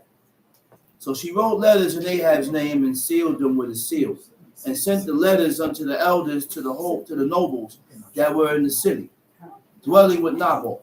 And she wrote in the letters, saying, proclaim a fast, and set Naboth on high among the people, and set 2 men, sons of Belial. So now you set him up, man. She went and got 2 people to lie on him. To lie on him, all right? Tamshi. And set 2 men, son of Belial, before him, to bear witness against him, saying, thou didst blaspheme God and the king, and then carry him out and stone him, that he may die. And the men of the city, even So the she got these guys to lie on him, right? So that he could kill him. Yeah. Because he said no to the king. So she came up with the plan. She doing all this to please her husband, You shouldn't have said no to the okay? king. Look. They're going Look. God told them, That's right. this is the man of the king. That's right. Man of the king. They're going to do things. They're going to take your shit from you. Look, whether it's good or bad, they're going to take the power upon themselves. They're going to take your sons. They're going to take your daughter. You're not going to, after a while, you ain't going to like how they behaving with you and how they doing with you. They're going to see what you got and want to take it. That's right. You want to buy heart, king? The heart for his father. That's right. They stopped and prayed for the king. Okay? You want to buy heart, Look. king? When I was young, right, and the prince was still alive, Prince Yaakov was still alive. Whenever I come around, my father's there. That's the first person I greet, the first person I acknowledge before anybody. Yeah, that's right. Okay, you know what my father said? He said, "This is the leader. This is my teacher, my leader." He said, "When he's here, you give it up to him first, like unto a king." That's Your right. father can tell you. My father had to tell me that, That's though. right. Other than that, My father That's had right. to tell me That's that. right. That's right. Because other than that, Yeah. I'm not giving it up to nobody. Everybody gets an act of my father. yeah, That's right. I have to acknowledge him. Okay? So that's like the same with the king, of course.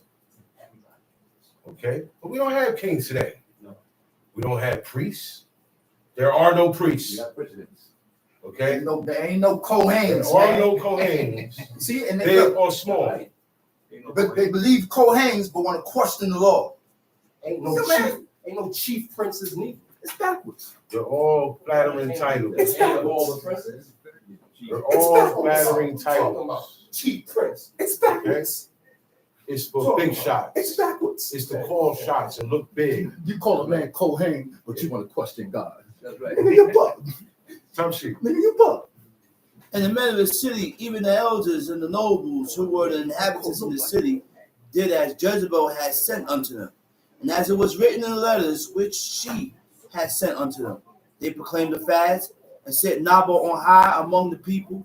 And they came in 2 men, children of Belial, and sat before him. And the men of Belial witnessed against him, even against Naboth in the presence of the people, saying, Naboth did blaspheme God and the king. Then they carried him forth out of the city. They got together live. More than 2 witnesses. More than 2 witnesses, man. The 2 witnesses it could be liars now. Because say, God said you need 2 witnesses. So now the wickedness is upgraded to where the 2 witnesses are lying now. So you got to be careful with all that, man. Do what Daniel did. Separate them, and they have to have the same story. Separate them immediately, though. That's right. Tamshi. Then they carried him forth out of the city and stoned him with stones, and he died. They killed that man for nothing. Yeah. They made up something on him to get him out the way, because that's what Jezebel did. Jezebel got 2 men of Belial, vain men, men who have no standards with God, men who ain't. They're not gonna say, "Well, no, I can't do that." They're gonna do it. Tamshi. Then they sent to Jezebel, saying, Naboth is stoned and is dead. And it came to pass when Jezebel heard that Naboth was stoned and was dead, that Jezebel said to Ahab, Arise, take possession of the vineyard of Naboth the Jezreelite. He said, "Arise." Now she went to him and she said, "Look, you can get up now out your bed."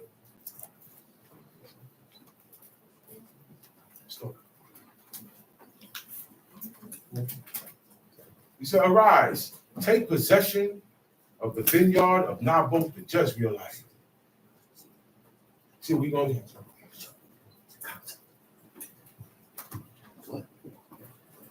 We said. verse 15.